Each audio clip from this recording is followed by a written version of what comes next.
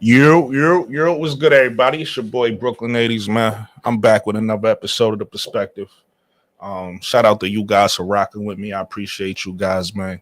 Thank you for everybody for subscribing. Thank you for everybody hitting the like button. Thank you for everybody hollering at me in the comments. Thank you for everybody that sends me cash apps. But I also added a Zelle right next to the Brooklyn 80s, baby. A lot of people were saying that they don't prefer Cash App. They prefer Zelle. So that's why I put the Zelle up there. So if you want to send some, all you got to do is scan the QR code with your phone, and you're able to send donations that way. With that said, it's been interesting, man. It's been interesting in free agency. It's a lot going on. Mo3, my guy, new guy. What's up, baby?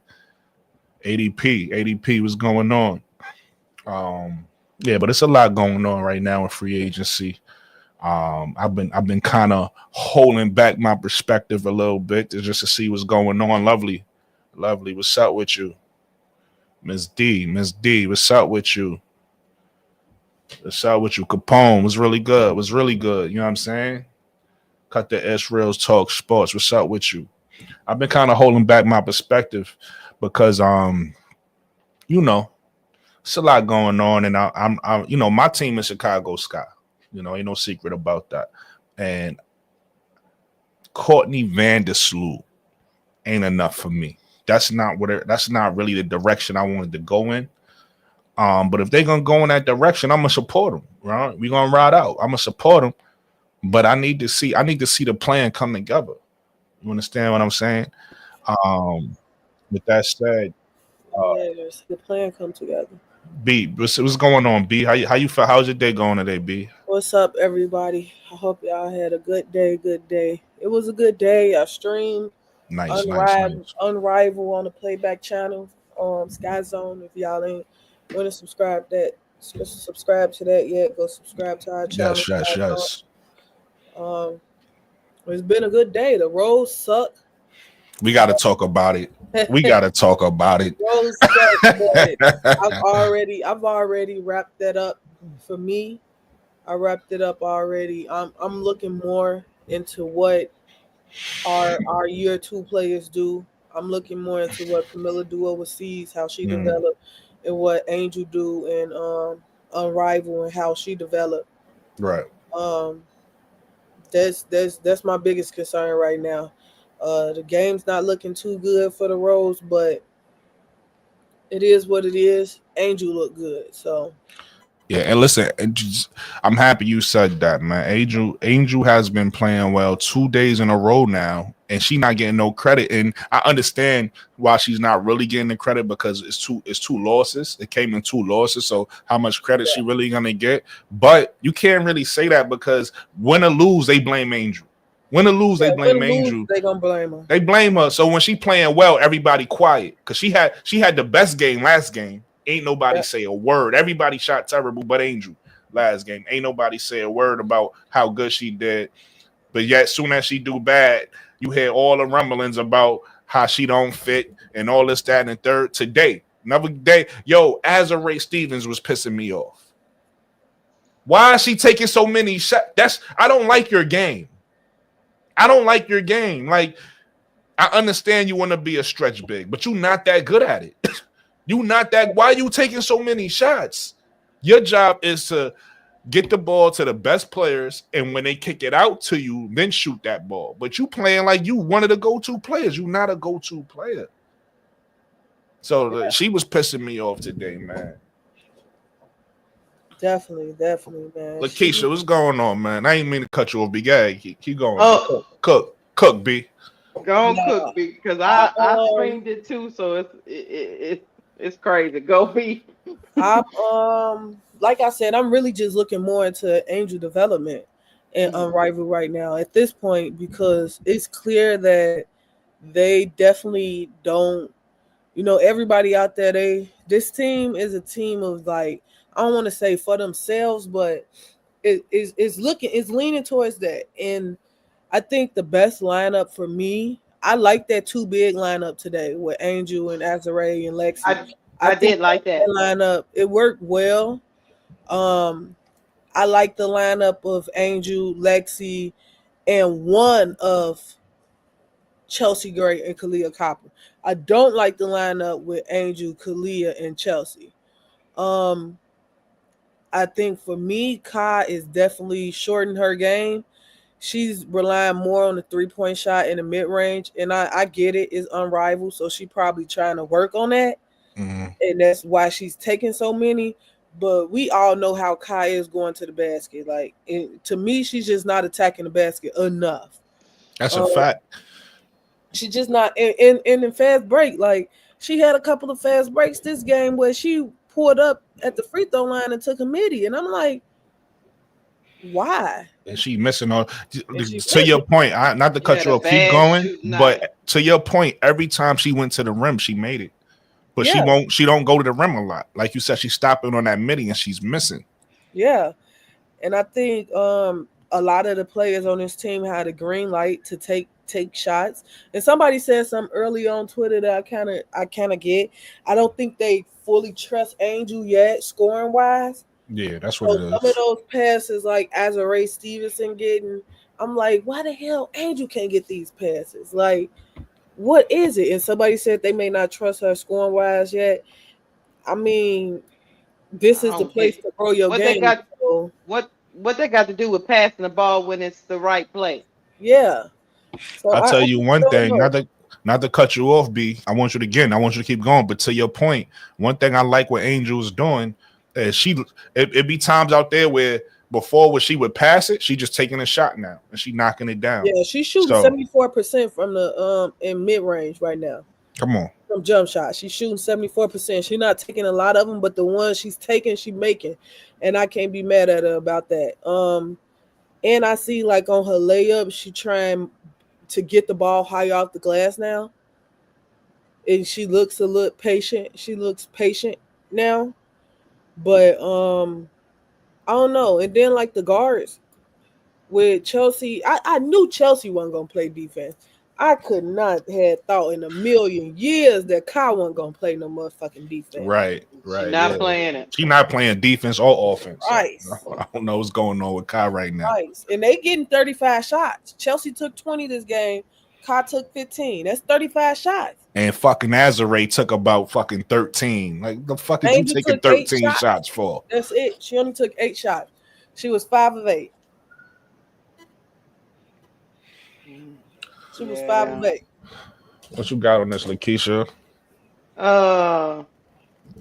Me and Brocard already crashed out when we was calling the game. Yeah. At the end of the day, what I said at the first half, I gave Nola just a small pass because I felt like the vets on this team are letting her down. They make it. Chelsea Gray was out there playing a whole bunch of one-on-one basketball, and if she wasn't out there doing that, she was trying to do these crazy passes to Stevens, and Stevens is not that type of player. And every time she did that behind the back thing, Stevens was looking like, oh Lord, Butterfingers, let me get the ball. Yeah, I would think as a vet, she would know her personnel, but she don't act like she know her personnel. So I'm putting this loss a lot on the vet. Nola gets it too, because Nola needs to know when to sit down people that's not doing what they're supposed to do. But I just did not expect this from Chelsea Gray and Kalia Copper. Chelsea Gray going more one-on-one than Kalia Copper is crazy to me. But that's my take. See, and okay, you finished, and I wanted you to keep going, but I don't mind the offense from Chelsea Gray, right? Because I do. She actually successful. Like, it's not something I expected from her, right? I expected her to be more of a playmaker, but the scoring she doing is actually successful for us, right? My problem with Chelsea is the defensive end of the floor. She can't guard nobody, right? That's a weak.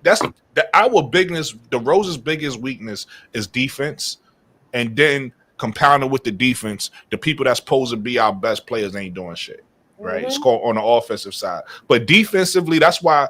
I think it might have been you, Lakeisha, or you, Key. I forgot who it was, or it might have been somebody else. My memory terrible, but y'all hit the nail on the head on one of our previous streams when y'all was talking about the defense, on how Angel was out there by herself, and Kalia Copper and Chelsea Gray is not helping her. Like, it's nothing. It's nothing. You and the people was blaming Angel, saying Angel not playing defense. No, she the only one out there playing in that lineup with that particular lineup. She the only one out there playing defense, and that's the biggest. You see it like if there's a switch, and Chelsea end up under the basket, she can't get no rebound. You get what I'm saying, bro? Chelsea Gray was 7 of 20, bro, and she is a point guard. Get him. Yeah. I'm talking about. I'm not talking when I say 1-on-1. I'm not talking about just this game. I'm talking about overall from all of the games. It's been successful. This game maybe whatever. This I don't. This game couldn't nobody score. But it was like that the last. Keisha, it was like that the last 2 games. Only Angel shot well. The last 2 games. I know everybody shot terrible. That's why it's an indictment on Chelsea Gray because she can't even notice the hot hand. She going 1-on-1, but the big you have went like 5 or 6 or something, and you still chucking up shots. Yeah. Chelsea I think Gray Kai not only playing to her strength. One game is hurting the team. Yeah. Kai not attacking the rim is hurting the team. Yeah. Start off attacking the rim. In basketball, everybody know. If you play basketball, you know. To get yourself going, you need to make easy shots. Some easy buckets. Yeah. There's some easy buckets. Start inside out. It's 3-on-3. If it's too congested down there, on the next play, tell Angel slide out a little bit. Yeah, I agree. That's all you got to do. It's 3-on-3. I don't know what Kai is doing. Y'all need to explain that to me. I don't know what she's doing at all. To be honest, Angel is such a great rebounder that we've seen where she can be at that 3-point line, and as soon as the shot go up, she know how to make her way to the basket to get the rebound. She's just that good at doing it. So if you need second chance points, it's there for you to get, but like it's just like I don't know. The starting lineup to me not it, and at this point, I would rather Angel come off the bench with players who she can blend and mold with better than be stuck in the starting lineup. I think she should start. I think they should change. They need to bench Chelsea Gray and Kalia Copper. They're both playing trash. Yeah, they both need to be benched.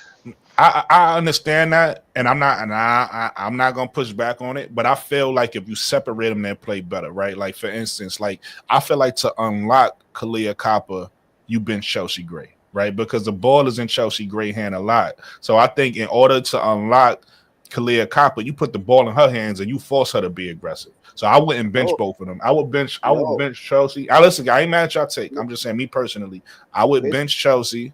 I would keep Kalia out there with Angel, and obviously Brittany Sykes ain't play today, but that'll be my third. And I'll let them 3 play together. I feel like it'll be a lot better. Okay, Mo 3. I would still bench both of them, but just when I'm subbing in my rotations, I don't sub them both in at the same time. Stagger 8 minutes. They're still getting benched. They're both still not starting, and they're both still not playing together. Simple as that. And Chelsea Gray is playing horrible. Her offense that she's doing, is only one game. That one game against New York that you could say okay, and partly is because I'll give it to her because she won the game and she took over down the stretch. But other than that, out of they play 5 games. The other 4 games, trash. How you gonna be the so-called point guard, but you're taking more shots than anybody else on the team? That's what I said. I mean, I understand it's 3-on-3. 4 out of the 5 games, she took the most shots. This is not 5-on-5. This 3-on-3. So on 3-on-3, that's even worse. That's even worse. Hold on, let me explain. That's even worse. So, in my opinion, from my perspective, I feel like in 3-on-3, you need players that can get their own shot. You need players who can score 1-on-1. There's only 2 players on that team that can do that. Nobody else a chance. She's the point guard. She's the one she's the point guard. She's hogging all the shots. She's the one bringing the ball up and down the court. When they get rebounds, they pass it to her. She's the one with the ball, with control of the ball, like 80% of the time. She's hogging all the shots. And she's if that was Angel or Azure or Azure or a center, a big doing that, it wouldn't be that bad. She's the point guard. She has the control of the ball like 80% of the time, man. She can't be taking all the damn shots.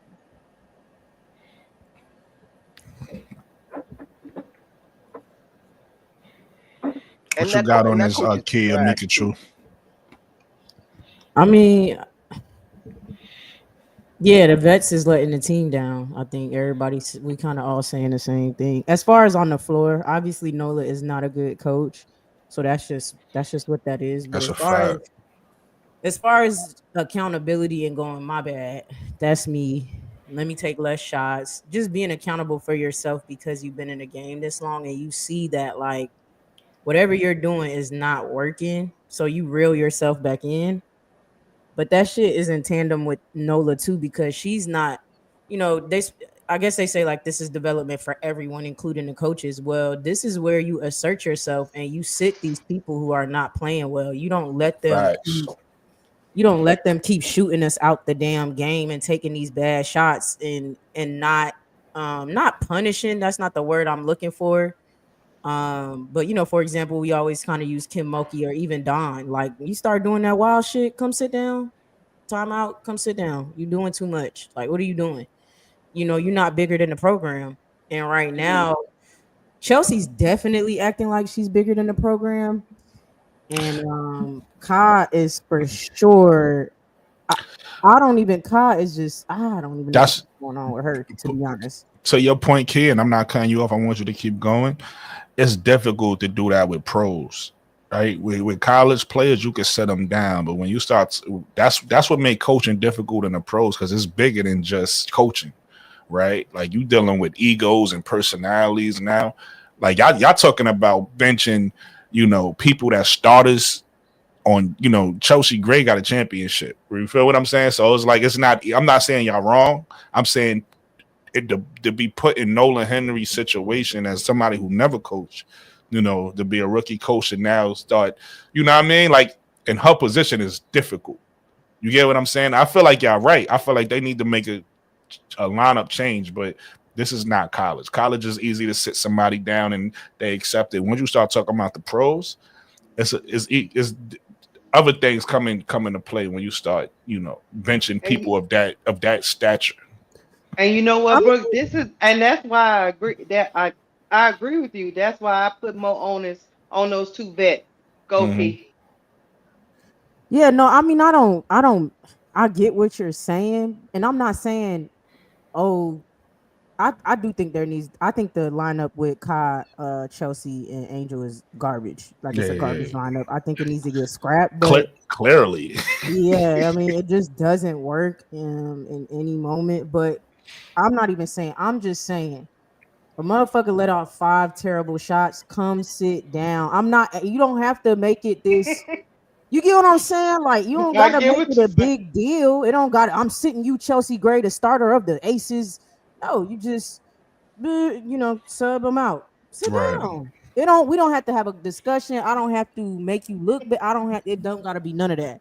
It's just gonna look like a sub. It's just gonna look like a sub. But I'm not gonna let you stay in the game and keep doing that. You know what I'm saying? But yeah, that's on them also to be out there and reel themselves back in. And then Nola, like, her substitute, like, when Phantom went big and she stayed small instead of switching up the lineup and she left the same garbage, it's like she does not adjust. She does not know how to adjust to the game that's in front of her. I don't know. It's like prior to the game, she comes up with a game plan and she sticks to it no matter what. She does not adjust to what's in front of her. And I just don't think she should. She shouldn't be a coach, man. I can't even explain it. Because that shit is just, it's sense, man. It just is. And so every team you play is going to be different. They're going to have a different play style, a different speed, a different team. Literally, different people are literally on the team. Like, and you play the same way every time and try to capitalize off it. The one game we did win, that shit was by luck. That wasn't like we just was blowing niggas out or whatever. So it's like, how you don't see by now, you need to change something. But after our stream tonight, I already said like I gotta be okay with the fact that I'm gonna be disgruntled watching the Roses, and that's just what it is. That's sad that we gotta feel like that. That's crazy. I mean, I ain't even see the Roses making any waves because, to be honest, what you got? I'm looking at the roster. You got what? Copper, Angel Reese, and Chelsea Gray.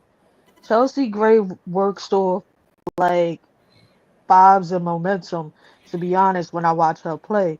Like, if she'll give you a sick pass Yeah, she a and finesse you player. miss, yeah, and you mess up her pass or her assist ratio or whatever, that shit as a point guard that depletes you. So now you trying to make up for stupid pass. I mean, stupid play passes, but you trying to make that up with scoring. So I I I like Copper. I'm feeling Reese. I just, still gotta get used to her.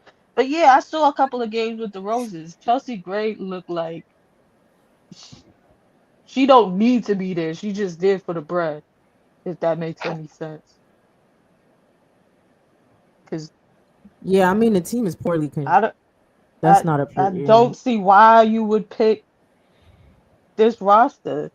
I Who mean they thought besides Chelsea was Brittany gonna. Sky and Kalia Kappa, those are the two like hyped up, person that could probably get it off the dribble. But no offense to Stevenson, I don't. Stevenson It's not. trash, bro. That's all I was gonna say. I don't even know her like that to be like, yo, she's straight She trash. I garbage. seen enough. She I look seen enough, bro. Like, she looked trash, but I ain't want to go ham. And Lexi Ho, was it Ho?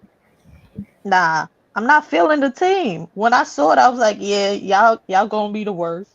Sorry, Chelsea Gray. you wanna I know what's had them at funny? 5. I got them. I think they at the right spot. I started off with them at 5. Then I moved them up to 4. I still think they can sneak into the playoffs. I did not have the laces being as high as they was. I gotta apologize to them because hey, That's they a ball fact. and lineup don't look good at all. But I'm like, they Yeah, making it I work. thought they was gonna struggle. I thought they was gonna struggle, but Phantom and I did not have the miss at the bottom. Did That not have to miss at the bottom. wow. I'm surprised the miss is worse than the Roses. I'm surprised. When I watch the Roses, I'm like, yo, this the worst team in the league. And I go look at the miss. I'm like, oh shit, the miss the worst team. But I still think they can jump ahead of This the is Phantom. It's a halfway winnable decent. game. I Because the mean, Roses I don't the Roses don't be losing by a lot. Like it's not like they they be don't. getting blown out or something. They're not They getting just don't blown play out. no fucking defense. Yeah. So And then how can't many beat facts. games you nobody. gonna have where Sapp scored 32? Come on now. She was just I hot. She was hot. She hit seven I'm, threes. She was hot. She was hot, but they had a game plan. All they kept doing was running that pick and roll. And the guards But could have it's the switched, same. It's the but they same every didn't. game. Every game in the last game, it was Tiffany Hayes. Every game, it's somebody that they can't guard. They just can't guard. Like And it's it's always crazy. the guards. Yeah, Big's okay. They hold it down they there. hold it down. and then Angel's busy trying to guard two people because not guarding a man or they getting beat to the basket, and you literally see her trying to guard two people. It's crazy, Yeah, people not doing their job, and it's only 3-on-3. nigga. You know what I mean? Yeah, and You- it's crazy to say at any given time she'd be the best player on the floor, and that shouldn't be the case. It actually shouldn't be that way. But when I ain't she's on gonna the lie. floor, yeah. No, go ahead. I ain't mean to cut you off. I thought you was. I was just gonna say, like, she on the floor with Kai and Chelsea. She's the best player on the floor. That's a You know what I'm fact. saying? like That's a she on the floor with Lexi and Brittany Sykes. She's the best player on the floor. that's a Even fact. if it's Azure, no matter how you switch it up, she's the best player on the floor when it comes to intangibles and at this point efficiency. And she gets I want to say she's towards the bottom with the minutes, like second Yep. least, I She only think. get 11 minutes a game. That's it. It's crazy. When you're the best player on the floor and the most efficient player and the one that's playing defense, it's no reason she should only be getting 11 minutes. But this is where conspiracy, and I said this on Keisha's show. I said this is where conspiracies come from, because when we talk about it, it sounds like common sense, and this is why people be grasping for straws, because it doesn't make sense why Nola is running the team that way. It's like, why are you doing that? Then that's why people start to be, oh, she don't like Angel, which I'm not even thinking. That's what I think she's just a bad coach, but people are so daunted by the fact that like it's common sense and you won't do it. So now we forced to believe that you doing this shit on purpose. Because what other reason? What is the reason? Here's what pissed me off with her today, though. Why did Angel? Remember, Angel got the I think it was this play when she got the was it the offensive? She missed a free throw. I forget what play. It was a play she missed a free throw, and they went to the bench. Angel playing well. She the best player on the floor right now. Right. Why did fucking Nola tap Angel and point out the fact she missed a free throw? It's like, yo, come on, dog. That's what you focusing on now. That pissed me off with her. You know what's funny about that too? That was her first miss, period. At that point in time, that's what you pointing out. She was 4 for 4. Are you saying anything to anybody else? Are you tapping other niggas when they go 7 for 20? That shit made me so mad. And you see, she be quiet. She over there. Angel say, "My bad, coach." That's what she said. Hey, and she more poised when than you me. Play with 20. Let me tell you, Angel, 22 years old or 23, she is more poised than me. I would have went off on that. Way more poised than me, especially at that age. I would have went haywire. Off on her, girl. What is you talking about? I would have put it on every gang in the book. Yo, Brass Tax, what up, my brother? What you got? What's up, my sisters? What's up, my brother? Hey, Brad. Brooklyn. What's up, man? It's been a long time. Son, what's up? Yeah, man. You know what's going on. Oh, man. You know what I'm saying? I'm just here listening to the divine gospel. These sisters talking about my angel. Yeah, man. They cooking, right? Cooking with fish grease, brother. That's a fact. You saw the game? What you thought about the game? I sure did, man. I sure did. I enjoyed every minute. Look, I'm resigned to the fact that they coach is trash. So I'm just looking at the progression of Angel Reese in her game. And I'm seeing it. But you know, she's always giving BG. And I knew BG was in trouble once that dumbass coach figured out to put her on BG. I said, "Oh, BG in trouble now." Because she be having she has problems with Angel. She know what Angel about. She rode on that train before. She remembers. She has flashbacks, PTSD from the regular season. Especially when Angel started letting that shot fly, right? When she got the confidence to let the shot fly, that's when she really started giving it to BG. BG know what's up. Guarantee you she loved them 10 minutes that she get. And that's it. I get to cook when she ain't on the floor. That's a fact. You know what I mean? I like old BG. BG be just chilling too. Oh man, when Angel sit down, she be like, "Oh yeah, I'm about to cook y'all now." She cooked everybody else. Stevens ran up on her. She said, "Oh girl, get on away from me." Yeah, That's little why girl. a lot of people was like, "Why Angel guarding BG when they had the two bigs in Azure, Lexi, and Angel?" Everybody was like, "Why Angel guarding BG?" Because Azure can't. She cannot. She has no defense. Azure ain't got no defense. In that moment, you know who the biggest dog on the floor, because Azure, I'm a 6-year veteran. I'm 6'6". Azure 6'6", 6'5". But she's soft. Ain't no way a two year player finna come in and tell me, "Oh, I'm gonna take BG. You get on the perimeter." No, who the dog? I got her. She was scared of BG. Hell. Yeah. You 6'4", BG 6'9". You 6'6". Yeah. You gonna let your 6'4" guard BG? Come on now.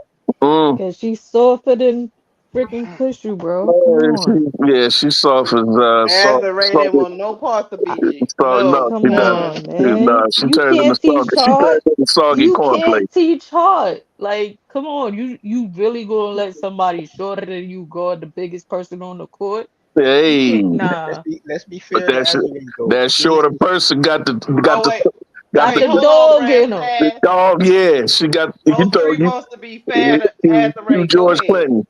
Yeah, George Clinton, atomic dog. Nothing but the dog and me. let's be What fair you to Please Azure, believe man. it. She needs to save her energy so that she could go down court and jack up all those bricks from oh 3-point line. She thinks she a Azure fucking has her shooting uses. guard. Azure has her uses when you know how to use it. Just don't try to make her into a dog. right. Keep her in her lane. You got a dog on the team already. Let her be the dog. Well, I want to know why the hell Yeah, the come coach on up, didn't tell her, Universe hey, Galaxy. I'm gonna post the link. you haven't made 1 3-point yet. Stop jacking them up. Mm-hmm. Man, they terrible from three. I saw the team statistics. They only hit what 3 or 4 out of. I They think it was shot out of. 15%.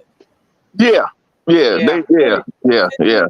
Yeah, but And Azure was they zero. kept jacking them up. Yeah, the main culprit is 18. My fault. They Chelsea. shot 18%. Yeah, right. That's what I thought. Yeah, I thought it was like 18. Yeah, Chelsea Gray has resigned herself to jack up. Yeah, it was To hell horrible. with distribution. To hell with distribution. I'm jacking. Mm-hmm. Yo, everybody hit that like button. If y'all ain't hit that like button, make sure y'all smash that like button. You heard? And Kalea Copper is allergic to defense. Yeah, yeah, Yeah, she gets a rash when she plays defense. yeah. I don't know what's going on. I did not see that coming. Listen. Listen. I don't like to make excuses, but I'm gonna just blame this on the coach, man, because this is weird. I don't. This is not. It's hard for me to say Kalia is not cut out for 3-on-3 because her game fits 3-on-3. So it gotta be something that she in her head. It gotta be something. I'm gonna blame the coach. It gotta be the Look lineup. at me, bro. Thank you. I Finally, hear you. somebody come to their senses. I hear you. You can blame the coach for offensive schemes and sets and all that, but one-on-one basketball, no coach shouldn't have. You shouldn't be able to guard one-on-one, and she Guarding, can't yes, do it. I can't give her no credit. I can't take nothing away from her for the guarding side, but sometimes Right. on the offensive side, if somebody is like in your way where you feel like you supposed to be on the floor, it'll take a little bit away from you. So I don't know. I just feel like something is that lineup is not. It's that lineup. You know what it's given to me, Brooke? Because her shot is not falling. She said, "Screw defense."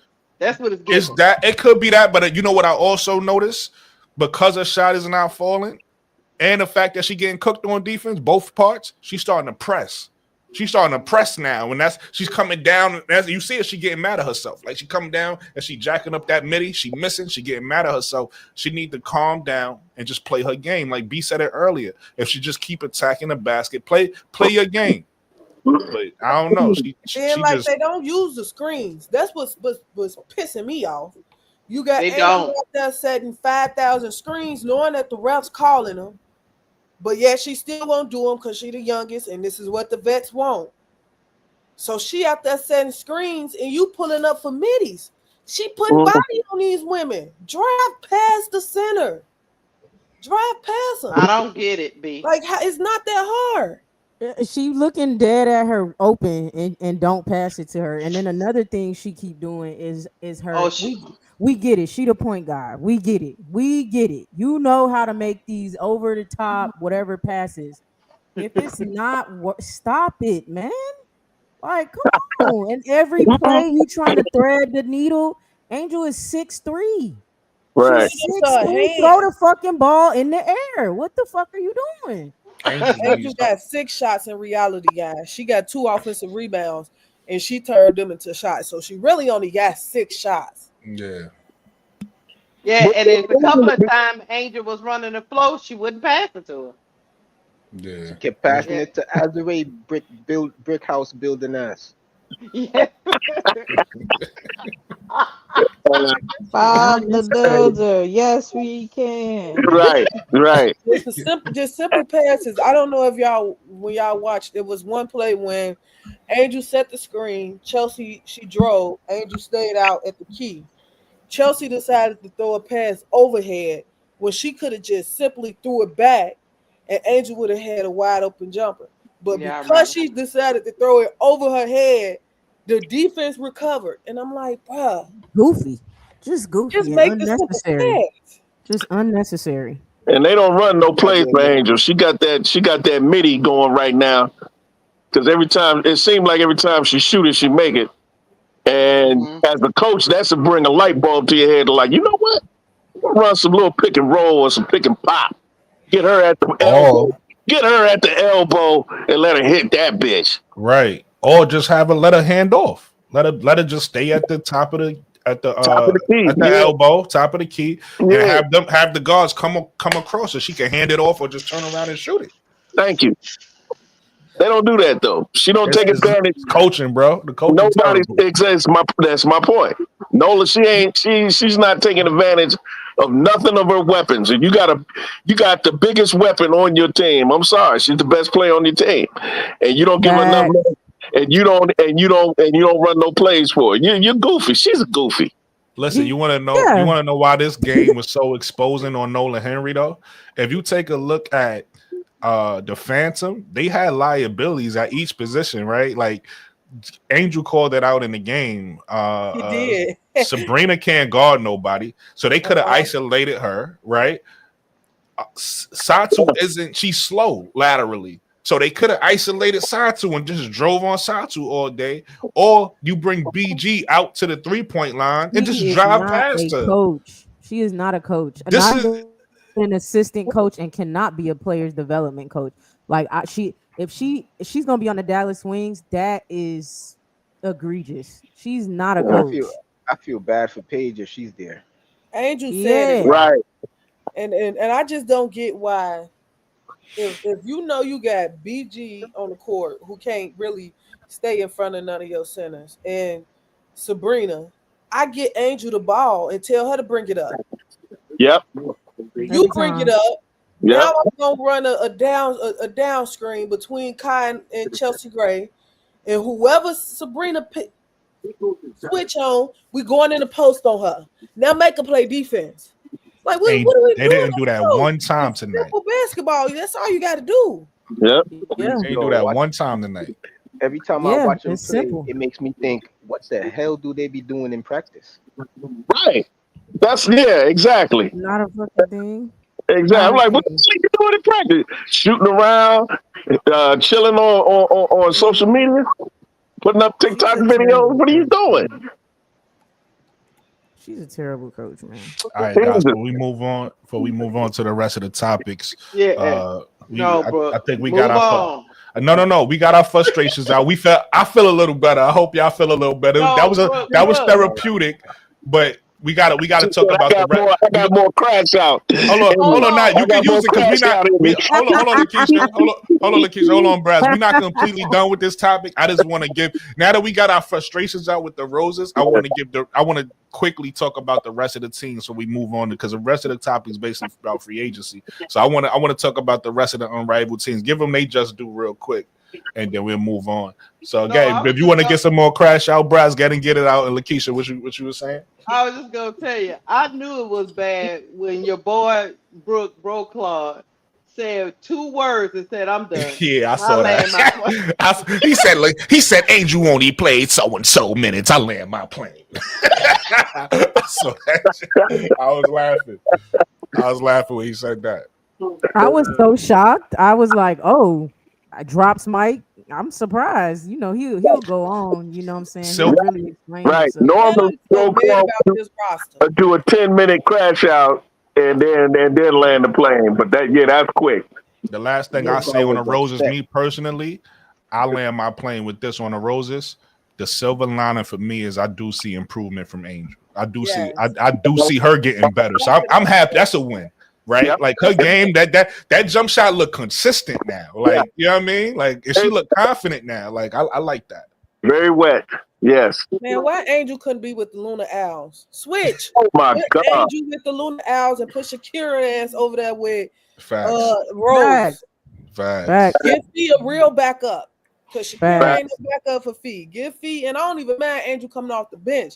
Just put her on the team where she can play and learn and get to the playoffs, because my sis can't go through 2 teams and not make it to the playoffs. That's a fact. 2 different leagues and not make it to the playoffs. We gotta do a trade or something. Yeah, something. And two teams where the vets is letting her down. I was about to say this is clearly not her fault. Clearly, clearly not. Yeah. Yeah, do a trade or something. And you know, my last point on this thing, and we can go ahead and move on. What you talked about her character, how she has a lot of poise and self-control where somebody else would probably have just, gotten her face and be like, "What the hell you talking about? Why I missed? Bitch, you only gave me 10 minutes." Right. You know what I mean? So that's good. That's good. That shows her character and she looking at the bigger picture, because what it's doing is keeping the focus on how terrible she is as a coach. That's what's keeping the focus. Oh, Angel straight. You, on the other hand, are a bum. You're So a bum. what's your guys' thought? The way you're treating Angel is so bummish. You shouldn't be coaching little 5-year-old kids. You shouldn't be coaching NBA 2K. Go sit down somewhere. What's you guys' thoughts on the second game? Laces. That game was entertaining. That game was good. Highly entertaining. Great game. Shout out to the Luna Owls, man. And They never out of it. Shout out to Fee, man. I'm just waiting on people to give Fee her. Listen. Man, Fee the truth. You know what? I said Fee's the MVP. I see Fee as a superstar the other day, right? A lot of people disagree with me. Fee just did an interview with Taylor Rooks is Fire. If y'all ain't see it, go look it up. And they talk about Fee being a superstar. And Fee was being modest at first. She was saying, because she was talking about off the court. Every time I say superstar, I'm talking about on the court stuff. I'm not talking about off the court stuff. Right? Fee was being modest, and she was like, "Oh, my name is not big enough yet." Da da da da da. But then Taylor Rook put the pressure on her and said, "But what about what you do on that floor for your team?" And this, that, and the third.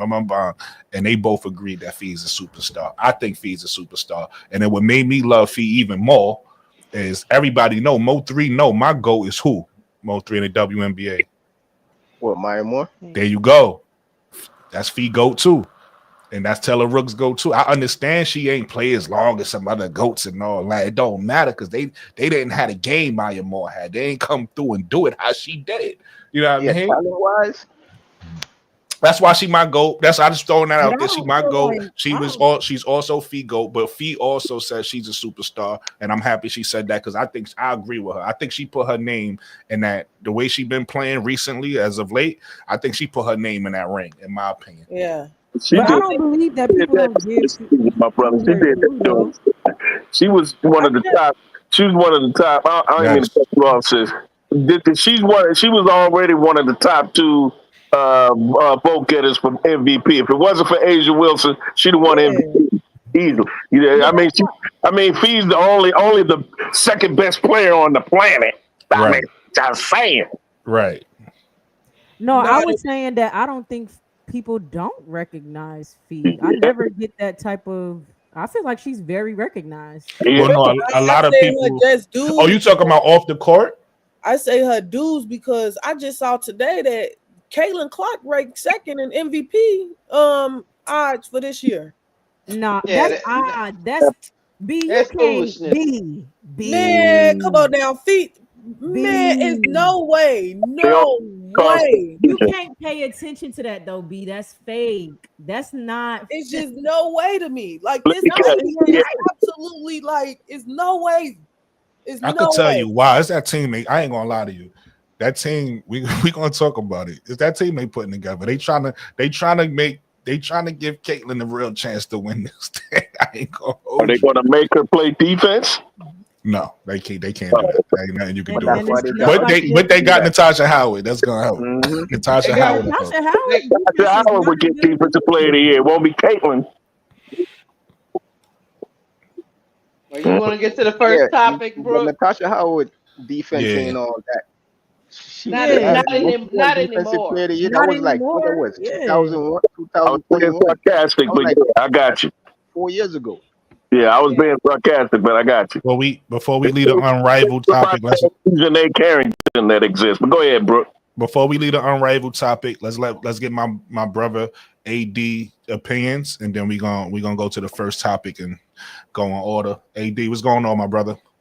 What up, though? What's up, everybody? Damn, that's AD. What's happening? Why you look like the Marshmallow Man? Oh, okay. It's all Mo3 good. got jokes. Hey, Mo3, I don't see you. Come on camera, bro. Don't talk nothing until you come on screen. I'm not come on talking, screen. I'm just asking why you look white. I'm not light skinned. That's what you look white. My mama made me light skinned, bro. I don't know what to tell you. You know what I'm You saying? normally look like a black person, but today you look like a white person. Oh, That's what I was questioning. Mo3 hey. I'm black every day, man. man. Trying to make I'm not trying to make black every day, bro. Serious. You look like Method Man in the old Mr. Chess Box. You look like a white person right now, okay? Except back to chess box. Yeah, you look like Method Man in that old Mystery Chess Boxer video when he had his head wrapped up in bandages. And normally when you come on, you look like a black person. This is the first time I'm seeing you look like your skin looks so pale. I don't know. He looked black to me, Mo3. I don't know. Bro, I'm black, bro. I don't know what to tell you, bro. Like a white person with a black nose, bro. It's all good, though. You know what I'm saying? Mo3 never saw a light skin. Mo3 never saw a light skinned black person before. I don't know. I got plenty of them walking around here, so that's why I don't even. This is my cousin Robin down in Houston. What's your thoughts? What's your take, AD? What's your thoughts? You saw the game today, the Roses game? I didn't, so I can't even. I ain't gonna say. Okay, cool. No, cool. That's cool. We're gonna move on. But I'm gonna say this though. Yeah. I'm gonna say this. Let me just say this. Angel ain't that goddamn good, man. Y'all tripping. Everybody quiet. I'm just fucking with y'all. Okay. I was confused. We thought that was a 20-minute conversation. No. Y'all know I'm talking. I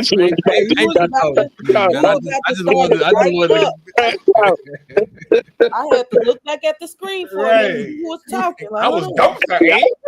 No, that's my girl, man. Come on, I ain't gonna never hate. He was serious.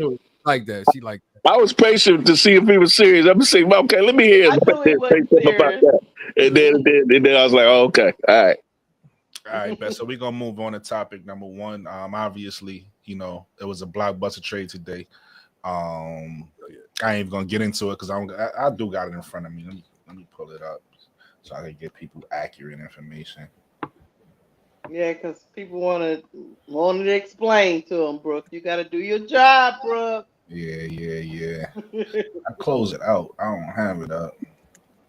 But anyway, Satou got traded. Satou got you could say it if you want.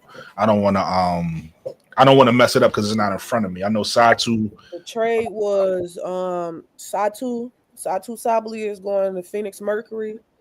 It was a 3-team trade between the Wings and the Fever. The Wings got Ty Harris, rights to Kiki Herbert Harrington, and Nalyssa Smith from the Fever. And the Fever got the number 8 pick and Sophie Cunningham. No, the Fever gave up the. No, they gave up the number 8 pick. They got Sophie Cunningham and the number 19 pick from Phoenix. Right. And Dallas and Phoenix received Satou, Kalani Brown, and Uzun. Yeah. Yeah. So, what's your guys' thoughts on that? With now, with Phoenix having their own big three with Kalia Kappa, Satou, AT, where you feel like this ranks them in the West with the other top teams? I'm not moved personally. I think you can get all the scoring you want, but when you ain't got no defense, you ain't got no defense. Oh, I was just thinking the same thing. Me too. And Satou is a liability, and Kai is becoming a liability. AT, I think AT back gonna hurt, trying to play defense for everybody. We already know. They got Kalani Brown down there, and she don't play no defense either. AB, to your point, we already know Satou not gonna play the full season. And who's the point guard? So yeah, they don't have a point. You don't have a point, but you do got Kai, you do got Kalani, you do got AT, and you got Satou. Just They better score. I don't think they're done yet. They also traded They're not done yet. They definitely not done yet. They also traded away the whole bench. Kiki Herbert Harrington is gone. Natasha Cloud is gone. Rebecca Allen is gone. Who else gone? BG is gone. Like who's coming off the bench? So Sophie quick question. Cunningham is gone. Who's coming off the bench for this team? Quick question to y'all. And this is assuming, let's just assume they fill out their bench with role players, right? We already got the major pieces. Where do you feel like in the power rankings out of the 13 teams, where would y'all put Mercury? With I'm putting them at the bottom with them teams who fighting for that A spot. Got you. So they right now they really ain't do nothing. They really the same place they was last year. Right now they in a pack with the Sky, LA, Valks, Washington, Phoenix. Them 5 teams to me is they gonna have to scrap it out for that A spot right now. Who you think is at the top? I want to hear for who me you think at the top. I to me personally, I got a top 5, and I think my 4th spot switches a lot. And I know I'm a Sky fan, and a lot of people gonna be mad at me for this, but the Indiana Fever got a good team. Nah, no. That's honest. That's honest. I ain't mad at you. Especially what they just did this offseason. And I think Indiana can be 4th or 5th. They can be 4th or 5th, and it just depends on what Seattle do with the number 2 pick and what more pieces they add to that team. So I got them 4-5. Yeah, Indiana and Seattle battling for that 4th and 5th spot. But to me, the top teams, I would never bet against Asia Wilson. So the Aces will stay in the top 3 for me. And I got New York and the Lynx up there. That's my top 3. And then that 4-5 going to be between the Fever and Seattle. Everybody else going to fall under that. But I think those top 5 teams going to be the top 5 team. And Atlanta may, if Atlanta figure out what they doing, because they can't start Bree Jones and BG. That's belt to booty. Because who can they guard? And you playing. I don't even understand Bree Jones. You put Bree Jones at the 4. Every 4 in this league, Stewie, Asia, Angel, they eyes gonna get big. Yeah, they gonna eat. Who is she? Who's she coming out there to guard? So Atlanta may be able to sneak in there if they figure out what they lineup gonna be. I can't judge it until this free agency is actually complete. Once I see how the teams is paying and the draft, honestly, I got to see the draft too, and then I can give a real after free agency. I'll make a decision on where I think the teams stack up when everybody fall where they may, and then I got to redo that again when the draft hit, and I see who go where because Dallas got the 1st and the 8th pick now, right? Yeah, they got the 1st and the 8th. So okay, and I think Nalyssa Smith, she gonna play a lot better. Yeah, I agree with that. Dallas. She has to. I think she's better than what people seen with the Fever. I think she really still got something to get to the game, and I think we gonna see a different Nalyssa this coming season. I think she can ball. She can ball. She just, I don't know. It didn't seem like the chemistry was there for her. You know what I'm saying? And she just didn't fit in that system properly. You know what I'm saying? So when she get another new start, sometimes you just need a fresh start. You know what I'm saying? And we'll see how that pan out for. But I'll let somebody else go. I'm still getting my stuff trying to figure out where y'all left me. I go. I think for Phoenix, I'm with B just because I think what they feeling, they probably gonna pick up another point guard in free agency, but they got AT and AT is a point forward. So they figured they already got the floor general position down pat because AT runs the offense. She always has. But the problem that AT is going to run into is that she's not going to have the defensive backup like she is used to having on the Connecticut Sun. So that's going to make AT, in my opinion, work a little bit harder. Not that she can't handle it, but them liabilities are Sabally, and I don't know what's going on with Kai. I mean, if they can get Kai back right, I don't know what's going on with Kai. If they can get Kai back right, maybe they'll be able to do something. But like B say, without no bench and Kai iffy, and it's just AT being the anchor and doing everything on offense and everything on defense, I don't see it. They battling for that 8th spot, like she say. Now, as far as Dallas, like AD said, they are gonna get them 2 picks in the 1st round. They already had 2 bigs on their roster. They didn't need, they had 2 similar bigs, and Crash Out. They still got Crash Out McCowan, huh? Yeah, Who did they trade? They traded the other one, Kalani Brown. But I think I think Nalyssa Smith is gonna be really good for them. I got a feeling that she's gonna be really good for them. And if they get Paige with that first pick, and then they get another person at the 8th pick, because that 8th spot is very interesting. There's gonna be some very interesting. Yeah, there's gonna it's be a some good 3-and-D. talent at You're that looking 8th for a spot. 3-and-D. It gotta be. Yeah, Gotta be. yeah, Gotta yeah. be. So I think quiet is kept. Phoenix might. This might be a crazy take. They might end up worse than they were, because I know BG is slow as hell. Don't get me wrong, but they don't have a rim protector no more. So I don't know. What is Tarasi doing? What is she gonna do? I think she's retiring. I think she's retired. Words is that she's playing. Has she officially announced that yet, or what? No. They just said that Dallas. I just got some news that Dallas is targeting Dejanay. So I'm pretty sure everybody is, but yeah, man. If the Jeff, guy don't, boy, everybody but Jeff. I'm telling y'all. That's not. That's what I think. I thought Jeff was checking for. I think Dallas gonna be better than what we think. Yes, I do too. Especially if they get Dejanay. Don't forget Enrique there too, y'all. Like, and they keeping their number 1 pick because they getting paid. So what? What, you don't like Enrique? I don't dislike her, but she ain't like a she's a great player, but she's a shot chucker. She gonna have to buy into where the culture going. She gonna have to buy into where the culture is headed. And if she ain't, they're gonna package her up and get what they can get for it. You know, that's what I know. Paige coming in. Now that's they got what I see happening. That's why I'm like, man. They need a 3-and-D for real, because they got Enrique gonna be playing the 2. Paige gonna be running the 1. They gonna pick a 3-and-D player, or they got to get a big. You know what I'm saying? A solid big. You know what I'm saying? And depending on who they're at 8, I think it's gonna. You know, I would probably go 3-and-D, but they might pick a center. You know what I'm saying? We'll see. I don't know. They still got that other big girl, and they still got Maddie Seagrass there. So yeah. I don't know. I think Dejanay, man. If the skies, that should have been done already. That should have been done. Like they should have did that yesterday. Yeah, Jeff got to make some moves, man. Courtney Vandersloot ain't it?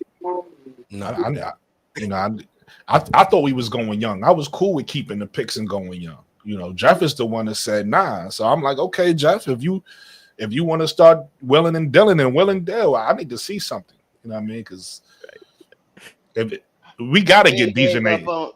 I've been gave up on Jeff. We got to get Dejanay at this point. That's easy. Just send them, like y'all said. They send Connecticut an offer they can't refuse. Listen, you get what I'm saying? Listen, Angel Reese was spotted. Y'all probably talked about this before, but she was spotted chilling with Angel during the Rose practice. She happened to just be in there chopping it up with Mama Reese, and it looked like Angel was like, you know what I mean, telling her, look, come with me, be the 2 baddies of Chicago, and we can handle business. We already got Courtney Vandersloot coming back to the spot where she won a championship, and she's going to help us out. We need another veteran like you who knows how to lock down that perimeter defense, because our perimeter defense was god awful hot garbage trash. Okay. And you one of the best defenders on planet Earth. You should have won Defensive Player of the Year, but that's another topic. But yeah. So, you know, Angel's working on it, but you know, we'll see what happens. I mean, it just comes down to real quick, as an aside, Brooklyn, we was talking earlier about the coaching. I'm up here clicking through these channels, and guess what? Showtime is though talking about their terrible coaching. But go ahead. Mm-hmm. I was just gonna say, I mean, it really just she's a restricted agent, so it's like she doesn't have the agency to make choices for herself. But it's like what was said before, like just offer something that they can't match or aren't willing to match. And I get it. I've heard people say, well, she's not worth more than 100K. But in order just to secure her, you might have to push it there. You know what I'm saying? I'm not saying one fit, just we have the cap space, man, and we're not making any other moves. It's like, why not just solidify getting Dejanay? I don't understand it. And it's 1 year. It's literally 1 year. No, 1 year. no. Actually, it has to be for 2. It does have to be for 2, but I think if they do a sign and trade mode, it don't have to be. Then it don't have to be for 2. Like if they just sign her straight up, it has to be for 2 years or more. Yeah, but then you would have to make a deal with Connecticut, and they're not gonna just say, okay, we're gonna sign and trade her. Trade her for what? I mean, that's what they would have to do. They would have to sign and trade. They know she's leaving anyway.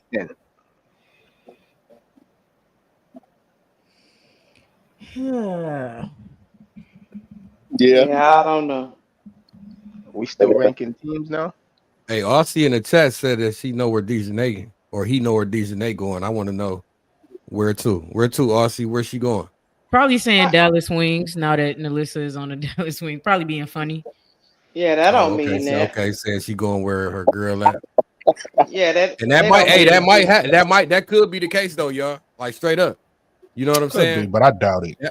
I thought it was gonna happen, and if it happened, I thought it was gonna happen in Connecticut. I don't know if it's gonna happen someplace else. Now, again, we don't know. It could possibly happen, but I thought the best place for it to happen was gonna be Connecticut. I thought if Dejanay and Nalyssa Smith both went to Connecticut, then they would have said, all right, let's try to make this our team. You know how sometimes young players start to like get a bigger role. I would have seen that happening then, but I don't know if they could do that in Dallas. But again, we'll see. You never know. Then they probably gonna push her to the 3. You know what I'm saying? Yeah. Push her to the 3 spot. She kind of little though. But yeah, she more 5'11", but she long. Yeah, she a dog though. She a dog on defense for sure. So I think she can scrap with them threes out there. That's a fact. Definitely. It will solve a lot of problems that we have with the Chicago Sky. I'm about to be done with the Sky, man. I ain't gonna lie. Yeah, man. I'm for real, man. They come with the bag. I'm trying to be a Sky fan. I'm staying positive. It's a struggle for sure. Y'all know today the shock about to come back to Detroit. You know what I'm Y'all would be nothing if y'all want him when we was losing Candace Dupree and Sylvia Fowles. We done lost EDD. We done lost everybody. Y'all don't know the half. Yeah. This is nothing. 27 years. This is nothing. 27 long. Hey y'all, hey, when Detroit gets the stock back, y'all just come on out this way. Come on out this 4-hour drive. Y'all ain't wait 27 long years though. So relax. Listen, I was originally Sparks fan because I'm a lifelong Lakers fan, so I automatically adopted the Sparks when they had Lisa Leslie and then Candace Parker. But you know, Angel Reese is one of my favorite college players of all time, and that's the reason why I'm a Chicago fan. If wherever she would have went, I would have been a fan of that team. Facts. Because that, you know, that's my girl. I love Angel, but but when I became a Chicago, I didn't know the history like that. All I know is they won championships. So when I examined when she got there and I examined their history, I was like, damn, for real? I mean, to be a hot mess like they are and they got 2 championships, that's the most unusual situation in the history of sports to me, because usually garbage programs like that the kind of garbage that they've done, they don't win nothing. You feel me? They don't win anything, and they got 2 of them things. And I'm like, how the hell did that happen? But, you know, I don't know. Even a dead clock is right twice a day, I guess. Yeah. And I think that because they figured it out a couple times through their messiness, I think people feel like they're gonna continue to figure it out in that way. But I feel like it's a new dawn and a new day. And it's just not gonna be that simple, if that makes sense. Like the teams are getting harder, a lot more competitive. The lights is on, it's more eyes on the game. So operating as usual is not gonna get you to where you want to be. And I think that's how he's trying to play the game, like how they've played it in the past. Yeah, Even when you got Camila Cardoso and Angel on your squad, a franchise player, 2 franchise players, really. If you think about it, Camila is as much a franchise player as Angel, even though she's quiet. Even though she's quiet, but she's a big. She's 6'7". Yeah. You know what I mean? With skill.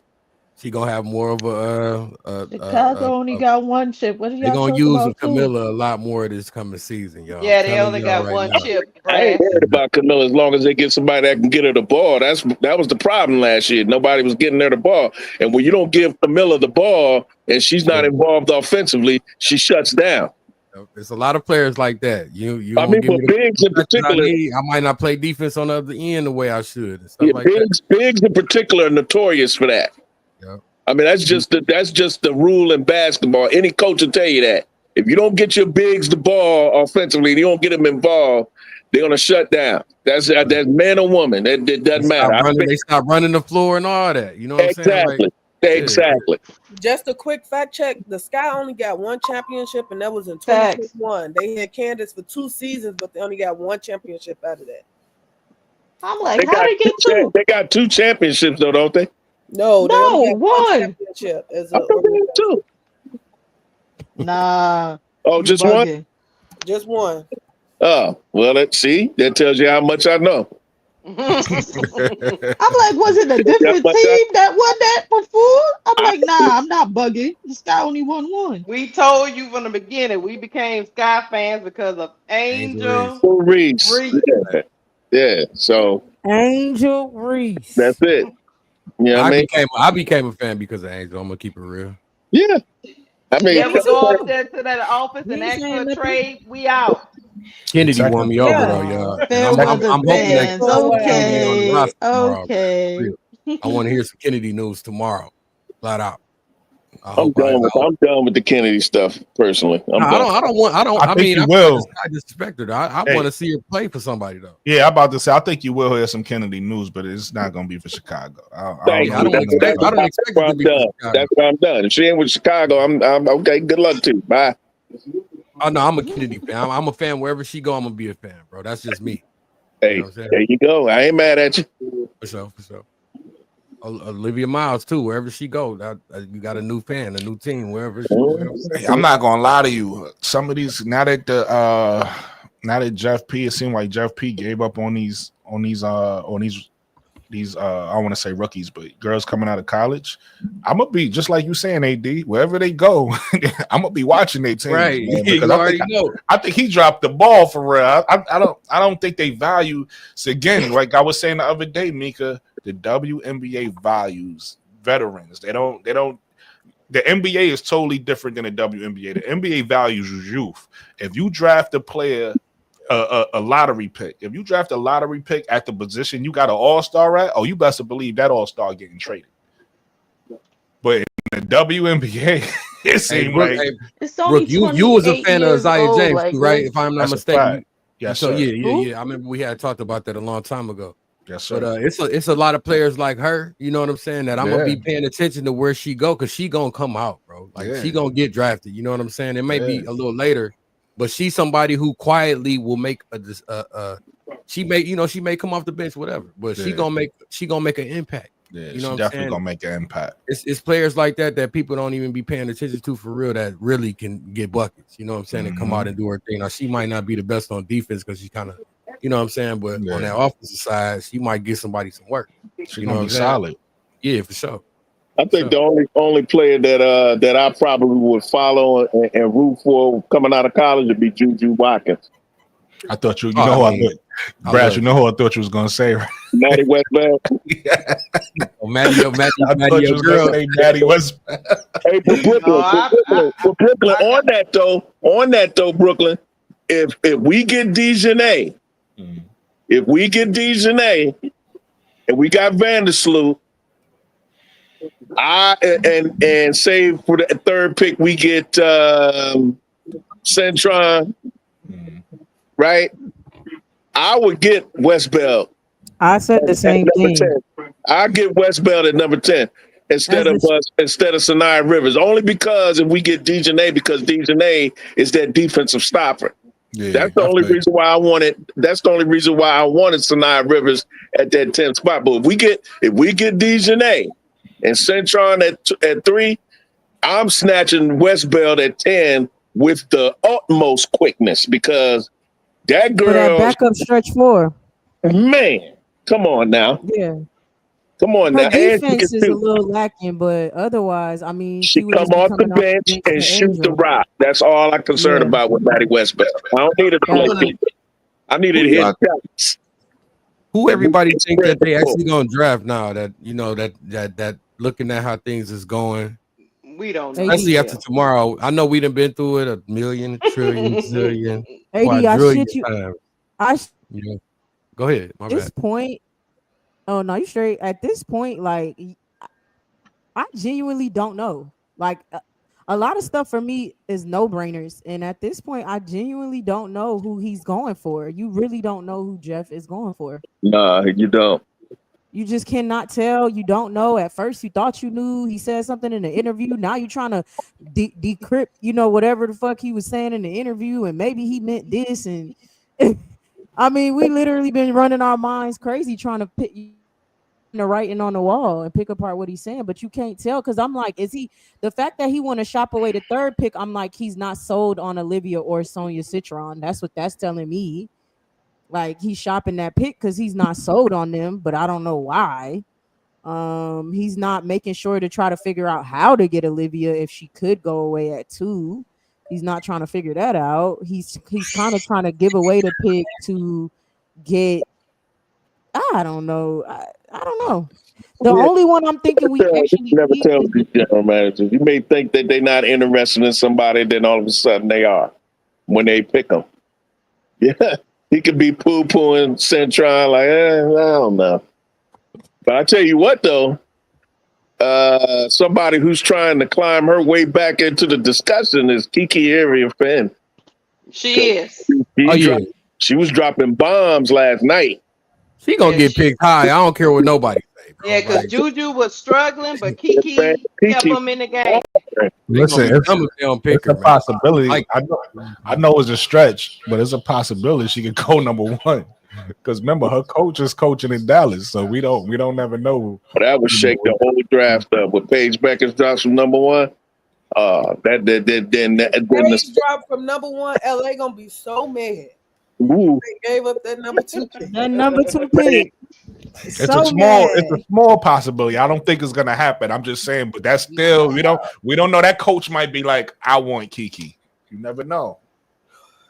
Yeah, you know what I mean, yeah, you never know. She could be a backup for. I feel like she could be a backup for NECA. She could come off the bench for NECA easily. That's what I thought when they got that top spot. I was like, I mean, but everybody's convinced that they're gonna pick Olivia Miles and not Kiki with that number 2 pick. Yeah. So, NECA is on Seattle, not Dallas. I said she signed. She signed back. She signed back. Yeah, Seattle got the number 2 pick. I said with the number 2 pick. Yeah, with that number 2 pick, they back up NECA, Area Finn. But I think they just changed the subject. Man, I get what Mo was getting at. I was talking about the number 1 pick, and then y'all just started talking about the number 2 pick. That's what Mo. Oh, okay. Because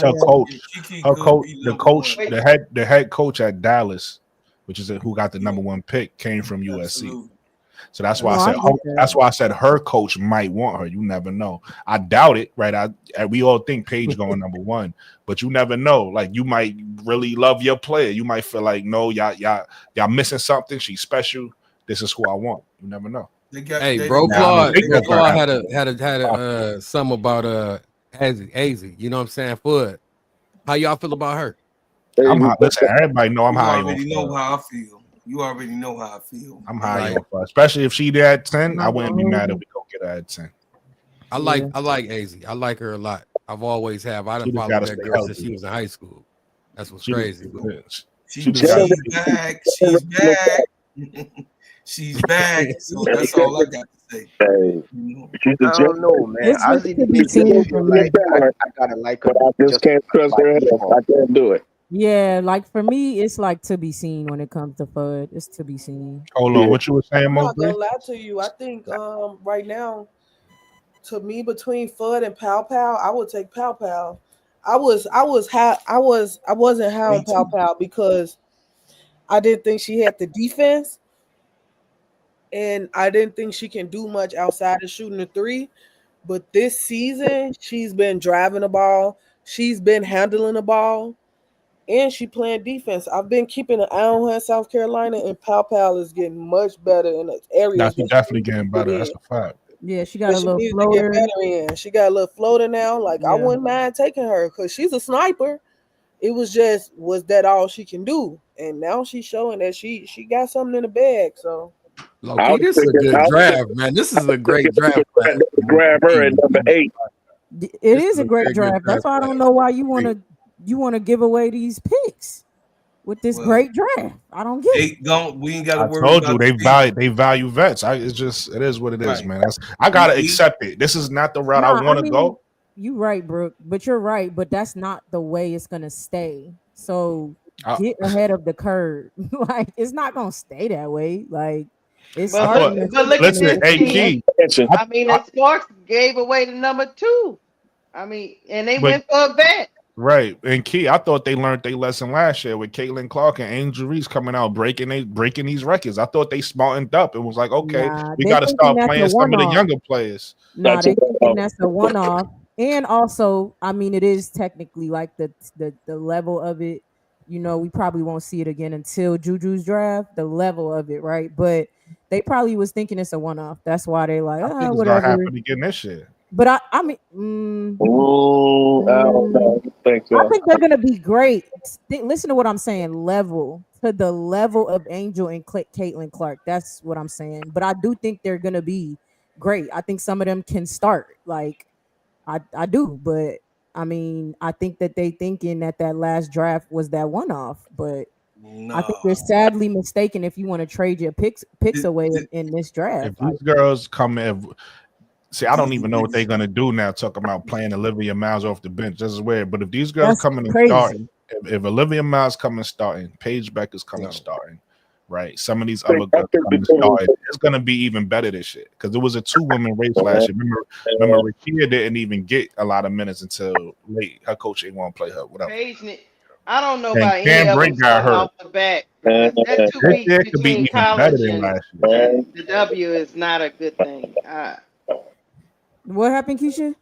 I say that 2 or 3 weeks between the draft and the start of the season, I think you do them a disservice just throwing them in like that because only some of them I think can start. I don't think they all can. She got to get a little stronger. They ain't got no preseason. They don't have no preseason. Right. I just think it's a mistake, but that's just me. Well, they actually. Well, I'll say this. Hey everybody, I love y'all. Me, Key, and Keisha set it off, y'all, today on Unrivaled. But I'll say this, y'all. We looking at the best stacked class of the draft in a long time since the 90s. Yeah. This is the best. This is the best stacked class since Lisa Leslie and all of those girls came in the WNBA back in the 90s, G. Because any one of these players, like I said, I know that like Brooklyn said, I'm sorry, not like Brooklyn said, they don't value the rookies like that because the way the W is.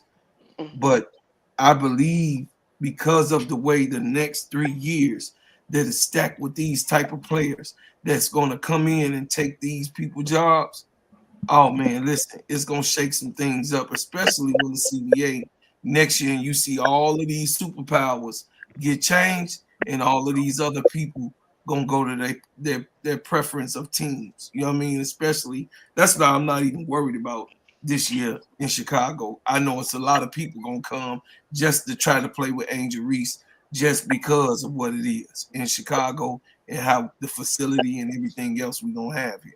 So I land. Yeah, but you're not worried about the picks. That's what I'm talking about. The picks. No, I ain't worried about. No, I'm not worried about. He's gonna sell them off. No, he ain't gonna do that. He ain't gonna do it. Okay. No, it ain't about. Listen, he ain't did it. He could have did it. All the big. Listen, Key. All the big names is gone now. All the big. Well, now he can't. Right. That's all. Okay. That's different verbiage. Now he can't do it. He tried to do it. They just didn't fight. He can. He can throw it away. There's still players out there he can go trade for. I think he tried. He just didn't have enough. He didn't have nobody. That's why I'm like, I'm not so. Trade for worth the third pick. When I say again, this is not the route I want to go. I didn't want Courtney Vandersloot. You get what I'm saying? Yeah. I'm talking about what Jeff P is thinking, right? With Jeff P is thinking, oh yeah, it's players he could go get. Now that's not saying that's people I approve of, but I'm still hammering. And again, I'm not saying I want these players. I'm just talking about what we hammering. We hammering names like Ariel Atkins, right? We hammering names like Benajane, what's her name? Laney. We hammering names. This is not what I want to do. This is the route Jeff P is going. So I'm saying it's definitely people. Just because Satou is off the board, don't mean that, you know what I mean, it's not people that he not looking at. And that's my point. I think that he's willing to give away our picks. That's what I think. Right. For sure. He's willing to give away his job too, then. If you want to go on and get a picks away, go ahead and get your job up. The Mystics fired the son, the father.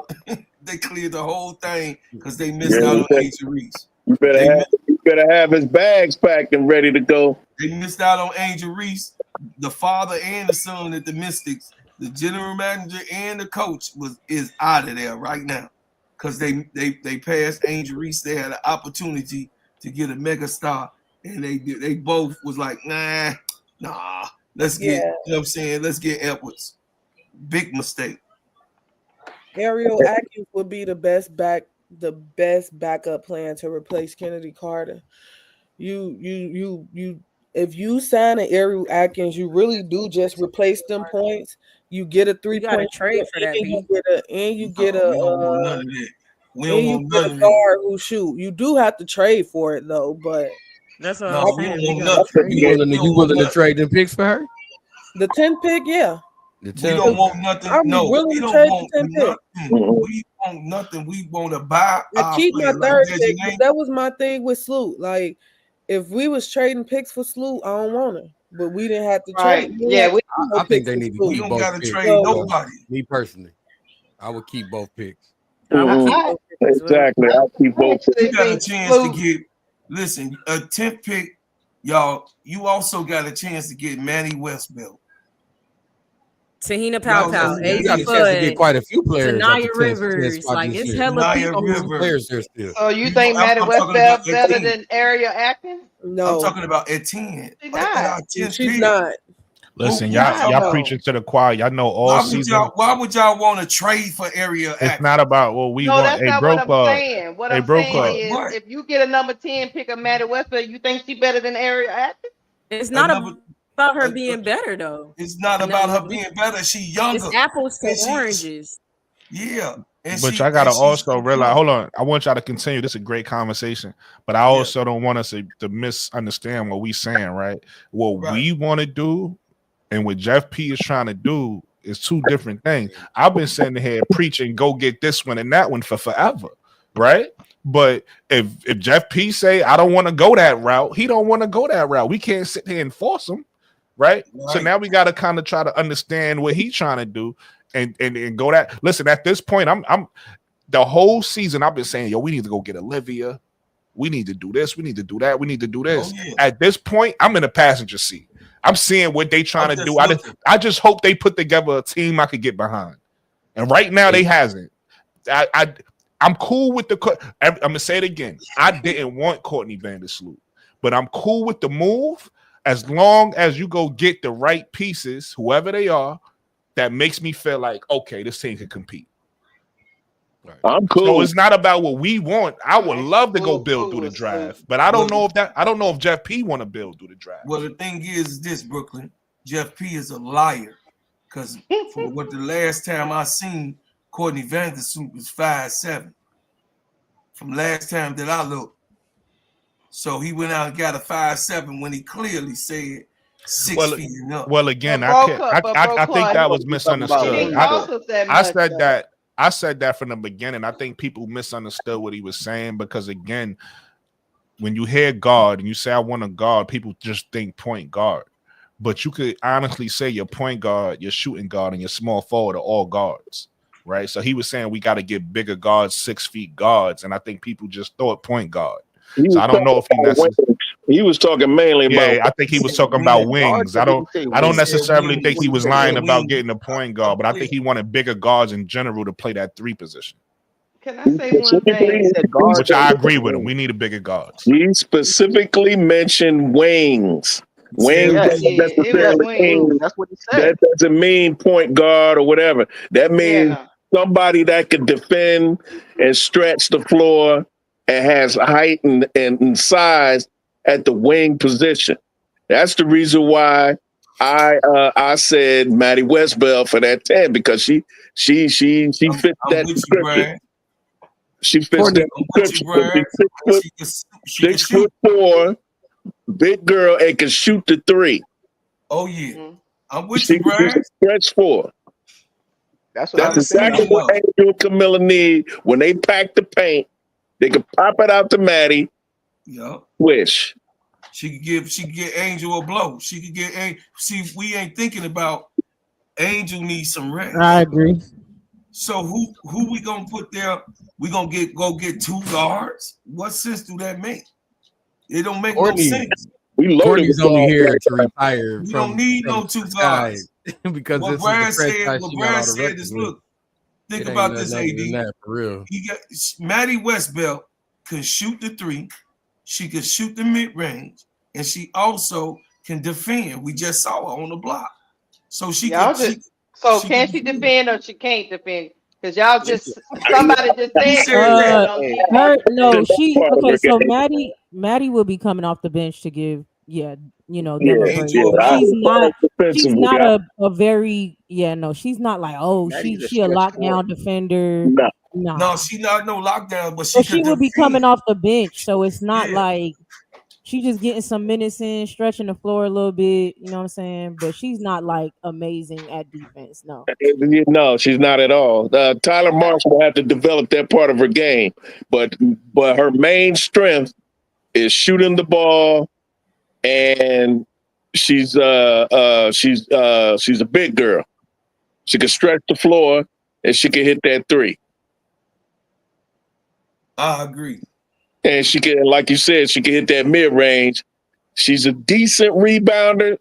She's not a go-get-it rebounder, but she's tall enough to where if that ball come to her, she's gonna snatch it. Yes. And she can run the floor. She's very good running the floor. Janai Baker also. Janai Baker. What no. Barker. Janai Barker. Yeah, she's a solid player, but we don't need her for Chicago. That's Brooklyn. I went. Hey, when you said Kiki Rice is here. I never said nothing about Janai Barker before, but I like Janai Barker though. You said it, and I went to go look. Well, I'd mention all these players' names because again, we get stuck on the same names. Like y'all, like a bunch of y'all said, there's a lot of nice players in this draft. It's about where they're gonna fit though.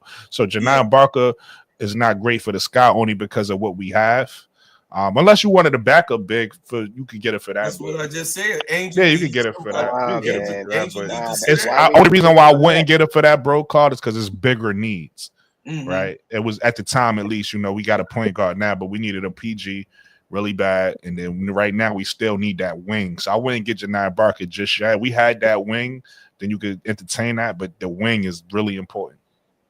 Janiyah Barker is she okay, but she's limited. Like at the wings position. Yeah. She's limited. I wouldn't pick no. She's second round, third round. She ain't coming out this year anyway. She come out next year. They need shooting bad. But they got on a mock draft though, like she coming out. They need some super shooters. They need some shooting. Like I said, in a good world. Period. In a good world, if we could get Olivia Miles and maybe a Ozzie Fudd or Nisa Mero, all of these people are good, great goody gumdrops. If we could get the gumdrops of what we need, I'm good. Because at this point right now, Jeff P got me, man. I'm a week out of being emotionally distressed, so I'm falling back. It's all about Angel Reese and enjoying. And then I got to deal with Nola right now at this point. So I'm trying to get my mind. I hate to break it to you, my brother, but Jeff, I know how much you love you some Anissa Morrow. I do too, but he's not picking her. I can guarantee you that she's not going to play for her hometown Chicago Sky. I can guarantee you that.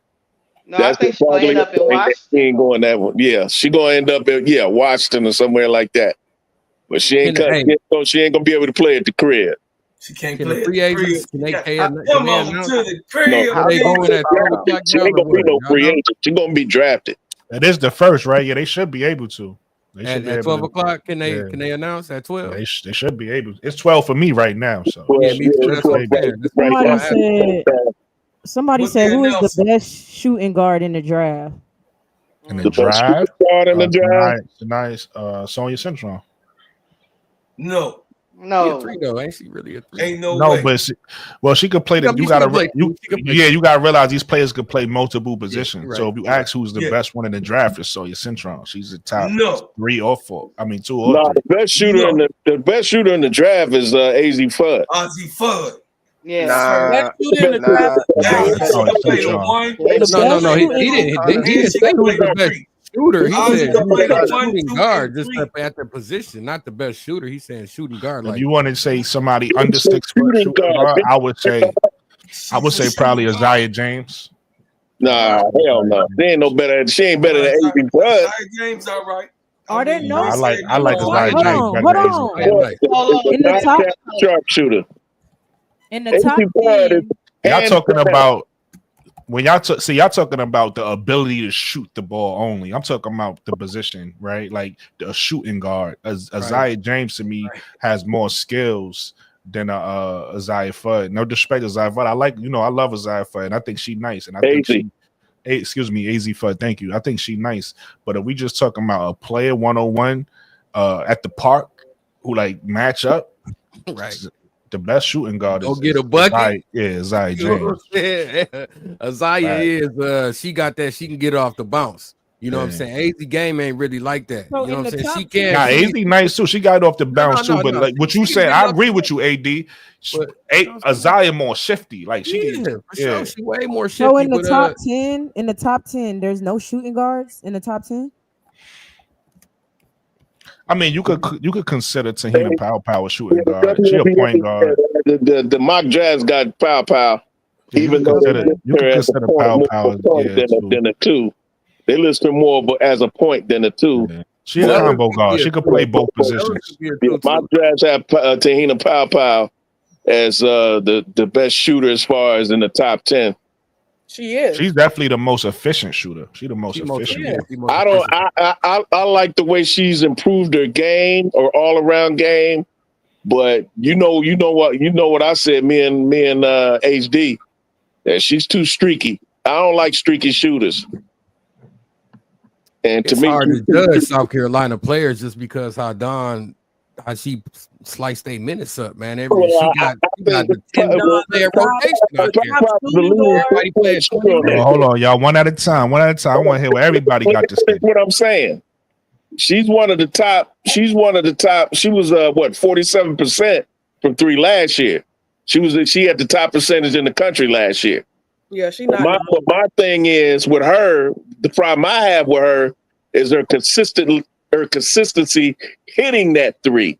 And 40, that sounds consistent, but she's too streaky for me because in big games, when Dawn Staley needed a big bucket, she didn't go to her. She went to Tournament Tessa Johnson. They call her Tournament Tessa for a reason, because in the tournament last year, if it wasn't for Camilla, she would have won Most Outstanding Player in the Final Four, hands down. She would have won it if it wasn't for Camilla just losing her mind. Camilla just lost her mind last. She was crazy. That's why she went where she went in the draft. But if it wasn't for her, Tessa Johnson would have been pow.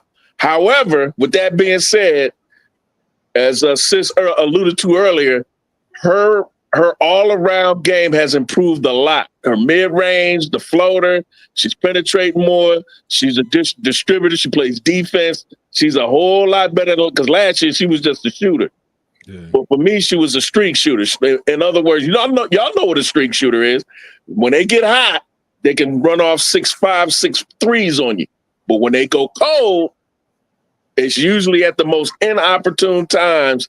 And last year, she went kind of cold in the tournament, the SEC tournament, and in the NCAA tournament. She kind of went cool. She kind of cooled off. And Tessa Johnson had to take up that slack. So that's what I mean and that's what I love about AZ Fudd. AZ Fudd will shoot that thing and consistently. She ain't no streak shooter. She's I filtered out the top 3-point shooters right now for guards that's coming into the draft this year. And I filtered it out. The top 3-point shooters is Nepkins from Utah, Gianna Nepkins from Utah. Gianna Nepkins. I've been talking about her. She's shooting 47%. I've been trying to tell people about her. And then you got Aaliyah Nye. Yeah. And then you got Olivia Miles. They both shooting 41%. Fudd is not on this list. What about Madison Connor? She's been hurt the most of the year. Not even top 10. Madison Connor, you talking about Shorty from TCU, right? Is it TCU? Yeah, she's shooting. Madison Connor from TCU. She nice. I like her. I like her. Madison Connor is number 9, and Nepkins is 7. Fudd ain't gonna be on that list because she been hurt. She been hurt and out. Fudd not gonna be on that list. So the top 3 is not even like people coming into the draft. Like they juniors. They juniors. They not even coming into the draft for real. You got UNI, somebody from UNI. She number 3. She a senior. She 5'9" though. That's more like a point guard. Really quick side note. This is completely off topic, but I don't care because I want to give her some credit. Shout out to Michaela Blakes for dropping 53 the other day. I've been talking about these girls from Vanderbilt, Michaela Blakes, and fucking Camille Pierre. Yo, I'm a fan. I love those girls right there. Shout out to Shay Ralph, the head coach who used to play for Gino Auriemma and was his assistant for a few years. She got some rings on her hands as a player and as an assistant coach with UConn. So she's got Vanderbilt. And people forget Vanderbilt used to be a powerhouse under Jim Foster back in the day in the 90s. Because it was Tennessee and Vanderbilt. Those are the 2 best teams in that state. Vanderbilt used to be a powerhouse in college women's basketball. They just now coming back. Shout out to Shay Ralph. Hey, really quickly, too, for the people who just heard their names for the first time, Michaela Blakes is a freshman. and Camille Pierre is a sophomore. So they not even like, they young killing like this. Like, bro, so that sophomore class is that's the class that's going to be compared to the Angel Reese, Caitlin Clark class. And the funny thing, Brass, last year I didn't even know who Camille Pierre is. This year she put her name with them. She like, oh, don't forget about me too. Yeah. I mean, so the sophomore class is crazy, bro. Crazy. You know who my girl is, Brooke. Who? Michaela Williams, 12 Island. Hell yeah, Michaela Williams.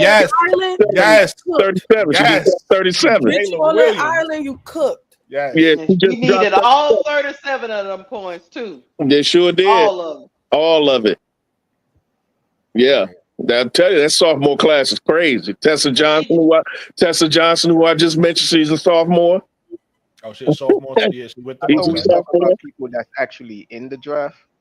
But B, what'd you say? she dragged you out talking the about deep people that's and actually leave in you. the draft. Oh, we was. I just wanted to talk. Just a side note. I wanted to talk about Just I wanted to side talk note. about the Vanderbilt girls. That's my Let's get fault. back to the best shooter. Like I said, is Madison Connor. Madison Connor is she ranked best right shooter under in the draft.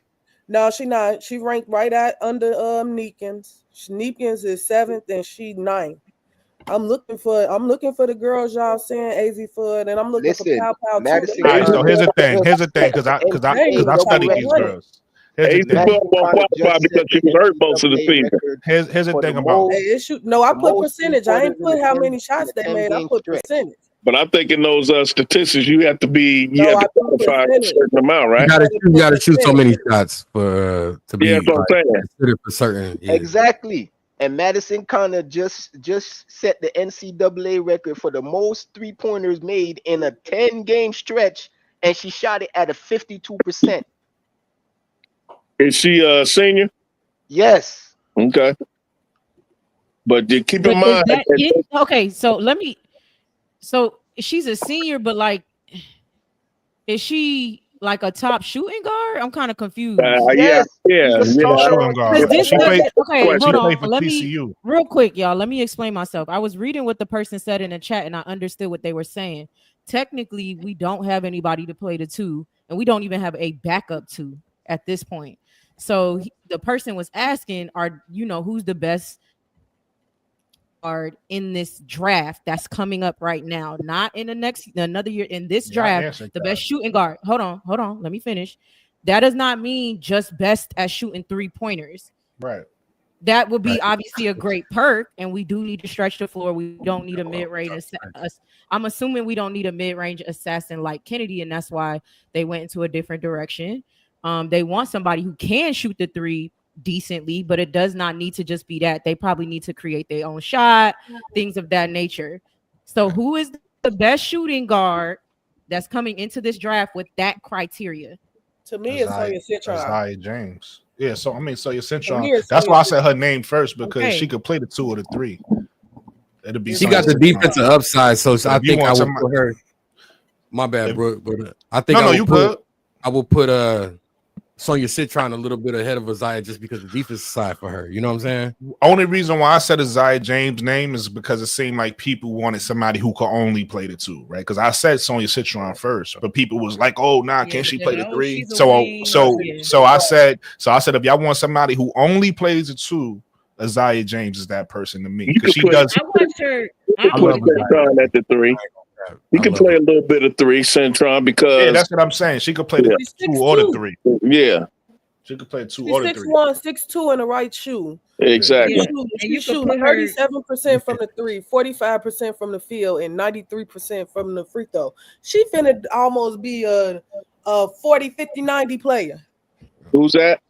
Sonya Citron. Yeah. Okay. I was just making sure we on the same page. Yeah. I agree. She coming in, and then like what I say is a criteria for me. The players who's in college, you have to use college as a place to grow. So for me, I look at each year from their freshman year to their senior year. How did they grow? Is it going up? Yeah. Is it going up? Is it staying steadfast, or is it going down? Every year, Sonya Citron got better at a category. Yeah. Every year. She started shooting 84%. I think she's being held back a little bit too, but you know what I'm saying? She's being held, and that's why I try to get people to get too. This season, her stats scoring rise look different because last season it was only her and Hannah because Olivia was hurt. Right. The season before that, it was only her and Olivia because Hannah wasn't there. Yeah. Before that, when Olivia got hurt and went down in that Louisville game, and she was the only player in that game, she won that game for them and took them to the next round in the playoffs. So I'm looking at a player in Sonya Citron who, Ivory, she can ask her, we playing USC today. I need Juju to score 20 points, but I need her to get 20 on 20 shots. I bet, coach. You just took the words right out of my mouth because what solidified Centron for me was when she played D against Juju early this year. So yeah, played Paige. Everybody was like, "Oh, Paige still got 21 points." Yep. Look at the shots though. Facts. Right. Look at the shots. Look at how they had to get to the point. They ran that girl off with so many screens. Yep. Because Paige was in hell for real. Yeah. Yeah. And the thing is, I think people forget that's going to be who need, like, I get that we still got the, you know what I'm saying, the Kelsey Plums, the Joel Lloyds and stuff, but that's who we're going to need to figure out how to guard, like, in our future. Paige is coming out this year too. Shit. Right. So shit, we just watched her shut Paige down. So okay, she finna shut her down in the W. Yeah. Say less. Yeah, you do have to consider she didn't shut Paige down. I know it looked like that, but Paige still got her numbers. Y'all love to get into semantics. Yeah, but those numbers were ineffective. Those weren't effective numbers. No, I'm not saying they was or they wasn't, Brass. I'm saying there's a difference between. When we say shut down Brooklyn, we're not saying we held her 0 for 15 or 1 for 12 or 3 for. That's not what shut down means in that context. We mean the context of her being effective in winning the game was shut down. That's what we're shut down. That's what we think about shut down. You ain't gonna shut down a completely a great player. She didn't shut down Juju. Juju still got numbers, but they were insignificant. Now I feel you again. When I was saying what I was saying, it wasn't towards nobody on the panel. It's just that you hear a narrative a lot, and it's like it's not really accurate, right? You understand what I'm saying? So it's like Paige. Listen, Paige in that game, she didn't have the type of numbers that she normally have, or whatever the case may be, but she still had a good game. So when I hear shut down, right, and again, not talking to nobody on this panel, but when I hear shut down, I'm thinking, like you said, a player is held below their averages or whatever. She still had her averages. You get what I'm saying? So it's like to give Paige some credit. I think they came out and had a good defensive plan, but Paige still was able to get hers off. And another reason why she got her numbers because near the end of the game, it was a lot of backup in there. Yeah, buddy. But I just want to land my page on Sonya. Sonya Citron also, like, bro, she's a Swiss Army knife for real. The girl averaged 6 rebounds, 2 steals, 3 assists a game. She's 6'1". You can play her at the 1, the 2, the 3, and she gonna go out there and she gonna do her job. That's and like somebody in the chat said, they triple team Juju. They ain't triple team Juju. No, they didn't. They ain't even gonna give you that one. I give you a lot of things, but that one I'm not gonna give you. Yeah, they team Juju. Neil Ivory got in Sonya and said, "You got Juju today." I bet. Yeah. She literally only subbed her out if the player was being subbed out. Yeah, that's the only time. When Juju went to the bench, then she subbed out Sonya. When Juju came back in the game, Sonya, you back up. For those in the chat who wanted to see that game broke down, and it was a beautiful breakdown, go to I Am Zoe Media. I Am Zoe Media. That's one word. IAMZOMEDIA. I Am Zoe Media, where Zoe breaks down Sonya Citron's defensive game against Juju. Go and watch that. And this is what I mean by like defense. You're not gonna stop a player from getting their average, like Brooke said. Juju still got 24 points. She shot 10 of 25. Yep. 0 of 5 from the 3. She do that a lot. 0 of 5 from the 3. She took 25 shots. The team took 67. She do that a lot. If I make you take 25 shots and you only get 24 points and your team only shooting 67 shots, that means you left your team what? 32 shots? 42 shots? You left them like me. She sometimes she get her Kiyomi Miller on. Sometimes Juju be getting her Kiyomi Miller on. The nature of Juju's game is she could be efficient if you're not keying on her, if you're not double team or making your defense stop her and make somebody else beat them. Juju is the typical. She could play the 2, the 1, the 3. You talk about a versatile Swiss Army knife. That's Juju. But Juju is a volume shooter based upon the nature of her game, much like Kobe Bryant. Kobe Bryant didn't shoot no high percentage. His percentage, he just exactly. He just shot a lot of shots, but He's Paige, the second best player in college. Paige Beckers only need 15 shots to get her 25. Right. Paige get 10, 15 shots. Paige is a little bit more efficient. Yeah, she gonna shoot. Well, I mean, 52% on 10 or 15. Yeah, I mean, and I don't think you comparing the two. B. I know I'm not comparing the two. I'm just saying how people get their points different. Juju just had to take different styles of play, different styles, different. But she's also a sophomore, so she has a lot to learn. You know, she has that bull in a china shop. I'm just gonna go into 3 people and try to shoot the ball versus kick that. Like, it's 3 people on you. What is you doing? You know what I'm saying? She usually take them 3 to the bucket. Listen, that's why Juju in this sophomore class is Juju and then everybody else.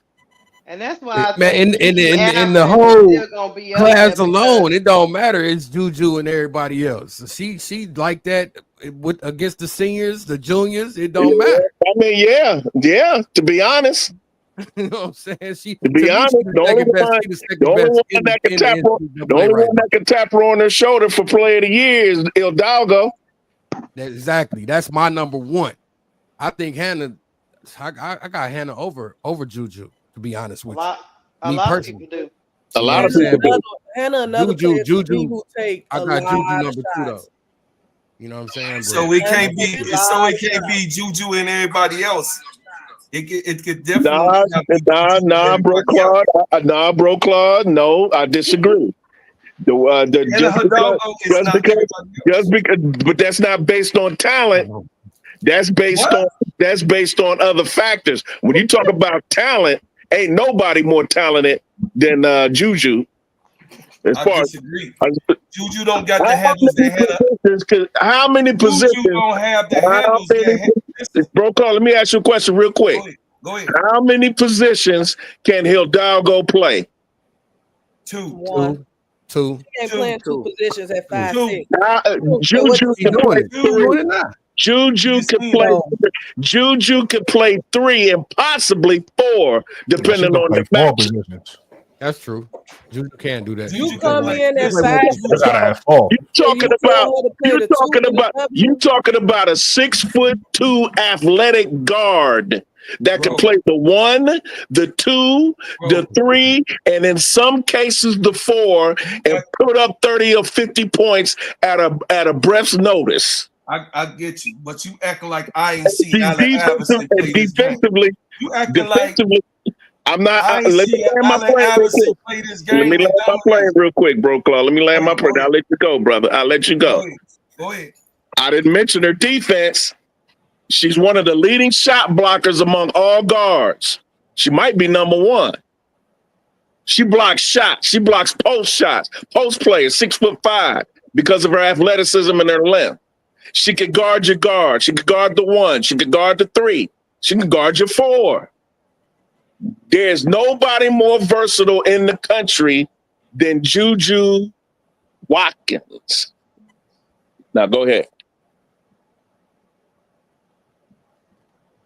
That's why I have her number 1. That's why I have her and everybody else. Go ahead, AD. I agree with you. I agree for sure. Juju like that. She definitely like that. She's definitely probably the most versatile for sure. I still got Hannah number 1, and that's just me. You know what I'm saying? I can give you a million reasons why, but it's close. It's a real close race. They 2 different players though. I think the leading Juju's a scorer, but Hannah's a scorer too. I think Hannah's a demon on defense, like a demon. You know what I'm saying? Like I'm talking about. She is. But they don't even want to dribble around Hannah. You know what I'm saying? What I'm saying is, she's underrated athletic. Yo, hold on, Braz. Let him finish. Braz. I just want to make this point real quick. Player of the Year doesn't necessarily mean you're the best player. Go ahead. I mean, I think Hill Doggo is leading that. And that has a lot to do with the fact that Juju's team is not as good as Notre Dame. That's another factor. It's got a fact to do that she bust their butt when they came and played too. I mean, she did what she had to do when they came to town. Right? It's a fact. They did play each other and Hannah and them won the game, right? They had the same points though. But I would like to see both of them with 10 to 15 shots. To me, both of them take too many shots to me. They both have that book. They both have their teammate off while they wide open though. Juju will just look somebody. Hannah do the same thing, and I stream Notre Dame. I stream Notre Dame games. Yeah, every time they play, I stream them, and I watch. Yeah, I watch them too. She do the same thing. She does. So I'm not gonna let you get that off on Juju. Hannah, her dog. They the same player. I'm not hating on Juju. I love Juju. They the same player. I just told you. I think Juju the second. She my second favorite player. Besides, I've grown to like Olivia Miles. Hannah's my favorite though. You know what I'm saying? And it's been that. But Juju is right there. You know what I'm saying? Olivia Miles kind of won me over a little bit. You know what I'm saying? Because and because I love Notre Dame because of Hannah. It's I'm riding with Olivia. You know what I'm saying? Is one of my favorite players as well. But Juju, I love Juju. I can't sit here and tell you I don't. I do. And I love her game. She's a straight bucket. You can't guard her. There's no guarding her. You got to double her. You got to, you know what I'm saying? If you got a Sonya Citron out there, somebody like that can handle her and can slow her down because you're not going to stop her. You can only slow her down. You know what I'm saying? And it take a team to do it. Not no one player is going to be able to stop her for real. If you go one-on-one, she going to figure it out. It might take a little minute, but she going to figure it out. All great players do. You know what I'm saying? So, I'm not about to, I ain't gonna go back and forth about who better and who worse. They both amazing talents. You know what I'm saying? And they both got a huge upside. And why I said they're the same player. They the same player to me. They both just one a little smaller, right? They both then took over 320 shots. They in the same range. Hannah didn't hit 163 of them shots. Juju didn't hit 160 of them. To me, that's the same player.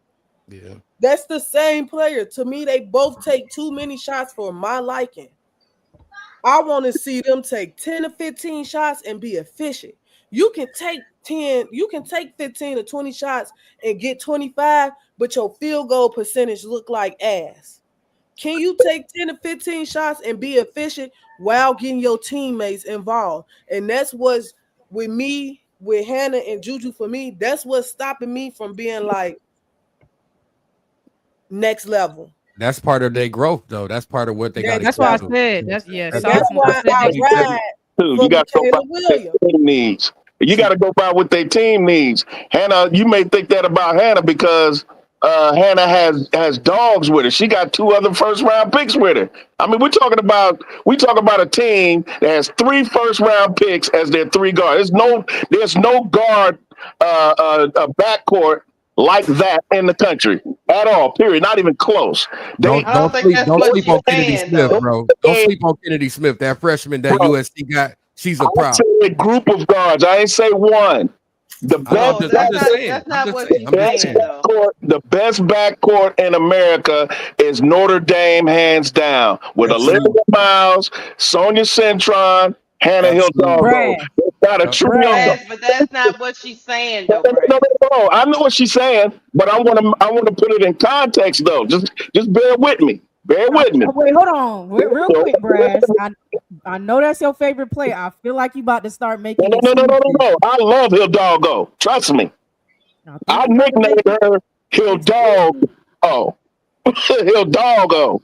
But no, this what I'm getting at. What I'm saying is, it depends on what your team needs. Notre Dame has a better team than USC, so I can understand what you're saying about Hill Doggo's taking too many shots because she got dogs with her.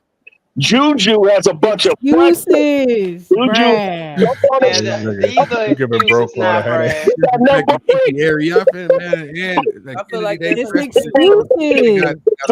You're doing excuses. There you go, bro. Hold on, y'all. Listen. Hold on, Brass. Brass, hold on. Finish? Hold on. No, give me a second, Brass. I want you to land your plane, but then you got to let other people talk, because what happens is hold on, Brad. Hold on, Brad. Let me finish now, right? What happens is, and I've been letting this go for a while. You after you land your plane and then somebody else start talking, you start defending again, like you jumping again. You probably not noticing you doing that, but you done that a couple times with multiple people. So I'm gonna let you land your plane right now. But when they go, you gotta let them respond to you, and you know other people. Both, I guess multiple people want to respond at this point. So you gotta let everybody land their plane as well. Go ahead, Brass. She got Kiki area fan, but Kiki area fan is wildly inconsistent, which is what we mentioned earlier about her dropping in the draft. Her stock is dropping for a reason. She doesn't show up consistently to help Juju. Juju is, other than her, Juju is surrounded by nothing but freshmen. They had the number one class, but they're freshmen nonetheless. That's all she got. Okay? So she has to take up the scoring load. When Kiki Iriafen is not doing it, like the other night, Kiki got 20, helped her out. Juju had 20 herself, below her average. Her average is more than 20. And she was 7 for 24. I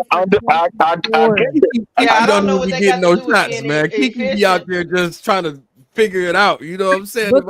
Because they're not running. Kiki need to be involved in the game more. She and could some of definitely it, do look, more. and some of it is the coach too, right? Like I'm not saying that there aren't reasons. Yeah, I don't like that coach. I've already let it be known. Yeah, like you might need to run a different offense, etc. But you got to reel that in. Like, I think a lot Malaysia's. I think Kiyomi. These players can learn. I get it, y'all young and talented beyond your years, but that bull in the charm, I'm telling you, can't. It's tough to watch sometimes too, and I love watching these. I love watching these players, including Hannah. I love, and I'm like, why you drive? It's 3 people. Where are you going? What are you doing? And it doesn't matter if you can make it or have. It's hard. It's just like, but I also expect it out of sophomores and freshmen. But I don't want to excuse it because that's not where I'm going with it. I think they all do it. That's my point. Juju, Hannah, Kiyomi, Malaysia, they all get this like blinders on when they in the game, and it's just not. They assists are low sometimes. You know what I'm saying? Very low assists, things like that you want to see out of a player, playmaking skills, etc. You know, I'm sure when Juju gets in the W, they're gonna build a team around her. So she probably will be able to get 20, 22 shots off because they're going to build it around her. But that's not how they didn't. I don't know what they're doing at USC. So for me, I just be feeling like, you know what I'm saying? She can do better at doing that. That's it. I don't think she's lower than any player, better than whatever. I just think, Hannah, you could do better at that. You know, Kiyomi. I see players. I rewatched the Minnesota game. That was bad. It was just like bad. It was bad. I watched her go to the rack like 4 or 5 times with 3 people in front of her, and her teammates are jumping on the side. It doesn't matter if they miss it. They trash. You know what I'm saying? It is what it is. But it's just like, how many times you gonna do that and not make the shot? It'd be an ugly win or an ugly 20, but it's like you didn't have to do that. And I get what you're saying, B. About like, can you do that off of 15 shots? Can you get, you know what I'm saying, and be more efficient? So it just be tough though. That's all I'm saying, because I watch these. Just like you, Brass. I know you watch as well, and it'd be tough. I just be like, tough to watch sometimes. Yeah, like what the fuck?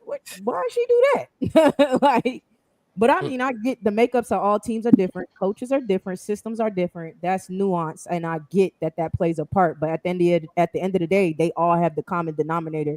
No matter who they play basketball, for, they all know how to play basketball. Yeah, and y'all all are bulls in China shops and amazing players with high ceilings, but which again, they're gonna fix these things. I absolutely expect them to. But I was just pointing that out that I would like to see that change for all of their games. That's why I'm gonna let Brooklyn move on, but I'm gonna land my plane right here because I like being messy. And I'm gonna stir some shit up. And y'all gonna be mad at me, but if you look at all the second year players right now, and Brooklyn probably know what I'm finna say because I said I'm gonna push this girl until I can't push her no more. If you look at all the second year players right now, and you decide, yeah, they need to come out in the draft right now, the best player to come out of that draft, you can take them and put them on any team right now is Michaela Williams. And I stand You're right about that. And I stand on that. She didn't play with stars. Angel Reese, Anissa Morrow, Fly J. She didn't play with stars. She's shooting almost 50% from the field, 90% from free throw. And she doing it on 10 to 15 shots. That's a player right there. That you I honestly thought and she gonna be efficient. That's a player right there. She know how to play with stars. You take any of these sophomores out right now and tell them to go survive in the W. Plus, she didn't play 3-on-3 3 years in a row, and they didn't won gold 3 years in a row. In the W All-Star game, she played 3-on-3 against De'Erica Hamby, Haley Van Liv. WNBA players giving them buckets.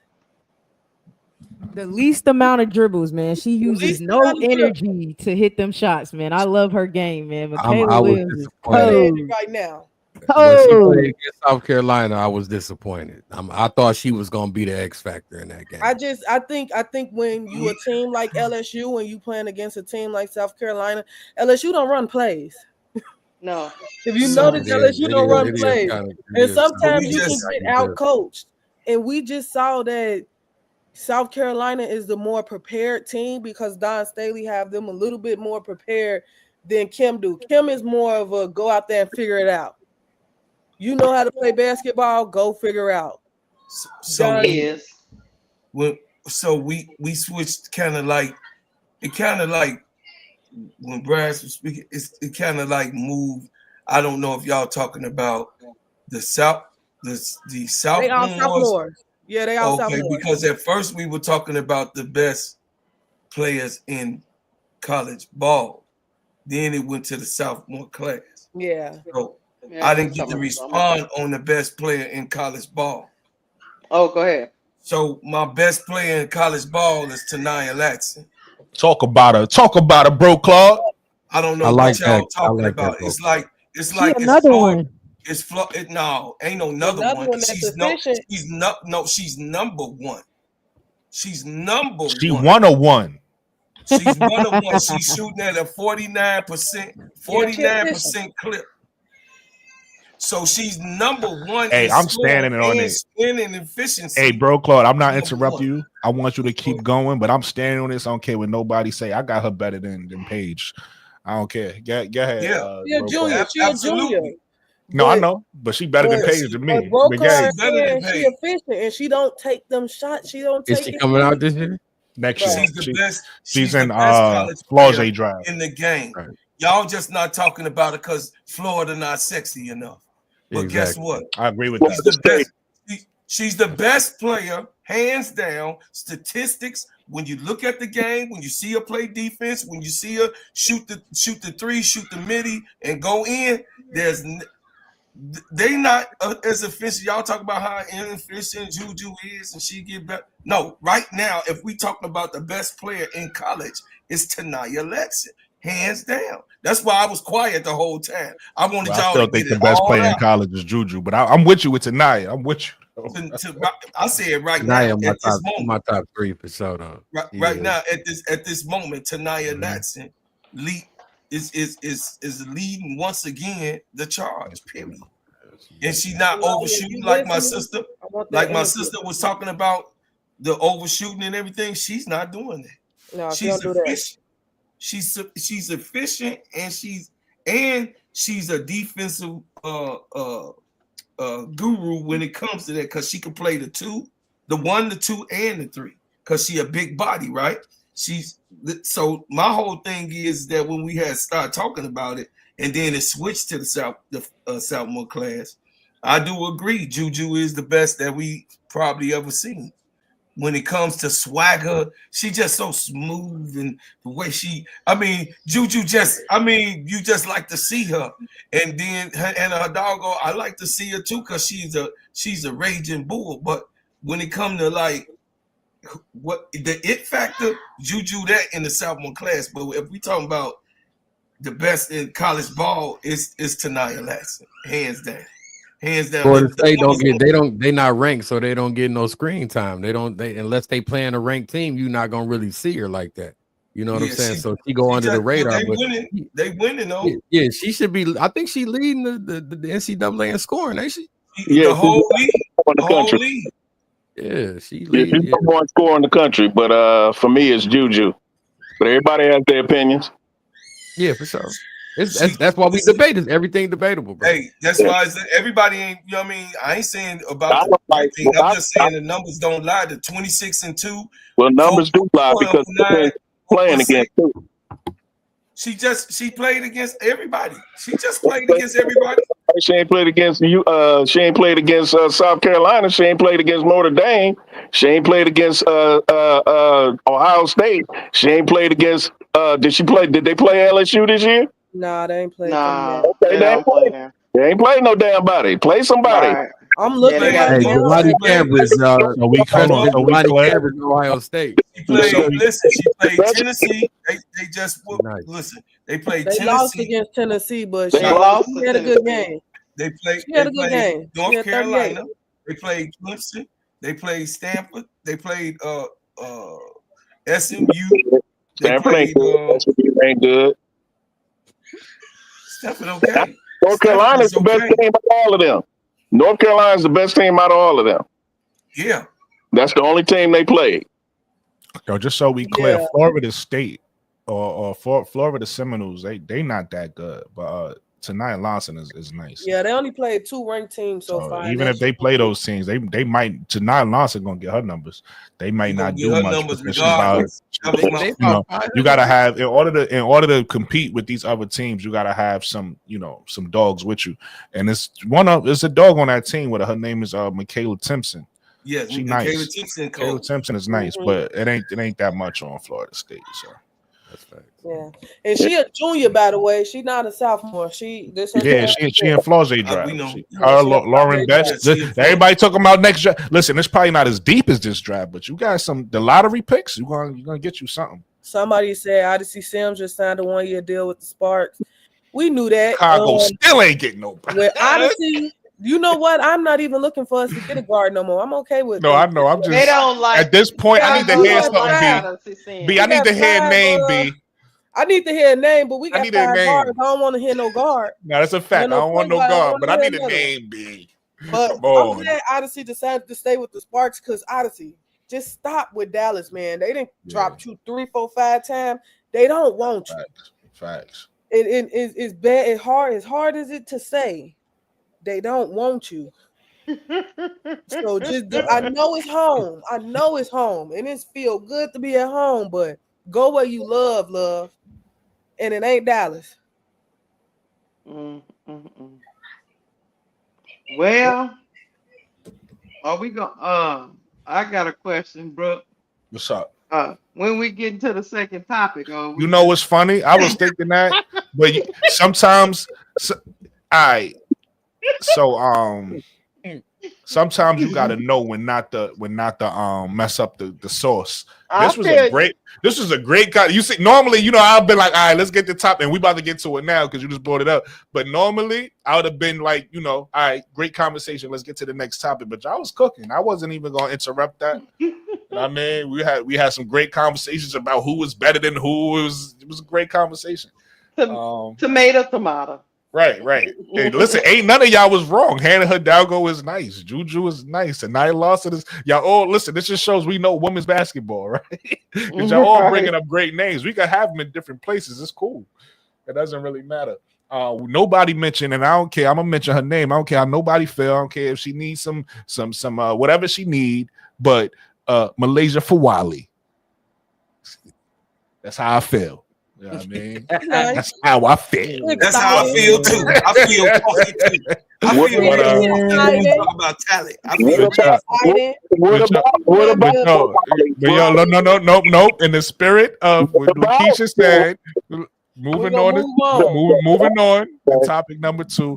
And we kind of another reason, Lakeisha, why I kind of really didn't even say nothing is because we kind of in our conversation we kind of touched on all these points some type of way, but I guess we could go more in depth.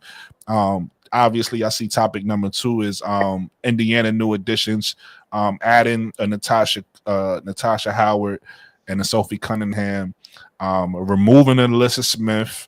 You know, I feel like they felt that need that they had at power forward, having a power forward, because the style of play that Indiana plays is an up and down system. So you don't need a traditional post that's going to slow you down. You need a small forward, power forward that could run, catch and shoot, cut, stuff like that. I feel like this low key, this small move just did a world of difference for the Indiana Fever, in my opinion. What you guys think of the new additions, the role players that Indiana brought in for their system? I think they take a step forward this season. Mm-hmm. I think they take a major step forward. They trying to make a deep playoff run, and I don't think they done. I think it's gonna be somebody else coming in free agency. I think we're gonna see a signing tomorrow, unexpectedly for them. But we'll see. I don't normally call on people, but I'm gonna do this only because you guys is like alpha personalities. So when y'all go. I'm gonna call on my brother Mo 3 because y'all cut him off a couple times and he just be chilling. So Mo 3, what you got on this topic, and then let everybody go after that because they gonna just go. So what you got on this, Mo 3? Oh shit. I wasn't expecting to get any airtime. I wasn't expecting to get any. That's why I called her. I said, let me get my brother Mo 3 in there. I done resided to the fact that this is just gonna be a spectating panel for me. So I feel like the Fever, I gotta revise my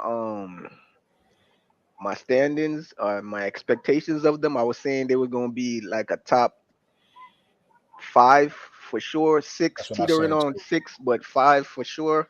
They definitely. And now I'm putting them in the 4 or 3 spot. I know a lot of people don't put them up that high, but no, you're right.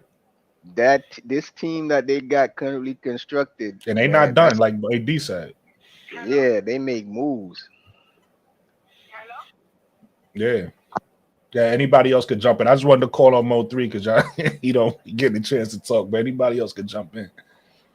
I'll go. I think the new addition of Natasha Howard is a good move. I do believe that. Add some defense. It adds some defense. And then also, so they got Natasha Howard and Sophie Cunningham. And then they lose the number.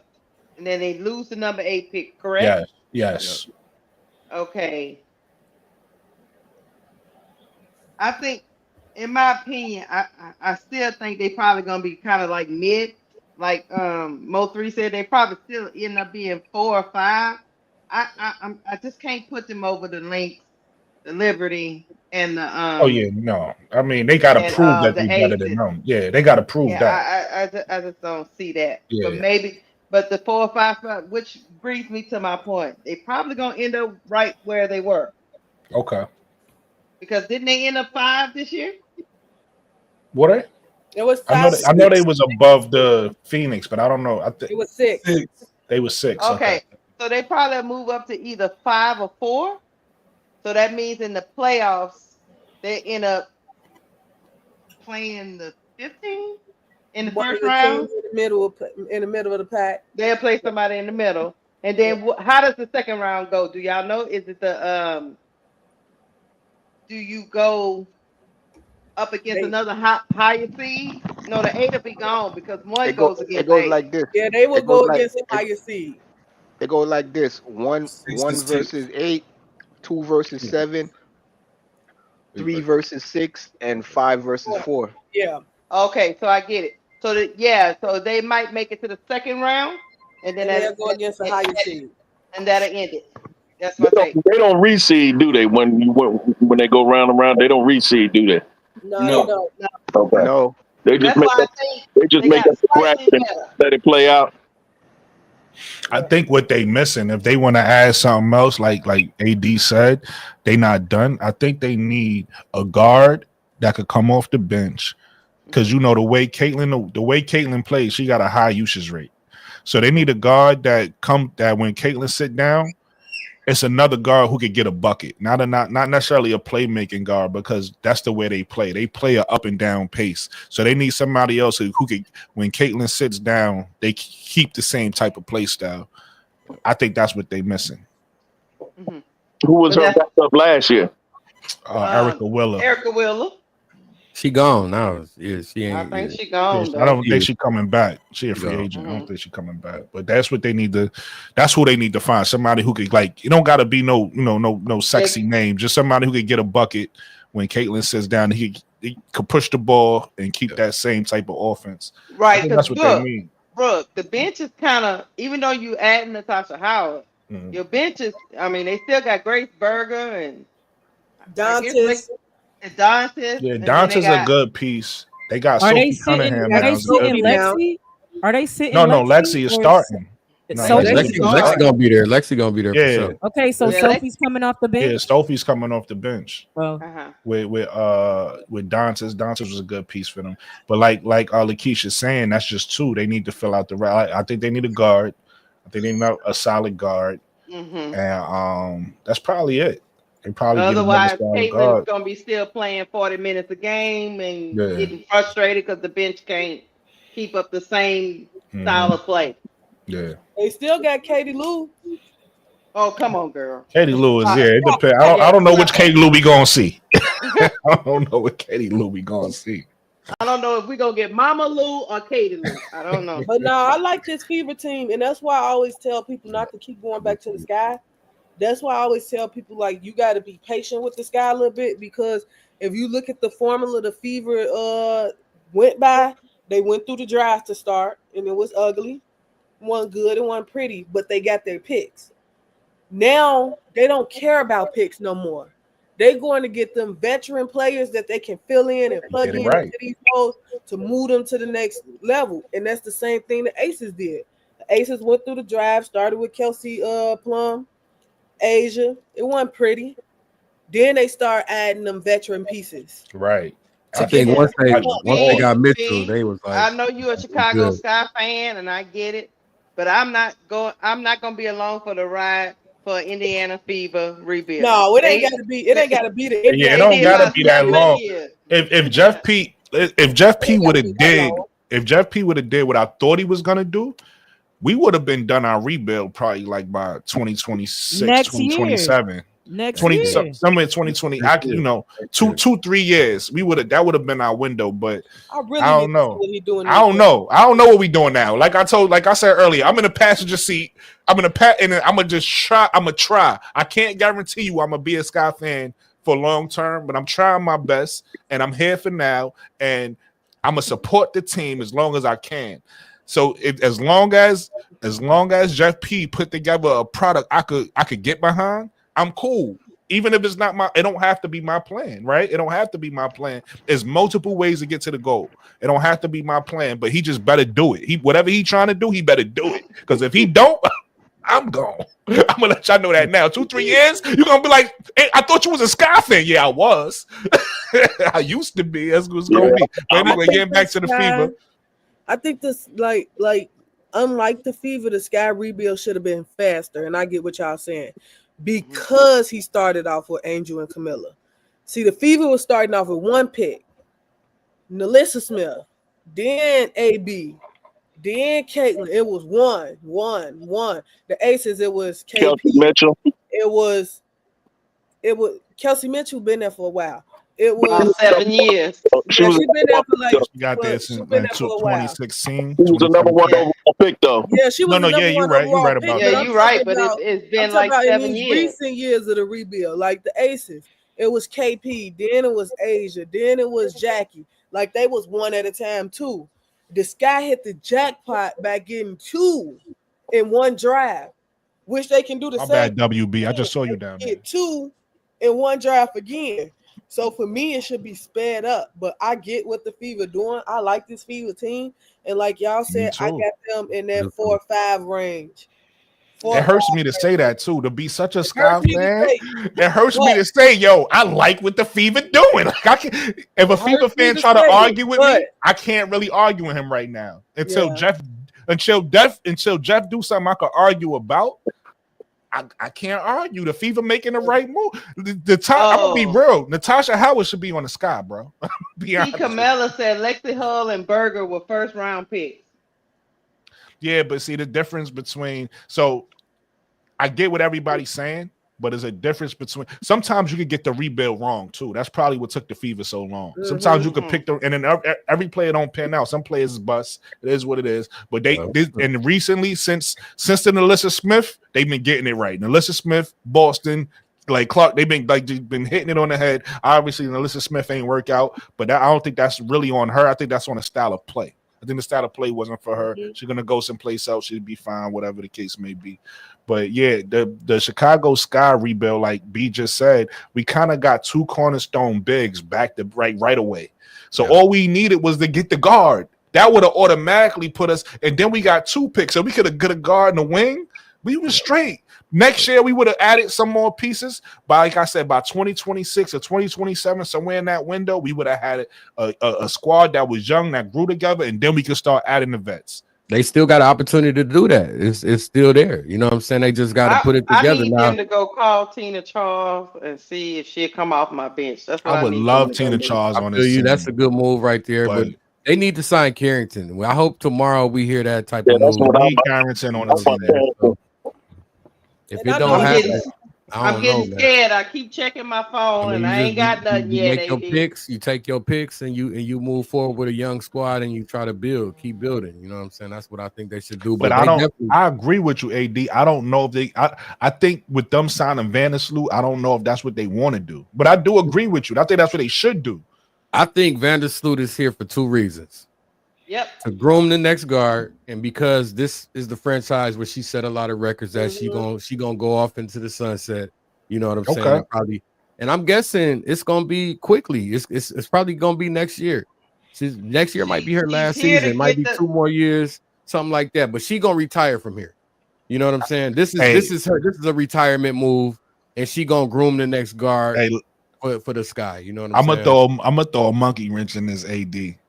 If Vandersloot is back and she grooming the next guard, she's gonna be going in a year. So I want Quigley back too. I want Quigley back. It may happen. I heard she didn't really retire. That's what the Sky fans was telling me. She didn't really retire. Ain't retired yet. Yeah, what's going on with Deladon?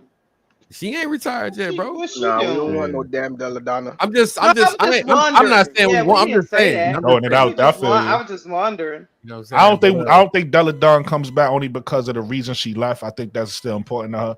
But Quigley, Courtney, somebody, I forgot who B is. Somebody told me that she had, it might have been actually, I think it was Mikachu, told me that she went to New York for her mother. And then her mother passed away. God rest her soul. And so she coming back to Chicago was home where she want to be. Okay, cool. Bring Quigley with you though, because we need a shooter. Right. And she wanted the best. Quigley already at home. That's why Sloop came back. Quigley is Chicago girl. But maybe she could convince her, B. Maybe she could convince her to get off the couch. Quigley ain't never left home. That's why Sloop coming back. This is home. All I know is we need somebody that can at least pass the ball to somebody. I do got a feeling Carrington is going to Dallas, y'all. I'm gonna keep it real. Yeah, I'm feeling that too. When I think about it, it makes sense. She gonna be able to be kind of like a vet over there. You know what I'm saying? Because they basically look like they starting from scratch. They got to recap.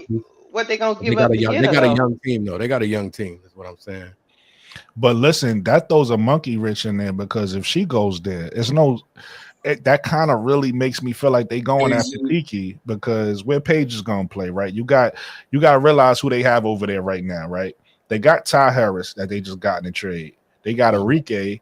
They're gonna pick up Dejanay too, right? And then you got the guard that they picked up last year, JC Sheldon, And then the other point guard from overseas that they had last year. That's 5. So you either got to make a move or Paige ain't going. Paige ain't going to Dallas. This is one. They about to make a move, bro. They're gonna make. It's gonna be a move probably made. You're gonna hear it tomorrow. I'm guessing tomorrow. So some of this stuff might not happen tomorrow. Exactly. Yeah. It might take a couple days. But I'm just trying to picture the line. If Paige do go there, right, and they get everybody, I'm trying to picture up how that lineup gonna look. Because what you gonna play Dejanay at the 3 then? She gonna have to be. You see what I'm saying? You're gonna play Dejanay at the 3, and then I guess I know y'all saying Paige at the 1, but I think Paige is better off ball. So I think either Enrique gonna be the 1 if that's the case, or what? You see what I'm saying? They gonna put the ball in Paige's hand, bro. They ain't that trust. You even hear the word. They put that ball in Paige's hand. They go. I don't have Enrique just strictly score. You score the ball. Okay, we'll see. So far when I watch Paige at UConn, she always got a guard next to her, and I like her in that role. Right? It was Kiki. This now is Kiki. Is her name KK? It's KK Arnold. And then before was Nika Mu, right? And Paige is one of those guards, just like we said earlier about Juju, could play the 1, 2, or the 3. But what I'm saying is, so I'm not saying she can't play the 1. I'm just saying, me personally, I like what she does off ball than having to be the 1. So that's what I'm saying. That's why I look at it more, especially coming into a league with a team like that. She's gonna basically be on a team like Angel had last year, like a team that's not complete. Enrique can, Enrique, she can run the 1. Yeah, that's what I was saying. But listen, they might go either way. You never know. Right.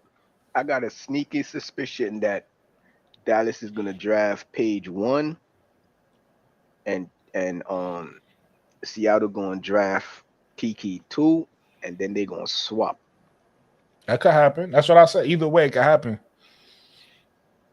That could happen. But let me ask y'all a question then, because this just came to my mind. Even though this is this is actually this topic. This is Nalyssa Smith in Dallas. So this is this topic really. What do you think Dallas do at 1? I think we all feel like Paige. And then what do you think they do at 8? That's what I'm thinking about. That's what's been on my mind all night. Now that they got that pick, like who's gonna be that pick? And if they don't get Dejanay, it's gonna be a 3-and-D, bro. They going. I think B didn't hear me. B, I said, what do you think? I said we all think Dallas has 1 and 8 now. We all pretty sure it's gonna be Paige. Oh, okay. I thought you said what? You said Fudd. Nah, Fudd. Oh, I thought you said what? Okay, that's my bad. You know what? 3-and-D, and that's 3-and-D, and they done played together, and they best friends, and all that. You're right. You're right. Damn, B. Okay, B. And you want to know what? You want to know why that makes perfect sense? What everybody keeps saying. Paige don't want to go to Dallas. She not. You want to know what make Paige feel better in Dallas? Bring my girl having her best friend with her. Bring my girl. That makes perfect sense, B. B, you a fucking genius, B. Hey, B. You a motherfucking genius. Shout out to B tonight. You feel me? Hey, for real. Because I low-key in the back of my mind, I was thinking like, who they gonna pick? Right. And AZ Fudd, because of the injury history, just might fall to 8. They got the time to let her come back from her injuries, like get her foot in, because Dallas ain't. They're gonna try, obviously, to make a playoff run, but I don't see them like really. You know what I'm saying? So they have the time to draft AZ. They might get rid of Enrique low key, y'all. Yeah, they getting rid of Enrique. Just go young. That's been my thought since I found out that Paige is going to go number 1. I absolutely think in 2026, Enrique will not be on the Dallas Wings. Hey, you just made me think he's not going to be on that team. So you could draft AZ this year, let her get her foot in, you know what I'm saying, vibe out, work with the trainers, just really come back from her injury. And then when y'all let Enrique go, there you go. I'm about to throw another monkey wrench. I don't know if this is going to happen. I don't think it's going to happen. But just because AD just said it, it just made me think of something. What if I'm Dallas, right? And I got the 1 and 8. And I'm like, I'm about to get Paige. I'm about to get AZ Fudd. And I want to get Enrique out of here and say, fuck it. Scott, we'll take that number 3 pick. We'll send you Enrique, right? Do Dallas and the Sky do that? I really want you to. You said that. That could happen, bro. You said that a couple times, and I want you to stop saying it. I want you to stop. I want you to stop. Stop. I see Jeff jumping on that. What? I see I Jeff can. jumping on He that. ain't That's really- all right If that happens, I I'm do glad not- we got Angel and Camilla because they got to get the rebounds from that bullshit. Man, I Listen, do man. not want Jeff in Enrique on panic the mode. side. I'm glad Man, we hey, got Enrique nice though, Angel and y'all. Camilla Enrique nice. rebounds. I think Yeah, I he a understand good what boy. B. Yo, I think I understand what don't know. nice WB don't got coming from. nothing to do with what I'm saying. Some people can't see another player, right? If as so Enrique on the team she's on and her play style, she just seemed like somebody who just chuck it up. So it's hard to see somebody like that. You gotta realize, like, sometimes we could use AI, right? Sometimes certain players get that coach or they get in that system and then they adjust their game. Enrique's still gonna always be Enrique. She always gonna be able to get a bucket. But sometimes you get with that team and that coach and you able to now adjust your game. To keep it all the way real, it's 3-on-3 basketball, but she's doing it now. If you're watching an Unrivaled, the Enrique I'm watching an Unrivaled, I never saw before, right? And I will say that. This is an That's Enrique true. that's coming down saying, I'm going to the rack. Nope, I'm dishing it out to the 3, right? Yeah. That's what Enrique is doing. I'm not saying it's 3-on-3 basketball. It's a lot of, it's totally different. But sometimes a player can adjust their game and show you something different. So I do understand where WBB coming from. She don't think Enrique. She think Enrique just gonna be a shot chucker and basically another Kennedy basically. But I don't know. I think we sometimes players lose to a point where they start to want to win, and when they start to want to win, they start to say, okay, let me try something a little different. She's 27. She's still young, but at the same time, I think even if she stay in Dallas, if she's gonna have if she's gonna have a career still there, even after next year, she has to adjust her game to what's coming in. You know what I'm saying? Yeah. She's gonna have to But adjust. she She's don't. gonna have to I've buy listened into to that system. Enrique. I've listened to Enrique, and maybe y'all are right that she's willing to change or whatever. But I've listened to her, and she don't. It's almost like sometimes it sounds like she don't see the error in her play style per se. Like she don't see it. Like she was talking about the Olympics and trying out for it, and by no means do I not think that like politics, all that goes into it. That's not what I'm saying. But she's like, yeah, I pulled myself out because all of this other stuff, and it's like, nah, you not a good fit for teams. You don't realize that her play style, you have to literally run the offense around her because she's so ball dominant. In her defense, Key, last year there was some injuries. The team wasn't really healthy like that. She's you know what I'm saying? They kind of needed her to play the way she was playing because they didn't have the pieces that they needed, man. To be honest, I mean, I ain't saying she. I don't know what I'm saying? That is Enrique, though. She been playing that way her whole life. Yeah, I don't think that's it's no time soon. You're right, but I'm just saying if she would have have that way since high school. What you say? She's a shot chucker. That's what she's known as, a shot chucker. What make it scarier right now with Enrique, and why I say I don't think it's gonna change no time soon, is I'm looking at the moves that Dallas making, and they getting rid of all the veteran pieces. Enrique is the veteran now. Yeah, exactly. Now you adding Paige, you adding Nalyssa, you adding young They piece. might be like, I already knew they was getting her up out of there. If they can get something, it depends on what they can get for her. Hey, you but really quick, young players now. Now she a veteran. Do she change her play style? I don't think she do, because now she the big dog. She was already the big dog, but now she really the big dog. She gonna either change it or she won't win. Hey, but really quick, going back again, this is we just having conversation. We don't know if any of this gonna happen. But if I'm Dallas, right, and I got the 1-8, and I do it, y'all just said, B just said, and I draft Paige and I draft AZ. I'm missing a big, right? I'm missing something important. They can really end up with Paige, Kiki, and AZ, and that'll be an amazing rebuild for Dallas, from the Dallas side, from the Dallas point of view. Again, some people would be for. I'll be okay with Enrique came to Chicago. WBB is against it. I get it. Some people is for it, some people against it. So for us, is like, I guess, is your preference, is whatever you want. But on the Dallas side, it kind of make perfect sense for them to do that, especially with this being a place everybody keeps saying, like, why, like, nobody wants to play there. Why play there? Well, the perfect thing is to get all young players and build a new identity. And then what's the name? Still get Kiki, right? That coach, he get his Kiki, and he's able to get Paige, I don't know. That's crazy. It's all listen. It's all AD. It's all AD fault. AD made me think of this, y'all. Blame AD. Yo, though, I'm saying I think I got a feeling they might give her 1 year to see how it works, but you know what I'm saying? Like they may just be like, you know what? Let's see what we can get for her. And if we can get the right pick or we can get the right situation for her, then we gonna go ahead and make it happen and let her go on about her business. And we gonna start with this young group. They just brought Nalyssa Smith in. She's still very young. She fit the timeline. Mm-hmm. You know what I'm saying? So if I'm Dallas, I'm probably doing that, man. I'm gonna be honest with you. If I'm Dallas, yeah, I got the 1 to 8 right now, and I got this all-star sitting here that kind of don't fit with this no more. Right. You know, the timeline is off. The timeline, exactly. The timeline ain't right no more. So, you know, it ain't like she gonna really groom somebody. She ain't that type of player. You know what I'm saying? She need. Do she even want to go through this? Honestly, do she want to go through it? Like she probably don't even want to go through it. She probably like, I'm trying to win a championship. You know what I'm saying? And she getting a little later into her career, so in her mindset, she probably like, yeah, just go on and send me somewhere where I can try to have a championship run right now. And she know that's not about to happen with what's coming in. They not gonna win no championship. You know what I'm saying? And that's just reality. Not to, you know what I'm saying? Paige and them good players, but that ain't happening. They first year, I highly doubt it.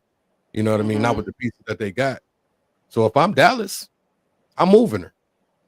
Just straight up, I'm moving her. If I can get like a 1 through 5 pick, they may call the Valkyrie and be like, hey, y'all need a star over there. Y'all need somebody to sell the tickets. You know what I'm saying? So let me get that 5th pick. You might be on to something because they said the Valkyrie has been trying to find. They've been out there in free agency and they keep striking out. They need a start. They need somebody to put seats. I mean, you know what I'm saying? Put butts in them seats. I feel like Valkyrie strike. They got Kate Martin. Valkyrie, that's you know what I'm saying. That's who they got. I mean, but Valkyrie if you ask me, Valkyrie in Connecticut is not gonna try that hard. I think they tanking on purpose for the Juju. You know, teams about to go in the Juju and a Hidalgo lottery. That lottery. So I don't think they trying as hard as they can, to be honest with you. Yeah, but I think they at least won't. They don't want to win. That's not it. I just think they want somebody to just come there and chuck some shots up and sell a couple of tickets. But do she want to do that either? I'm not gonna hold you. If I'm the Golden State, Malanga makes the most sense for them, or maybe even Anissa or something like that makes the most sense for them, because if you don't want to win but you want to start getting pieces but you want to be in the sweepstakes for Juju, Hannah, something like that, because most likely that's who you're going to build your offense around. You're not about around whoever you. The one thing they got in their favor is being a young team and a new team. It's going to be exciting for the city just because it's a new team. You know what I'm saying? Now, so you know they took a run at what's the girl name? Kelsey Plum, but she declined. She didn't want to do that. She trying to win. Yeah, facts. Nah, I mean, I think a lot of that. They just looking for that one star to just, you know what I mean? Just to so we don't have 0 people in the seat. Yeah. No, I mean, I think I'm in agreement with you that they doing that. They need a marquee player. They need somebody that they can put on that billboard. You know what I'm saying? Mm-hmm. Yeah, I definitely agree with that. Now, Rike might be okay with that since y'all say she a shock chucker. She might just want to go up there and check. The only reason why I don't think it would be her specific. No, I hear you, Keisha. I hear you. The only reason why I'm saying that, or maybe it is her, and then they let her. Because my thoughts is if they go in there running, they're trying to build around whoever they, Juju or Hannah, and Arike, wherever she goes, it has to revolve around her and her play style. So that's the reason why I'm like, that makes sense. I mean, they probably could just do, hey, let's see how you do for a year or whatever, or maybe 2 years, and then when they potentially gonna do the same thing to her that Dallas would do. Well, Paige is here now, so you could go, right? So then Golden State here now, so you could go. You know what I'm saying? Oh yeah, that's how businesses are. Just like they looking at Kennedy. I heard they was looking at Kennedy Carter. They looking at her because they just let her come in and play. And bring some fandom, put some butts in the seat, some make butts some in the money. seat. Yeah, for sure, Yeah, for sure. that's it. Yeah, for sure. I hope Kennedy get an opportunity, man. That'd be a nice spot for her, honestly. She can go out there and kind of just have fun. And I think we'll hear it tomorrow. Like I think we'll hear over this weekend. I think we'll hear that she signed with. Probably on her X account. We probably gonna hear that on her X account. You know what I'm saying? Hold on, Aussie. Hold on, y'all. Aussie, Kennedy Carter not going to the Sun, messing around with Marina Mabry and them over there. They're not. I don't think they're messing with Kennedy. The Sky picks up tomorrow. Aussie, nobody. I think the Sky picks nobody. Enjoy your Saturday. That's what I think, Aussie. Don't let them ruin your Saturday. Just to let y'all know, shout out to Aussie. Aussie is a Fever fan, so he don't care about the Chicago Sky. I mean, he just asked. That's why I answered. No, I know, but I'm just saying, like, he a Fever fan. He cool though. Yeah, he cool. No, he's cool. He came up to the panel before, but he don't care. Yeah, I get what you're saying. He's straight. He happy. He's happy right now. As he should be. As he should be. What up, my brother? Wait, hold on. I think that team makes a deep run, but I still think they could still get swept. Yeah, of course. Like any team. Yeah. We just talking about the talent. They made the right moves for their play style. They doing the right things. But yeah, for anybody culture can be too. beat. For culture. For nothing Culture, for nothing else, for culture. Like and weaknesses. You're showing me that you're trying, right? Yeah. Like you hired Stephanie White, you know what I mean? Things Brought like back that. Kelsey Mitchell. Yeah. That was the first piece. Mm-hmm. I just need an interview. Somebody need to reach out for one of these podcasts. I need an interview to find out what's going on in that Dallas locker room that everybody that flew out of there. Oh, apparently Natasha Howard wife was crashing out. Apparently. Why? They said she was like sticking up for Natasha because somebody said Enrique was carrying the wings, and she was like, no, she wasn't carrying the wings. Natasha, she was like, Natasha had 17 points per game, and she didn't have to shoot up a whole bunch of shots to get it. But you could tell as quick as Flash got out of there, you could tell they had locker room issues because she was like, immediately after the season was done, she was like, I will not be re-signing. So it says, trying to get up out of there. Y'all probably can't see that on my screen, but it say the Dallas Wings is targeting Carrington.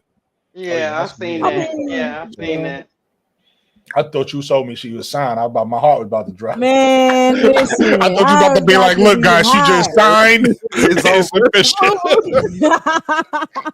It's still hope. It's still hope, guys. He is fired. His contract just got revoked. You know what I'm saying? I don't have too much. I don't have too much faith in Jeff P. You don't think we gonna get her? I don't know how long it take to get her. Listen, that brings us right into our next topic. Hey, tomorrow. Keisha, you could lead us off. That brings us right into our next topic. What is Chicago doing? I'm hearing names from everybody. I'm hearing, you know, Seattle just got the second pick. They happy, right?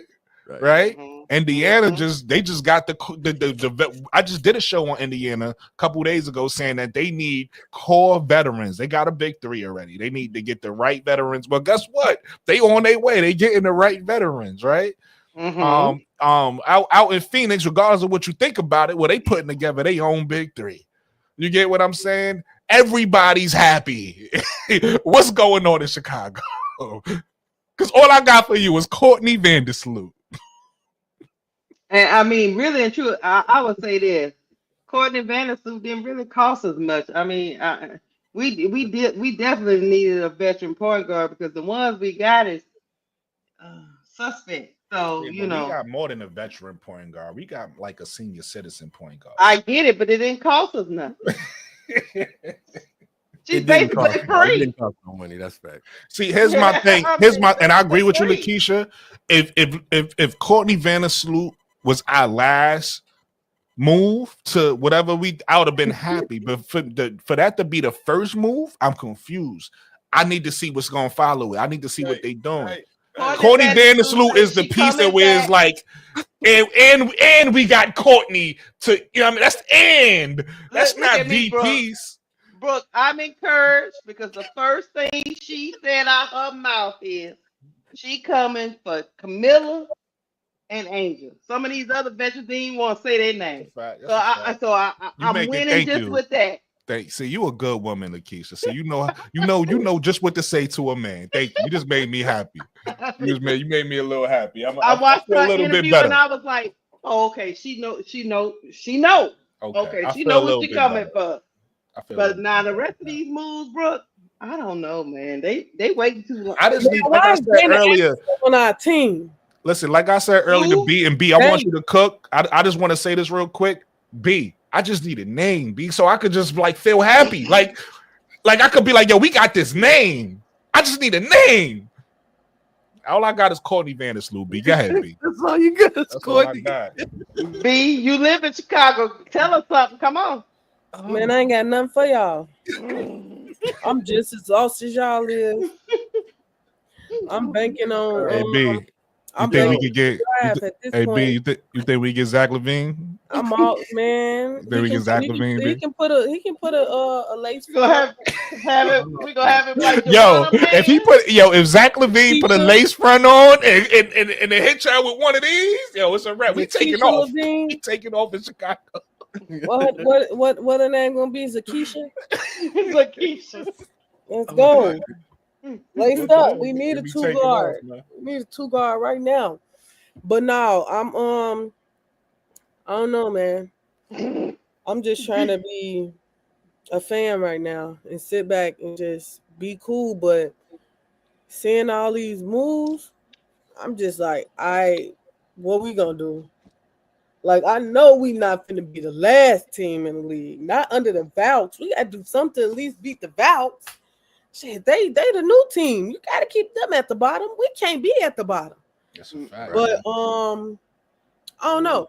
The Dana Evans signing starting to look dumb each day. It was dumb the first day. It was dumb day one. It was dumb the first day. It's what's a better word? What's a worse word than dumb? That's what it is now. Because like dumb. It's just making no sense. Right. Why is she still here? Dumber. Why is she still here? But that's what let me know what the tone of this was. The moment I saw that he offered her a qualifying offer, I was like, okay, he set the tone. I see what we about to do. You feel me? It's no reason we should be this confused. No other team is their fan base you know what I mean? There's no other team fan base going through this. You had some type of theory with Satou. It was like, okay, New York, Phoenix, maybe the Fever. You had 3 places. You knew what was going on. We literally don't know what's going on. And people are like, they try to like, yo, I get it. They basically try to compliment his behavior. And I'm like, there's nothing to compliment about it. Well, these GMs don't gotta, it's not about them letting us know. We ain't never said a GM need to hop up on a press conference and say, hey fans, this is what I'm doing. But again, the undertone will let you know. Does that make sense? And it's like he is not doing anything to kind of convey a plan, anything. And it leads me to believe he actually does not have one and is not as intelligent as people are trying to make him seem. Seemed like the sky moved in a great direction because how everything played out last year with Angel just taking over the league in a sense, you know what I'm saying? And having Camilla, they probably did better and could have done better had the end of the season didn't end like that. They could have probably made the playoffs, in all honesty. I don't think they expected that. They definitely didn't expect I'm about to say Asia Wilson. They ain't expect Angel to be what she is, right? So him as a GM, the trajectory of the team didn't change, you know what I'm saying? And I don't think he's really changed with that. He was, probably a lazy GM. He just going through the motions. The W wasn't even had the buzz like it got now. You know what I'm saying? So a lot of these teams and these managers was just going through the motions with their teams because they didn't have no steam like that. Now that it's, the eyes is on it and all that, you got to do your job now. You trying to build a building culture now. You know what I'm saying? A lot of these GMs probably was just like, whatever. I'm just trying to say, I'm trying to do enough to keep my job. You know what I'm saying? No, we trying to win. We got some pieces now. We trying to do some things. You know what I'm saying? And hopefully in the next couple of days, it's some good stuff is gonna happen. But I ain't looking forward to it. So I'm gonna keep it real, man. Y'all know. I don't know if y'all know, but they put the bid in. Oh yeah. They put the bid in, y'all. You know what I'm saying? We don't care about your Detroit. God damn it, they put the bid in. I ain't gonna lie, that jersey look with the jersey, and that jersey look fine. Show us the jersey. The jersey is upstairs, bro. I have to go get it. But the jersey I'm the funny thing is I don't think that's the original joint. I can't remember though. That's what I'm saying. That's bad. I can't remember, but I'm keeping it real. I'm gonna keep it real. But they put a bid in to try to be an expansion team coming up, and that's big, man. So for the city, man, if that happens, AD, say that right after I say this, because I want to make sure that I do this right now while people paying attention, while people watching. I want all my mods to do me a favor and drop everybody channel in a chat so people could go to their channels and subscribe and hit the like. Make sure you hit the like button on everybody channel. Subscribe to everybody channel. So my mods, if y'all know their channels, just copy and paste it, because y'all able to copy and paste their channel so it could be a clickable link. And if anybody watching this and ain't like the channel yet, make sure y'all like the channel. You feel me? Hey, Brooke. It's gonna be a problem. I got let AD finish and then go ahead, Lakeisha, because I interrupted. I got a question. If we don't get it out. If we don't hit nothing tomorrow, when can we crash out? That's a good question. You know what? How about this? I'm gonna follow your lead. I'm gonna follow your lead. You gonna follow me and Bro Claude to crash out? I'm gonna follow. Yeah. Oh, okay. I'm gonna probably go live midday tomorrow. Whatever, y'all could come through and crash out on my live. I'll definitely do that with you, Keith. Look, the pieces start dropping and you start seeing the pieces go other places. That's when you crash right. Right Every time somebody drop off the board, it's just like, damn. That's when you crash out. Right there. I was peed off all day today. I said, oh, here we go with all these breaking news. I said, not one Chicago Sky. What the hell? Yo, I gotta go to bed, so I ain't gonna lie, man. I gotta get up. I'm supposed to work tomorrow, man. I don't know. Yo, listen, plug your page, man. Listen, AD, he just started a page. It's dope. He already got some videos out, talking about talking about the Detroit Shock. Now, I mean, another one, plug your page real quick, AD. The page is AD Live Experience, like the name. Y'all can find me on there. Check it out. If y'all come, please subscribe and show me some love. Comment on some of the videos. I'll respond back. But I do got something in the works. Brooklyn, you know what time it is. You know what I'm saying? I actually probably, because my channel wasn't going to be just based off of sports, so I'm putting together just a sports only channel.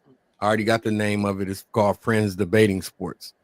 So I think that's the channel that people probably need to really subscribe to, and that's in this realm right here, because that's going to be based off of just sports alone. But so you can look that up. I already got the channel made. I actually had that channel made years ago and just never did nothing with it.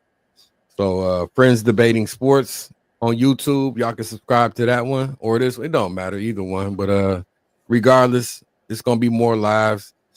Key, I'll probably come join you and crash out with you tomorrow. You know what I'm saying? Or Keisha, whoever, it don't matter. I'll be over there with you know what I'm saying? Whoever go live, I'm probably coming to crash out, because I got the feeling we gonna all have to crash out. Right. But I hate that it's gonna be like that until my shot come to town. But listen, Jeff Pete did this to us before, though. Right after he fired Teaspoon, we was like, well, what the fuck? What is he gonna do? And then he came through with Tyler Marshall. You never know. He might have a rabbit out the hat. Bro, he done got rid of Kennedy. That really made me mad. I ain't gonna sit here and lie to you. But Brooklyn, bro, I appreciate you, dog. Let me come on the panel tonight, man. Y'all know I always appreciate all y'all. And y'all have a good night, and I'll see y'all tomorrow, man. Thank you for letting me. You All already right, know. ABC, You a friend of the show. You already know. You a friend of the show. You already know. You know, I hit the like button. I be going every time y'all go live, I go on all y'all channel and hit the like. And then if I got do the time, same thing. I do the same. I always do. I do it every day. Every Yeah. day. And that's just show. That's how you show love, man. Y'all family. You feel me? Everybody up here. B, I don't know if you got a page or Mo3, but girl, you got some. You know what you talking about. You K-Stop already talked to her. What she does do. You better get on the internet as soon as you log out. And start you could plug it because I don't never want to say it wrong. You know, the streaming thing you do, I don't ever want to say it wrong. But K-Sap also trying to get her to start a YouTube page so she could have both. But she does. Tell them what you do, B. You need to. Yeah, I'll be doing it on Playback and X on Twitter. So my Twitter followers at it's all jokes 2 S's _ on Twitter on X. Okay. Playback Sky Zone. You can go subscribe to Sky Zone. We stream all the Unrivaled games, all the Sky games, all the LSU games. It's lit, but I'm thinking about a YouTube page. I am. I've been debating about it, thinking about it. I'm trying to free some stuff up in my schedule to really get it going. Listen, you already got a family or audience, you know what I mean? So whenever you're ready, you already know. You good. It don't hurt the network and then the multitask. You know what I'm saying? You definitely got to give, my baby. That's a fact. Hey, B, you my home girl. That means you right here. Listen, I'm gonna keep it all the way 1,000. It's not just B. Like where I met me, where I saw it. That's why I'm happy B came through and showed love, right? Because when I met B and I met a few other people in this in the Twitter spaces, it's a few like the same way we got a community here about a bunch of people who love WNBA, love Angel Reese, love Asia Wilson, whoever it is. It's like that on Twitter Spaces. You got Twitter Spaces for Caitlin Clark. You got Twitter Spaces for Asia Wilson, Angel Reese, Chicago Sky, whatever, and it's real knowledgeable people. So you know, it's B got a few friends that if they come through as well, she already got a community. She could do a whole panel with just her and her people because you know they really know basketball, and that's why I pulled up. That's why I said, "Yo, listen, we need to merge this thing instead of having it separate." You know, what I mean, we need to get and merge this thing because there's a lot of people on YouTube. Same thing, really knowledgeable. The love is there. Same thing with Twitter Spaces. So we need to get and merge that. Yeah. So, hey B, what part of town you on? I'm on the west side. I'm from the west side. You ain't on no west side. I am. Here we go. You ain't on no west side. Bro Claude, tell about the butters. I told you I grew up on Pulaski. I told you that before. Hey, my address. You know he old. He got bad memories.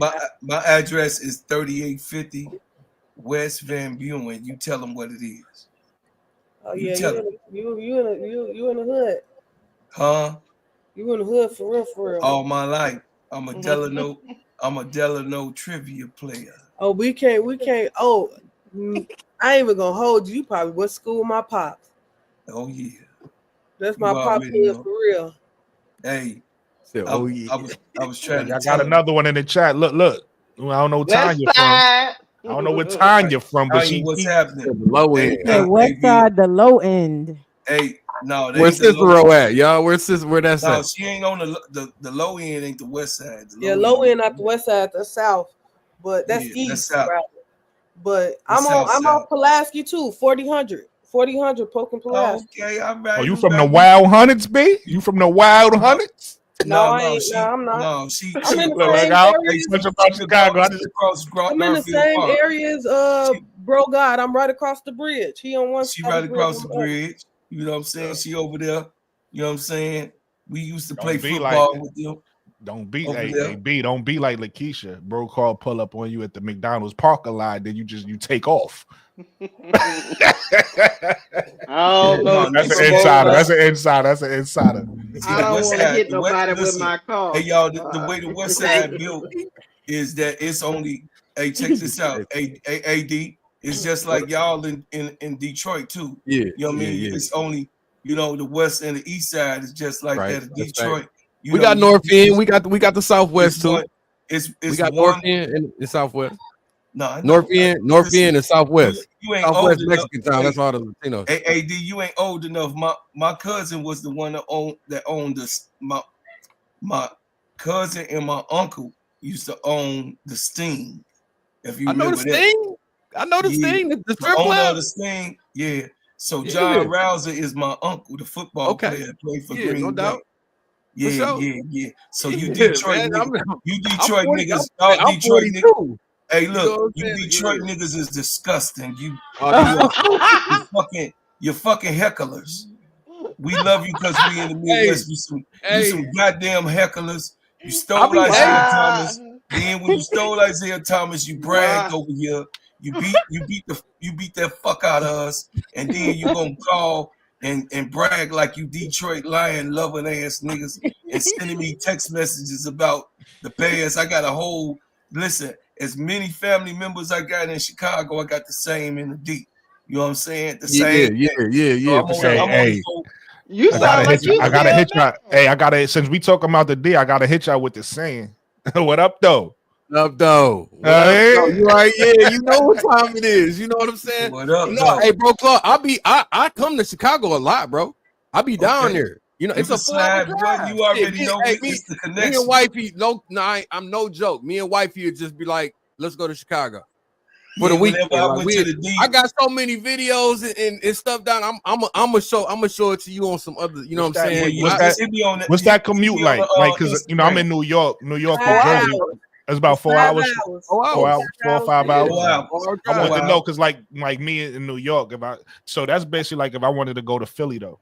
That's Philly about 3 hours from me. I done been to New York twice last year, bro. We drove out there. That shit was longer than I thought it was gonna be. Yeah. I stayed in Jersey one time and I stayed in Manhattan the second time. Okay. I don't like New York, bro. Too many people. It's too many people, bro. Yeah. Like it's that shit crazy. If you're not used to it, it's gonna be a culture shock. I mean, it's packed here. You know what I'm saying? Like it's crazy here, but that shit different.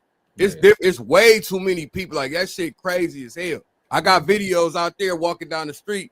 You know what I'm saying? Little projects and stuff like that. But I'm used to that. But you know what I'm saying? It's a little bit much, bro. Hey, B, can't drive like that. This shit drive me crazy. Yeah. Hey, B, how old are you, B? May I ask? I'm 29. Okay, yeah, you old enough to probably remember. You know, we entered the Music Hall of Fame in December.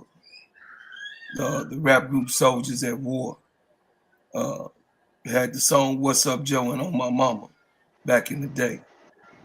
You know, we definitely right. You right there. I used to play right there on Kedzie and Jackson at the playground. A lot of my cousins graduated from Marshall. You know what I'm saying? And Collins. No, I went to Westinghouse. You went to Westinghouse. Okay, you went over there with all the Dillards. The Dillards went. That's my family. That's my pops. That's why I said you probably know my pops. Who your pops? Boogaloo. Boogaloo, your daddy? Yep. Boogaloo, my shorty. I told you. AD, ain't that some hood shit? Hey, you know Boogaloo. Hey, me, Pinky. That's how I see though. You feel me? Look, bro, call dropping all the name. Me, Pinky, and Left Eye was outside in 1989. No, when you told me, Boogaloo. Listen, her uncle named Boogaloo. Her daddy named Boogaloo. Her uncle named Pinky, and her other uncle named Fella. And Skip went to school with Marcus. Skip Dillard was a DePaul's Blue Demon. Yeah, that's our hero. Skip was our hero. That's the Delano hero. I told you. That's dope right there. Though. I like this. You know who my first cousin? I told you it running my blood. Arthur AG. Look at Angel Reese bringing people together. You know, Arthur AG is my little cousin. So silly, bro. Tanya in the chat. I dropped the link. Tanya, come up to the chat. Tanya, you talking about Skip Dillard? Yeah, that's my uncle. I told you I'm up to the chat, Tanya. I told Bro Clyde, I said it running my blood. Like I know ball for real. Oh, listen, y'all. Where you was from? I was like, yeah, you know my pop. Let me tell y'all. Listen, let me tell y'all. See, B gonna already tell you that I'm official. Just by me saying that, she know Springfield right there. We all Springfield killers. We all assassins in our neighborhood. We was the most picked for any district ball in the whole state of Illinois across America. Is that true, B? Yeah. So you know, y'all saw the movie Hoop Dreams. I'm in the movie. Wait, what the fuck is Tanya talking about? That's going on? That's fella. You know what I'm saying? Talking about big ass thighs. Look, man is my little cousin. Hey, look, tell your daddy you was on here with Cloud. And he gonna be like, oh, Cloud, no, that's that. He gonna tell you. Yeah, he gonna tell you. I'm stuck on Thanksgiving with the big ass thighs. I'm stuck on that. I want to see a picture of the thighs now. I mean, look, hey, you ain't from across. Hey, B, you ain't from across the bridge. I am from across the bridge. You ain't from across the bridge. My mama grew up across the bridge. I know your mama from across the bridge, but your hey, daddy, bro, Claude. Hey, bro, where the foes at, baby? He said, that's why I said, you know, across the bridge is foes too. I know. Hey, bro, Claude. She said, I'm across the bridge on my mama, on my hood. No, just on her daddy. Listen, her bloodline. That's why I said I don't know if we can gangbang on here, but no, we ain't doing that. Nah, B, we can't bang. Listen. Of course you can't say nothing incriminating, but if you know how to say whatever you know how to say without saying whatever you're saying, you can do that. Because everybody from a town, like you know what niggas are saying, but you can't just come out and just say something crazy. Hey, B, don't come out and say nothing crazy, B. Hey, B, tell Keisha. Get the feds on hey, B. This is still sports. Hey, B. Can you hear me, B? I hear you. Tell Keisha I'm one of them ones. Yeah, if you know, you know. All right. Keisha, I don't know. Hey, they mad that I was able to, you know what I'm saying, get up off of Springfield. They talking about all good. No. Hey, us West Siders, we know how to get in the cut.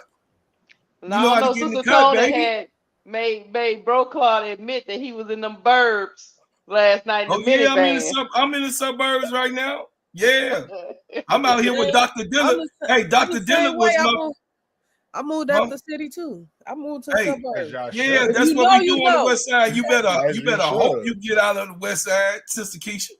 I'm 50. I'm 55. I was able to live 55 years and make it through the west side of Chicago. I got you, Bro Claude. So when I come visit, I'm Brooke, check the private chat. Have your soldiers. Oh, what does private chat say? She said, Brooke, not Lakeisha. Oh, what is it? She said, Brooke. Watching us in YouTube street. Yeah, they watching us in there, trying to get them fans on us. Okay, all right. You my niece then. You my niece. All right, we good. You better let's get the stuff together. You got to hit me on the IG. You know. Yeah, I was jamming with Bro Claude. Look, me and fella used to play in the snow and scoop the snow off. We used to play ball so bad because you know what I mean. All the other ones were a little older than us. We used to take the shovel and be right there in Delano playing in 30 degrees. Yeah. Oh, I can't be. Yeah. Yeah, all of them my people. Listen, she come from a pedigree. Everybody who her uncle went overseas. You know what I'm saying? Pinky, her other uncle, he was cold. He didn't, you know what I mean? He didn't see it through, but if he would have saw it through, you know what I'm saying? Man, you know, Man is your cousin, right? Yeah. I know. I raised Man. Well, wait a minute now. Wait, I got something to add. Hold on, before Lakeisha asks that, everybody go hit the like button. Because one thing I noticed, if you don't tell them, they're going to forget. So everybody go hit that like button. Yeah, Lakeisha, ask like question. I got one question. Since everybody know everybody on the west side of Chicago, why don't y'all know what Jeff P. gonna do? That's what I'm trying to figure out. We'll be to see him, though. We'll be. Hey, You I see told us Jeff go. P. Trust me, I'ma ask him. we'll see Jeff P. We gonna see Jeff P. We right down the street. You keep right down saying the that, street. bro, club, but you have no information. I got I no see Jeff information P, I'ma because this ask dude. him. Hey, this dude to make me crash out. So I'm gonna be cool. This dude will make me crash the hell out. Listen, did y'all know that today Quita loves sports? She crashed out today. What she say? She said, I have no idea. Go look. She just crashed I gotta out. go listen to her video. She said, I have no idea. No, everybody making moves but us. She said, now Jeff P, you didn't turn me in from a podcaster to the fan. Now you finna hear the fan. What is real? See, my thing, I would be okay with this if they just come out and say, listen, guys, we not going all in this year. You know, right. we plan to go all in next year, at least so we could be prepared not to look for nothing. But for them to not say nothing and to see everybody else doing shit, it's confusing. It's like, wait, what's happening? If but I crash out, worry, because I don't crash out. I'm usually very calm, very level-headed. This what we gonna do. When I crash out, something wrong. Listen, I ain't crashed out yet though. I come from Skip Diller bringing Marka with the big thighs, Terry Comma G's, all the dude. Listen, that's what what's her name? Tanya said it, not me. Tanya said Skip had the big ass thighs. That's Skip. Bro, Clark go act like he don't know nothing about that. I don't know nothing about that. That's what Tanya keeps saying. Look. Yes, look. That's what Tanya keeps saying. Hey, Tanya. I don't know who Tanya is, but she. Hey, Tanya, man. Hey, I dated a lot of. I might know Tanya grew up with Doc Rivers. Yeah, with Glenn. No, his name is not Doc. His name is Glenn. His name is Glenn Rivers. His name is Glenn. I know him as Glenn. Yeah, we ain't call him no Doc. Wait, it's February 1st on the eve of free agency. Let me go check the website. Yo, who the hell is Tanya? Yo, she is hilarious. Hey, Tanya, pause. I don't know none of that shit. I'm K-Town Finance. I don't know none of that shit. You can miss me. Hey, you can miss me with that. I ain't looking at. Hey, look, I don't know nothing about none of that. Tanya said I should not know none of that. Damn. She said you saw him in them tight shorts he was wearing for on basketball court. I don't know nothing about that. Tanya, one of those people that you meet new people and you start lying. She not gonna let you lie. You know you ain't like that. You know that man had thick thighs. I don't know nothing about that. I don't know nothing about none of that. I don't know nothing about none of that. All right, Bocard, tell us what you want to say here. Ain't no telling you shit. I got 9 babies. Ain't no tell you a goddamn thing. I got all 9 of mine. We shoot where we from. I'm just being honest. We violent like that, so I'm be cool when I talk about put the gun down. So my head is hurting. Okay, so y'all don't think we can fleece Connecticut, son? We can't fleece them. No, Tanya. Yeah, I said, Tanya. I said that we call him Glenn. Yeah, we called him Glenn. I think we could fleece Connecticut. I just think they're not willing to do it. Do you think Dejanay want to go with her girlfriend in, and that's what's going on with that? Or you think that's just the rumor? You know, because they could have came up with that rumor just because Nalyssa Smith went there. You know what I mean? So it might not be a real rumor, you know? But hey, Michael Finley. Y'all not the only. Hey, bro, Michael Finley, my people too. Tanya. Bro, y'all not the only one, because you know a lot of people don't like Doc Rivers. So Rasheed Wallace said his name is Glenn. I'm calling him Glenn Rivers. Rasheed Wallace don't call him Doc Rivers for nothing. Yeah, his name Glenn.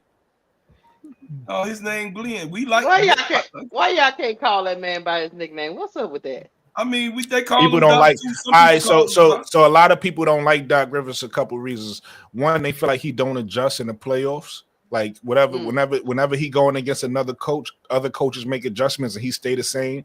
And then two, he lost multiple 3-1 leads to lose a series. So a lot of people lost respect for him. Like players I'm talking about. I'm just going. I don't meet you. Obviously, I'm a fan. I don't have no opinion of Doc Rivers, but I've heard a lot of players say they don't rock with Doc Rivers because of that. Well, all I know is this: I can't have the Rose losing tomorrow and crashing out. I'm excited to see the Rose play again, but like he said, I kind of almost got to get myself ready for a loss. Brooklyn, they playing the Laces. They about to lose again. Yeah. Especially if there's no lineup change. If there's no lineup change, then. But yeah, I don't know what Chicago doing, guys. I like that topic you had at Brooklyn. We just don't have no answers for it. We don't know. Yeah. We don't know. I feel like we gonna know tomorrow, but then again, we might not. See, like I said, they need to just be honest about what they're trying to do. If you want to go all in and trade the pick, tell us that's what you're trying to do. And you don't got to tell us like exactly, you know, you get what I'm saying? Because you still want to hold your cards up to your chest. But let us know, hey, we're looking to see what our options are. All right, cool. Then we know what you're doing. Or if you're saying, you know what, we don't want to go all in this year because we want to wait till next year where all the free agents is blah, blah, blah, blah. Say something so that we could be like, all right, bet we know the direction of this team. But right now, with them not really saying nothing, we don't know what they like. That's why I was saying earlier to Bro Claude when he was saying, why y'all want to trade the picks? I never wanted to trade the picks, but I think that's what Jeff want to do. And if that's what Jeff want to do, now I got to figure out who he should trade him for. Right? If that's the route you want to go, now I gotta make that route make sense in my head. Because that wasn't the route I wanted to go. Yeah, right. Hey, Tanya, tell him I'm one of them hoopers. Sherelle Ford, that's my guy. So let him know what I know them all. Sherelle Ford and Mike Finn. Listen, Tanya don't gotta speak for you. We thought you was one. Hey, Bro Club, we talking about these guys official though. No, we don't care about them guys because we don't know them. We know you. You do know who Mike. Listen, you know. No. You're not listening to what I'm saying. What I'm saying is we know you. Oh, you official. Yeah. We don't need nobody to tell us to be. I mean, we know Bro Club. Oh, you understand what I'm saying? Oh yeah, go ahead, talk your shit. Talk that ish. Y'all so silly. Cut that ish. Hey, that's why you my little bro. That's what I'm saying, man. We know who you are. We don't need to no disrespect to those other guys. Respect to them. But we know them. We know you. Oh, absolutely. That's how that goes. It's official. We know the gingerbread man. Hey, I'm just saying. Hey, plug. Matter of fact, you listen, Bro Club. We got 172 people watching, man. Tell them about the Butters, man. You got something you can show. You got to sample the Butters. Yeah, you got the soap. You feel me? Because I watched the video. I know what you got. You got the soap. You got the I forgot what you call that stuff. You got the Fever pick in the second round at 19 and 20. Oh yeah, they got 2 picks in the second round. Yeah. Yo, man, there's gonna be some talent in that second round. Mm-hmm. Yeah, and a good thing for the Fever is that's gonna be cheap contracts for them.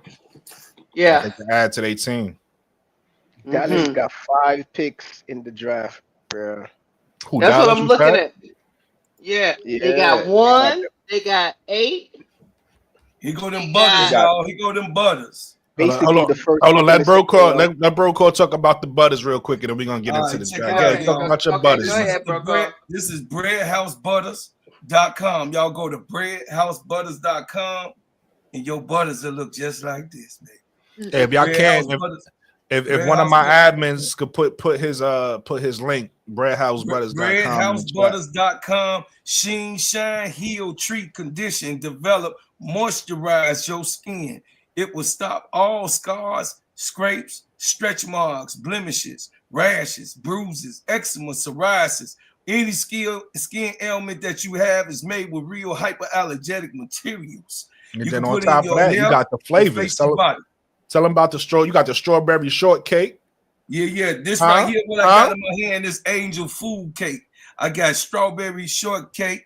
I got the powdered donuts. Take care, you know B. what I'm saying? Have a good night. Pomegranate passion. You know what I'm saying? You go onto the website to Bread House Butter. Uh-oh, he done clicked himself off. Feel good and it feels oh, he so back, good. he back, Go he to back. the third layer of the soup. Yeah. Much love. I appreciate that, little bro. Go ahead, Yeah, Mo. Put in your Tell order us now. about Dallas. What? You said where they picking at? They picks? Oh, they got 1, they got 8, they got basically the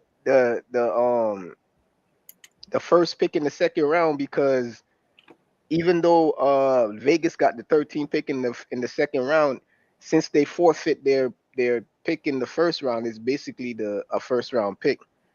And then they got 2 more picks in the third round.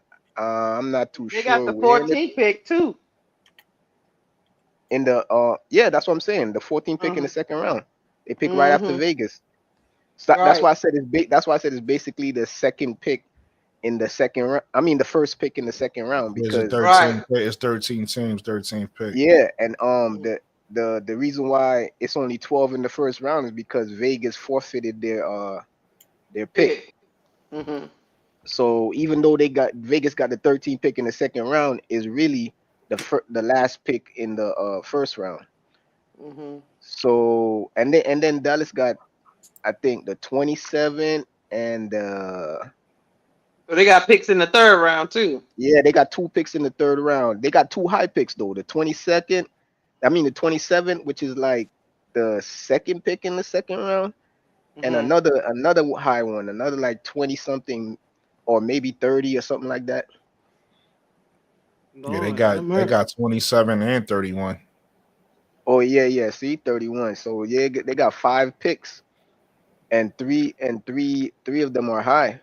And they could have the number 3rd pick if they trade a Rico. Yeah, that's what I'm saying. They could package up.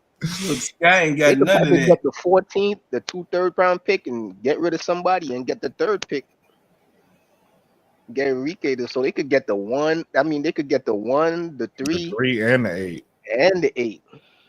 Damn, the Chicago Sky ain't got none of them right. Second, nothing in the third round. No, we only got 2 in the first. 2 in the first. It looked like I would go to the Los Angeles.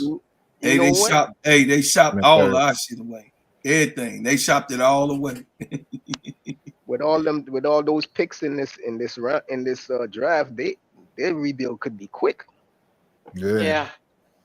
But that's what I was saying about us. The same, no difference with us. Our rebuild could have been quick too, because when we have 2 first-round picks with Angel and Camilla, and then this draft we got 2 first-round picks, and our next draft in 2026 2 first-round. Those 3 years alone, we would have rebuilt our team exactly how we needed it. But we don't have the next round picks. We might not have the next round picks because of the trade for Angel. Minnesota got the pick swap. Yeah, no, we still get our pick. We just lose the pick that we had it at. Yeah, we still get the pick. When I say the pick, I mean the pick we want. Yeah. Because say they get like the last pick and we get the first pick. That's not the pick we want. Yeah. No, absolutely. And then, but that's that one was a mistake, or that one was unfortunate. But the team I thought we was gonna build is not the team that we're gonna have.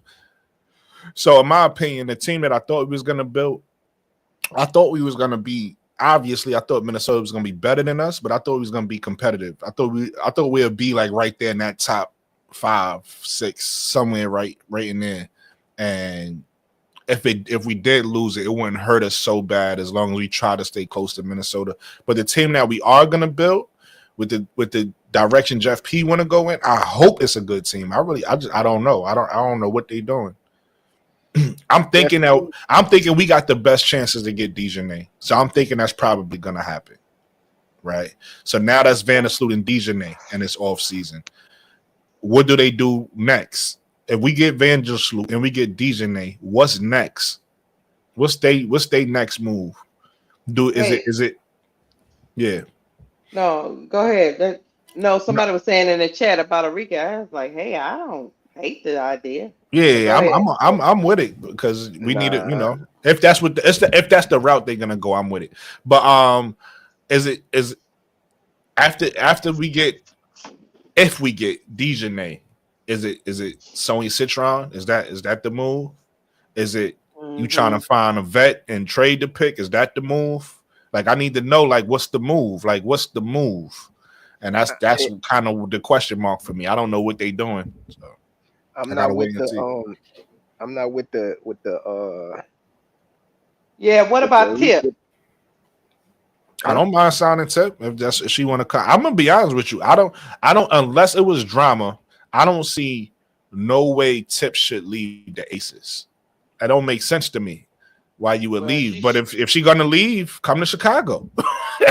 Say she's shopping around. I don't know why she is, but she is. Hey, listen, if you gonna leave, come to Chicago. It don't make sense to me, but if you're gonna leave, that's what I was saying. Jeff could still save it because I'm not really with the Enrique thing because that's gonna cost the third pick.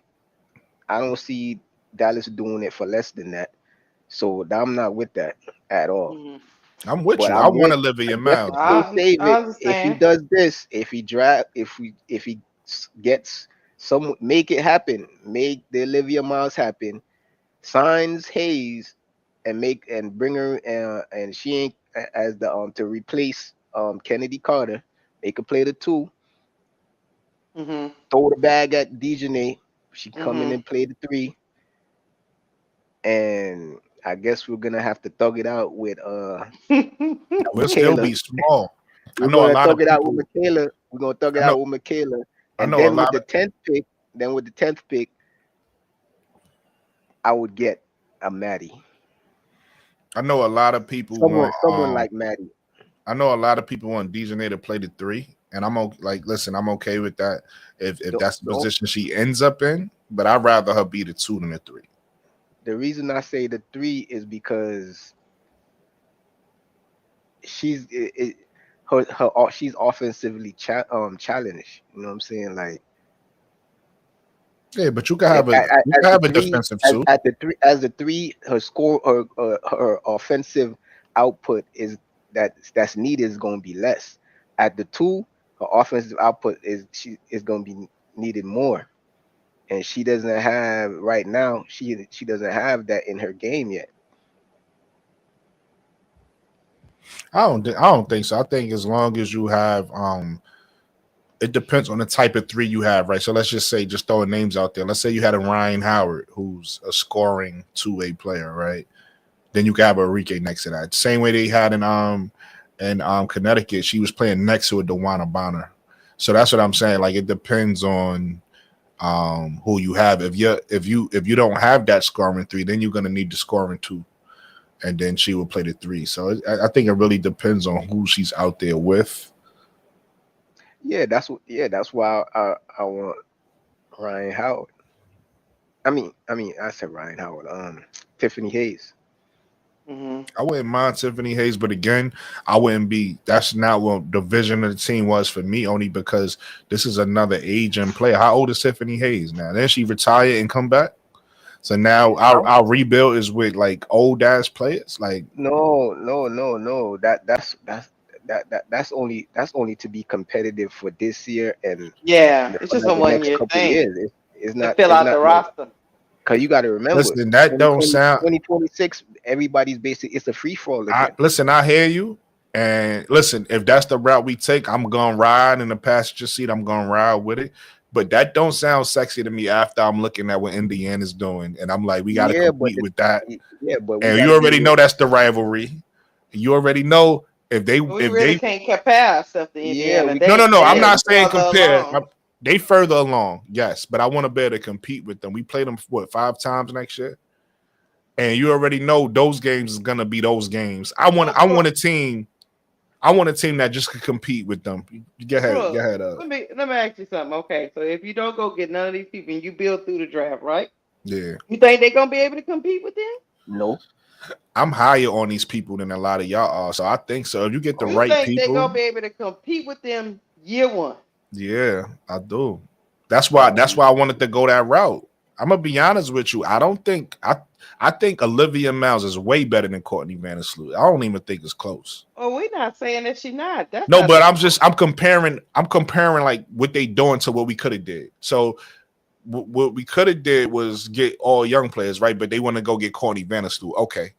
I prefer Olivia. So now depending on what they get at the 3, maybe we could get a player that's better in the draft over whoever they get at the 3. I don't know, but we're gonna see. All right, Brooklyn. What young player you was gonna get that's better than Courtney Vandersloot? I thought I just answered that. I think he's saying Olivia. He's saying Olivia No, played day one and yeah, but Indiana. in my scenario, I still got Olivia Miles on the team. Yeah, me too. I just don't think he's coming straight out. He's saying X out. Vandersloot is not working for him. So who you was gonna replace Vandersloot with? I don't understand your question. Because I already got Olivia on the team. Yeah, I see what you're saying, Mo3. He's talking about. I don't understand what he asking me. What he's trying to ask you is, in his mind, the Danas and the other little point, they're not there. Mm. They out of sight. We already know they shopping them. They're trying to get rid of them. Right. So if you wasn't gonna get Vandersloot to back up Olivia Miles, who were you gonna get? Well, I thought we already had her back up in Lindsay Allen. That's who I was shopping them. Yeah, but Sloot is better. Yeah, she's better than Lindsay Allen. Okay, I mean, yeah, she is. To me, I do agree. All right, so I do agree. This is how I feel. I do agree that Sloot is a better player than Lindsay Allen, right? Mm-hmm. Overall. But in the role that you saying that Courtney Vandersloot and Lindsay Allen would have played, I think it's even, because you asking them now to be a veteran and a kind of teach your rookie the ropes, right? The reason why I think Lindsay Allen was the perfect player to do that for Olivia Miles because they come from the same automata, so they have that connection already. I don't subscribe to that because Lindsay Allen couldn't do it for herself. Yeah, yes, but you don't have to. You gotta realize some players are who they are. That don't mean that's almost like saying that if a player wasn't a great, she can teach something she can't do. That's almost exact. No, I'm about to make that point. That's almost like saying that great players. That's almost saying like average players can be great coaches. You get what I'm saying? Just because you don't have the ability, don't mean you can't teach somebody. You might have the knowledge up here, but the ability and playing the game is something totally different. Only certain players have that. But the ability to teach somebody and say, "Yo, this is how we work. This is how we work in the WNBA. This is what we do. This is what you teaching a work ethic. You can teach anybody. You don't have to be a great player to teach nobody that. But as far as going out there on the floor and having ability, Olivia Miles has that already. You just have to guide her and say, "Yo, listen, don't feel if you go out there, if you're a rookie and you go out there and have a bad game, that's when your vet come put the arm around you. Hey, don't hang your head. You know, it's another game tomorrow. Bomb. That's what the vet. So that's what I'm saying. In that role, okay, cool. We got Courtney Vandersloot to do it now. To me, I don't care if Courtney does it or Lindsay does it. Dana, hell no. You know what I mean? Somebody like that, hell no, because I don't feel like they're a good leader. But if you have those leadership qualities, for me, we already had that. But cool. If y'all wanted Courtney Vandersloot to be that, that's all fine and dandy. Let me tell you this one thing before Mo3 go. Let me tell you one thing. Have you seen Lizzie Allen with Tyler Marsh? No, I haven't seen many videos with them together. Go Mo3. All right. I don't think Tyler Marsh believes in the veteran leadership. The veteran leadership part, I give you that. She could do this basically the same thing.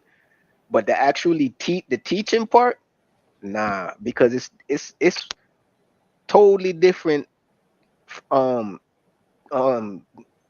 from a peer than learning from a teacher. Coaches, people listen to the coaches because they're the teachers. They don't a coach people listen to coaches that never dribbled a basketball a day in their life. But they listen to them because they're teachers. That's what they're good at. Now when you it's like people, it's just human nature. People are gonna be like, how you gonna tell me I'm shooting it wrong and you can't shoot? I don't see you out here doing that. So what you mean? It's harder to teach somebody when y'all peers. Everybody not like that, bro. I do understand what you're saying. The majority of people are like that. Nah, I don't agree with that. I've been Oh, watching man. basketball my whole life, bro. I'm telling you, some people like that, and some people want to learn. You know, what I mean, you could take Angel Reese for a perfect. You could take Angel Reese for a perfect example, right? Angel Reese, what Kai said about Angel? Angel Reese comes, she listens, she want to learn, so she's listening to everybody, even the bum ass coach we say can't coach.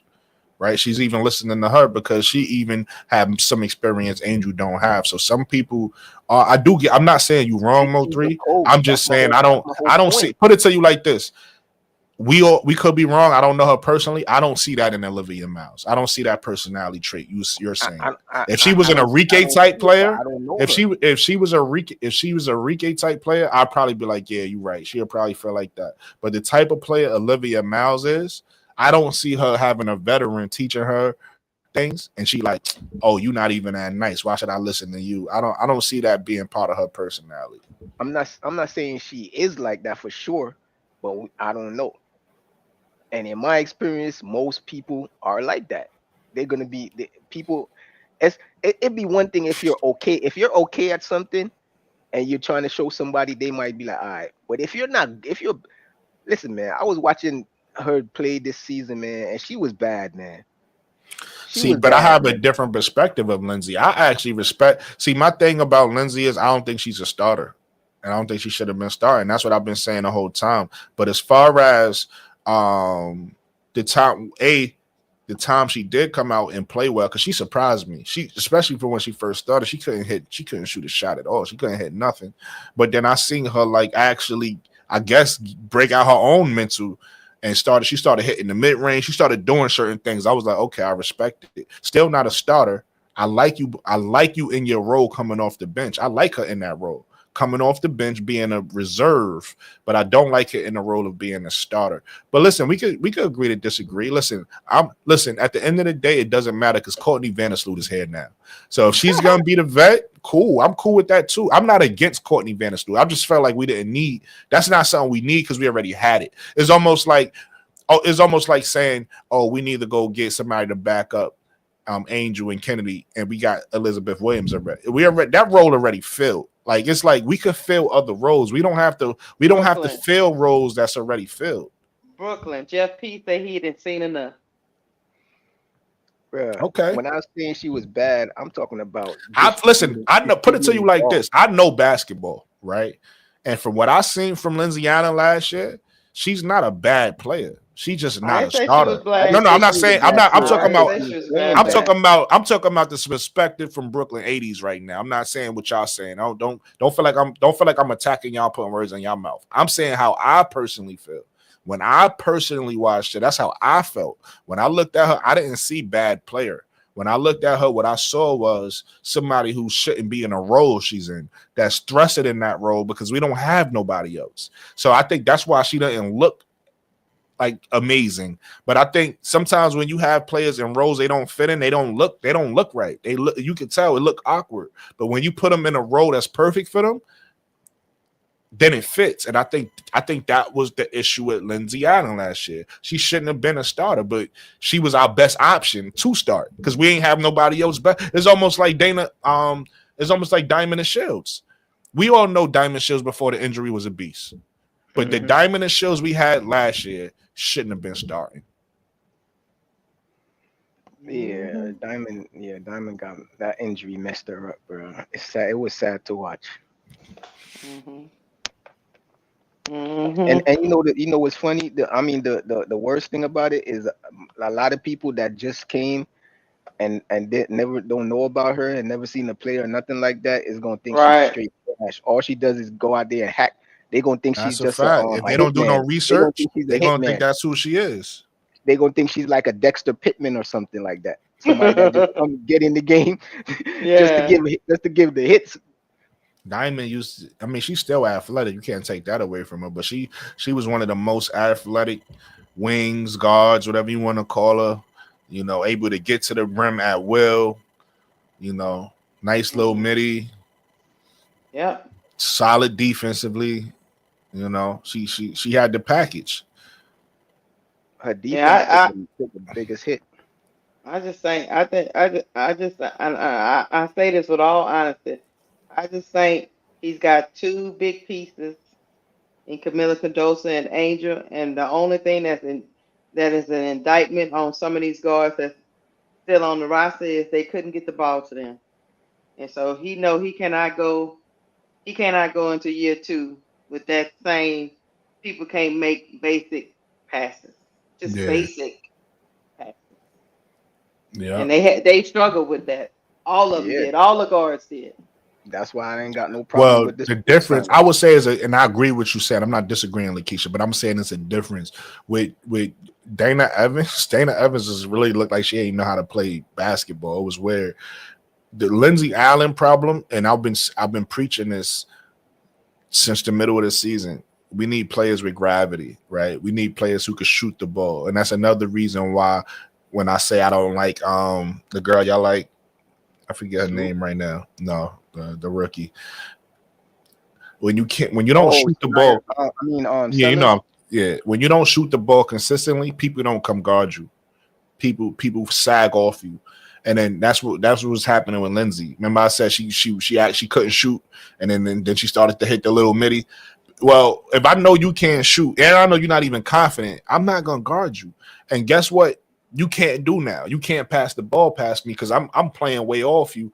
I'm gonna pick that off. So with Lindsay Allen, I think it was more so her game. With Dana Evans, I just think it was more mental because it's like, to me, it's like how you can't pass. You don't want to pass. Okay, you don't want to pass because how you can't pass to a 6'7", the biggest target on the floor.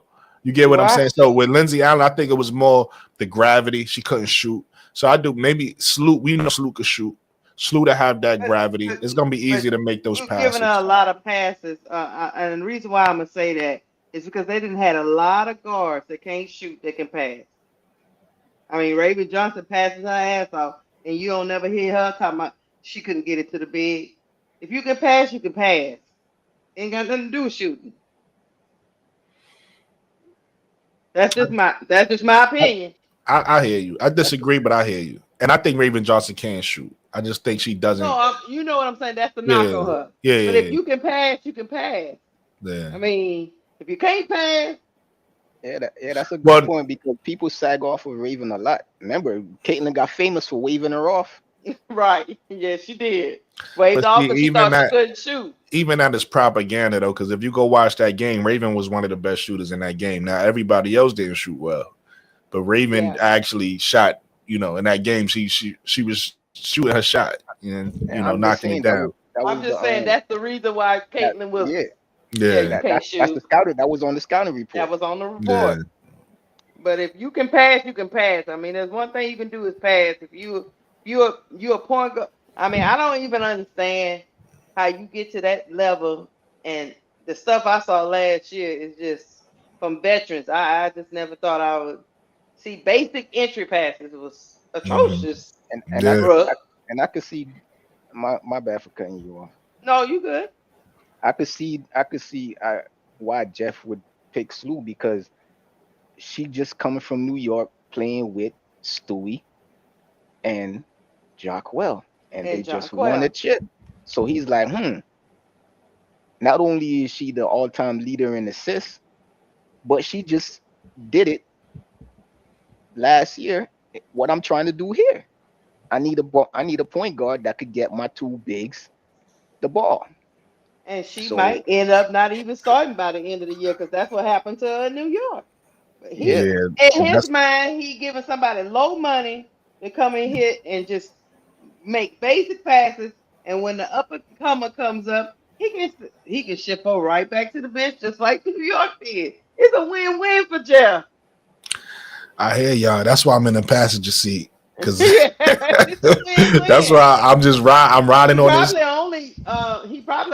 She probably only signed her 1 year. If he don't like her, you know what I mean? Sue might retire. She probably be up in there like, oh, okay, y'all gonna do me like that, and that's it. I'm done with this. Yeah, man. and the thing with what Brooklyn was saying about competing with Indiana, like we can't like Indiana got the upper hand. They got because they got all their young players already. Like the only one that was like really up in air was really like was Kelsey, and not really because they had the option to call her. So and she ain't going nowhere again because they could call her one another time if they keep that rule. Yeah, which that's true. I'm pretty sure they're gonna keep it because the owners that's like basically one of the 2 or 3 things that they have full control over, and they're not gonna do that. The players already trying to get mobile. They like, nah, this is just gonna make them get mobile faster. Hold on, Mo3. Let me tell you why Brooke looking like that. It's just not sexy, Brooke. I get it. It's not. Hey, Lakeisha, I just need a name. I need a name so I can brag about my team. You know what I mean? Yeah. Oh, we about to do this next year because we got. I can't do that with Courtney Vandersloot. You can't get on. You can't start flexing. Talking about I got slow. I can't do that. We also got to live in reality, though, Brooke. Can't live in fantasy. I get where you're coming from.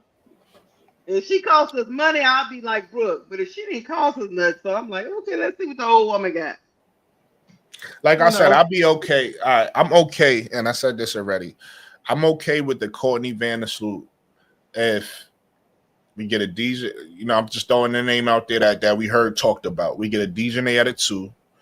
At least one person. Right, we get a DJ at a 2, and if they gonna shop the pick, I don't think it's gonna happen. But like a Kappa, I know she playing terrible in Unrivaled or whatever. But if we get like a Sloot, DJ Kai, something like that, just something with the like, it don't have to be those names, but something like that, I'll be okay. I'll be like, cool. I see the vision. I see what you're trying to do. But you think Phoenix will let Kai go though? No, I don't think it's gonna happen because they got that's their big. I can't see them like they got their big 3. That's their big. I can't see it.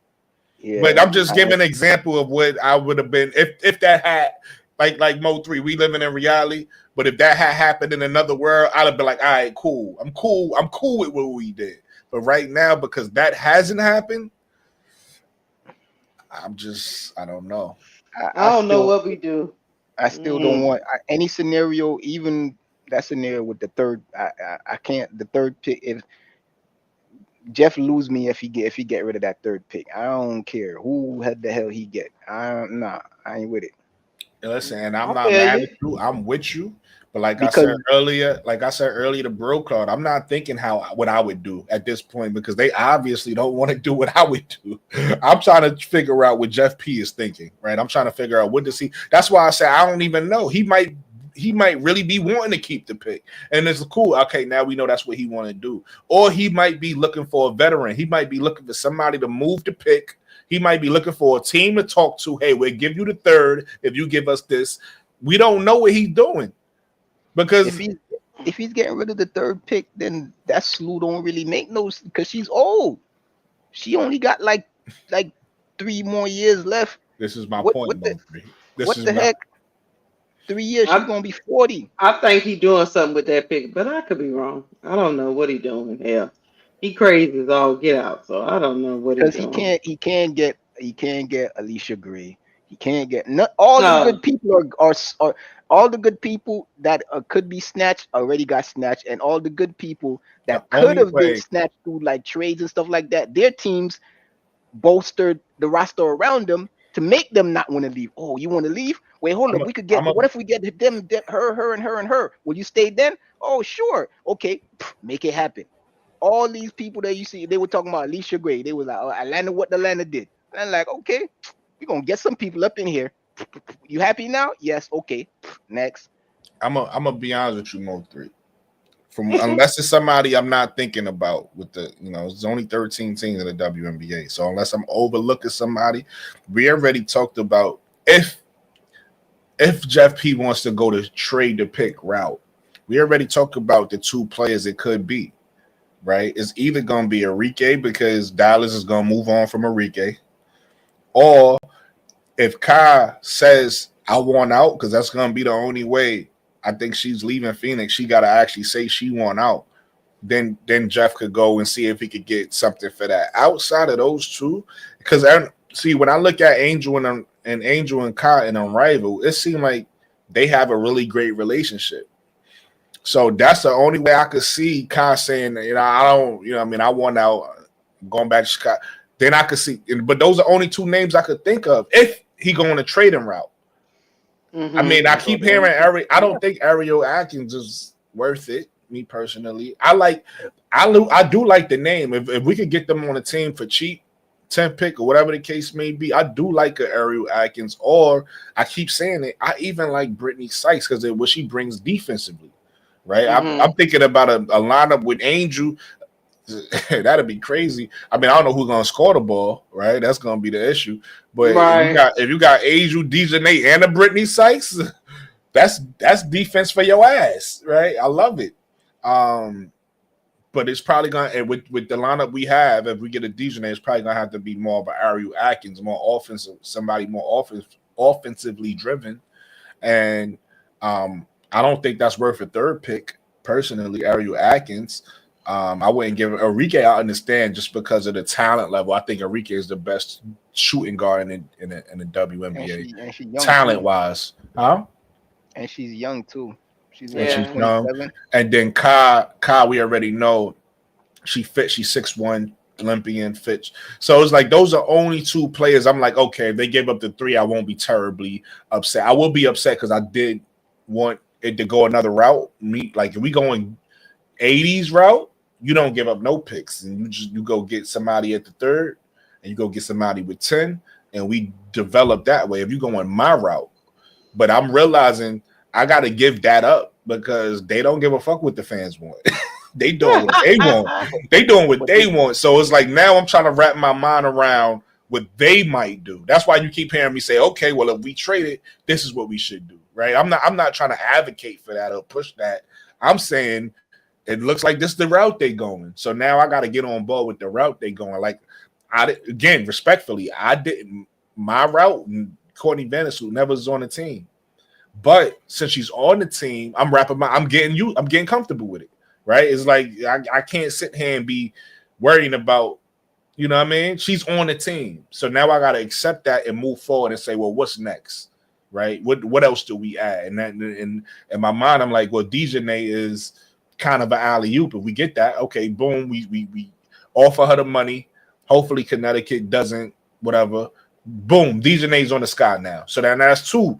Bang. So now, and then it's like, well, what do we do for the small forward now? Because we got our shooting guard, we got a point guard. I like Dejanay better at the 2. We got our shooting guard. Now we go out and get our small forward, however we get it, whether that's Sonia Cintron in the draft or that's Kalia Copper via trade or somebody else maybe I'm not thinking about right now. I don't know. Somebody that may be ready to be traded or whatever the case may be. But yeah, that's what I was saying. The people that look like that are on teams that look like they could be disgruntled and want out, like a Kalia Copper or Enrique. What did their teams do? They bolstered the players around them. Phoenix went and made all these moves, boom, boom, boom, boom, boom, to try to make a team like, yo, look, this competitive. You don't got to go nowhere. What did Dallas do? Oh, they not only Dallas cleaned up in that trade, cleaned up. They got Nalyssa Smith, so basically replaced. It was a lottery pick, and they got the 9th pick. And don't you know what we keep overlooking in Dallas? Maddie Seagrass ain't that bad. No, right? She's a young player too, so she might develop into something too. Everybody keep overlooking Maddie Seagrass. And another thing people are overlooking, Enrique was ecstatic about getting. She wants to play with Paige. So to her credit, she didn't know that. Yes, she was. Yeah, as soon as they got the first pick, she went on Twitter. She went on Twitter and posted how happy she was and all this, and boom, she was happy as hell. That's fine. As soon as they got the pick, they got the pick, she was talking. That's all she was talking about. You know what I'm saying? So I think she, you know what I'm saying, to her credit, I think she might be tired of losing and willing to change up her game, as we're seeing in Unrivaled. Everybody be saying Paige should play the 1 because in their brain that's what she they want her to play, but Paige is 6 feet tall. So Yeah. it's a world where you could play you could get them both all ball. You could play Enrique at the 2 and you could play Paige at the 3. And you could, put whatever point guard, Ty Harris or JC Sheldon or whatever, and run that lineup out there. So you could do that too. I don't know, man. I think the best. Listen, if I'm Dallas, the best thing I'm doing is trade Enrique for something, maybe another pick, even if it's not to Chicago. I'm drafting AZ Fudd too. I'm pairing up those best friends, and I'm building around them. I'm slowly building around them too. That's just, to me, that's the smartest thing Dallas could do. Dallas could still do that. That's what I'm saying. That's the smartest thing for them to do. You don't think Ozzy's gonna be there at 8 still? No. See, that part I'm saying they need to trade. I'm saying if I'm Dallas, I trade Enrique though, even if it's not to Chicago. Like I trade Enrique for something else, and then I just build young. I go young.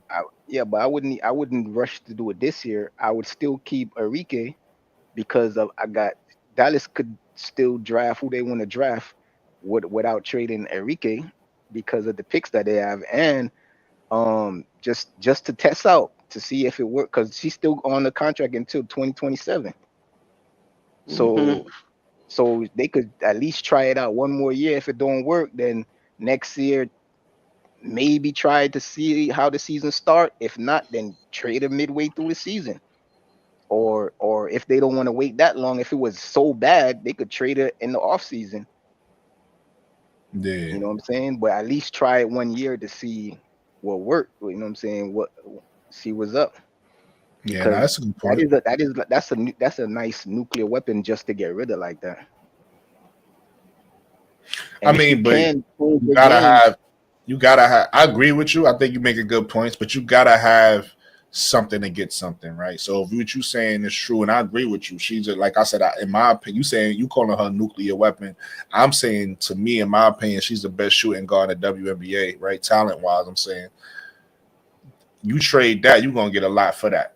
Right. And so if you Dallas, even if it's not this year, you might go all in for 2027 picks or or 2026 picks or whatever the case may be. So if Enrique is who we think she is, you trade her and get those, you know what I mean? And then you building your team, you getting your team out. So I'm with you either way, even if they trade her now, or if they do like you said, wait a year and trade her, either way, it seemed like that's just if you think it with Dallas GM hat, that just seemed like the smartest move to do. So, especially if you get a Paige and an AZ Fudd. Now Paige is less miserable about being, because everybody's saying she hates Dallas. Now she hates it a little less because she's there with her best friend. They TikToking, right? And then not only are they TikToking, you build, like you said, you got a lot of young players around them. So that was like, it feels more like your team. It don't feel like you coming into this team with these veterans, and it feels more like your team. It's Texas guys are like a bad rep for athletes. Like a lot of athletes don't want to play for Texas teams. I don't know what I don't know why that is, but they don't, like in all sports, like. And that's crazy because in Texas, at least in Houston, I don't know about Dallas, but at least in Houston, is no tax. No, it's for the whole state. Yeah, so it's no tax. So it seemed like the same thing as in Florida. It seemed like they would love to play there, right? You get more money. Yeah, but but no, it's not. That's not the case. That's not the case. They'd rather just go to Florida because the same shit. Florida, there was no tax either, so we could just go there. They got just as many as much sports professional sports team. To your point, Mo3, now especially now that they got an Unrivaled there, they need to get a Florida WNBA team. They used to have one. They used to call it the Soul, the Miami Soul. They need to bring that back. Oh man, I spoke it into existence. What AB was saying earlier, I wanted to tell him, but I was on the phone with my girl. about the Detroit Shock. Remember, I keep saying bring the Detroit Shock back. I Yeah, he kept was saying that telling me. on KSAP show. I was like, I need to bring Yeah, the Shock back. I like the Shock. The Shock was cool. yeah. AD had made a video about that shot. The shot coming back.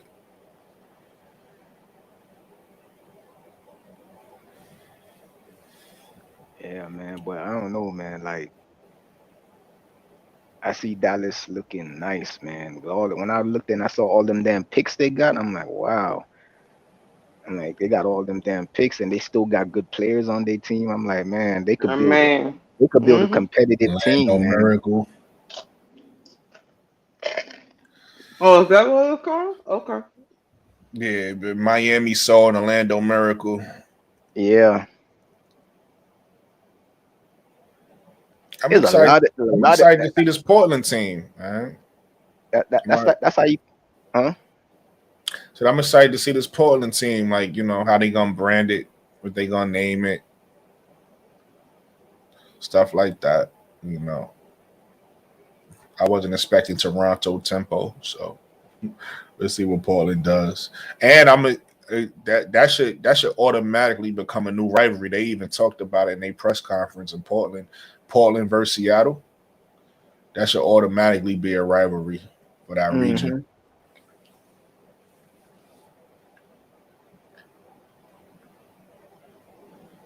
Oh, Portland don't got no state taxes either. I ain't know that. Yeah, because it's usually Commonwealth states that don't pay state tax. I didn't know that either. Yeah, learned something new today. Mm-hmm.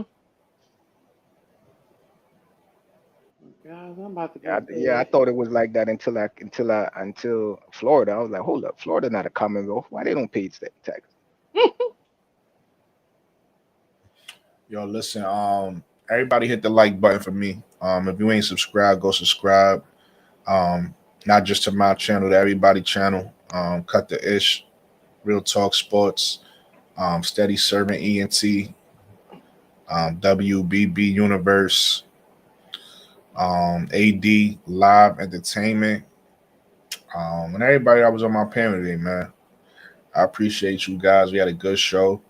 I feel like this show was very good for me because it was therapeutic.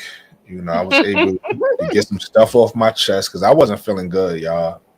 I wasn't feeling good, and I'm still not feeling great, but I feel good that I got to talk about it with people, with you guys. So thank you guys. We was able to talk that out.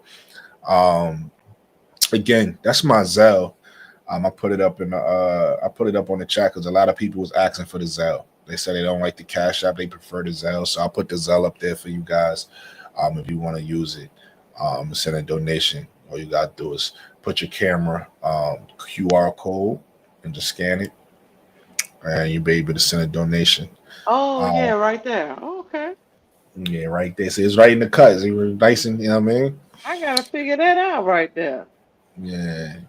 I was wondering. I'm like, where the hell is that? And then I peeped it. I looked at it, but then I was like, you should put it like because the background is white. That's why. Yeah.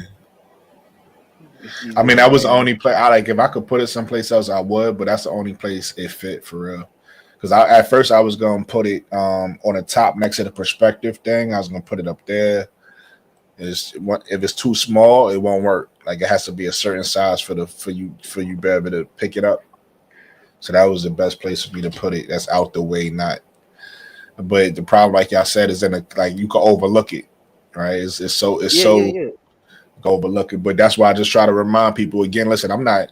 I appreciate what anybody do. So even if they don't give me nothing, that's why I ain't gonna bring it up too much. But I'm gonna point it out just so people, because people forget. Listen, I've been on as much as I go to people's platform and I support. And as much as I go hit the like button, there be times I click on somebody's video and get caught up watching, and they'll be like, hit the like button. I'll be like, oh shit, I forgot to hit the like button. So I know it happens. Like you forget certain times, you just forget just because you just enjoying the content. So that's why I always say, I try to remind people hit the like button because I know sometimes you need to hear it to do it. Same thing with the Zelle. Sometimes you just need to say that y'all didn't see it till I said it, right? Like I said, it was like, oh, it is right there. So Yeah, so the Zell is up there. If anybody want to give something, I appreciate it. If not, it's cool too. You know, hitting the like button is free. Shout out to everybody. Holla at me in the comments. You already know I talk back. Give me your feedback. Tell me what you feel about these topics we talked about tonight. You know, this was I was able to. I feel real good. I feel real good right now because we talked about the roses too. I was able to get that off. We gonna be right back here, like Lakeisha said though. It don't never get no easier because the Roses got a game tomorrow and it's free agency tomorrow, so it's gonna be right back with the double whammy. Especially if the Roses lose, and we see these names start to fall off the board and the sky don't do nothing, it's gonna be a double whammy. We gonna be right back. We just gonna be crashing out a little bit more. Yeah, That's we're all. gonna need some more therapy. So that's the good thing about these shows, right? We get people to talk to about these things. So. So you got a short in your Gato wire? Nah, I got a old camera. I gotta get a new camera. So that's probably the last. So I had a yeah. So I do music. So years ago I had bought a DSLR camera just to do vlogs or whatever the case may be. Never really used it like I thought I was, so it was just collecting dust. So when I decided to start potting, I said, okay, I got a camera. I'm gonna start using the camera, but it's so old. I just gotta get I'm gonna get a new camera eventually.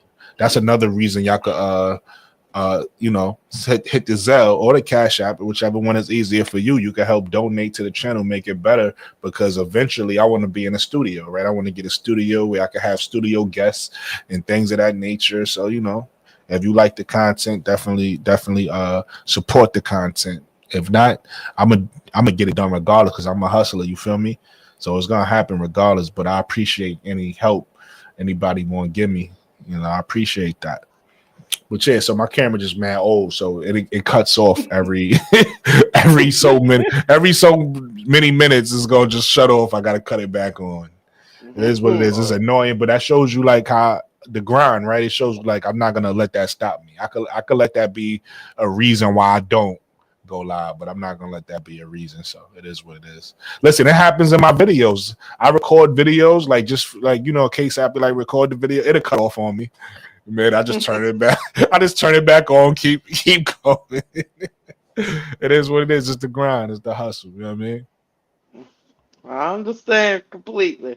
Yeah. All right, all right. We're gonna wrap it up with all right, that. good night, y'all. Everybody have a good night and God bless you. All right. All right. Good night.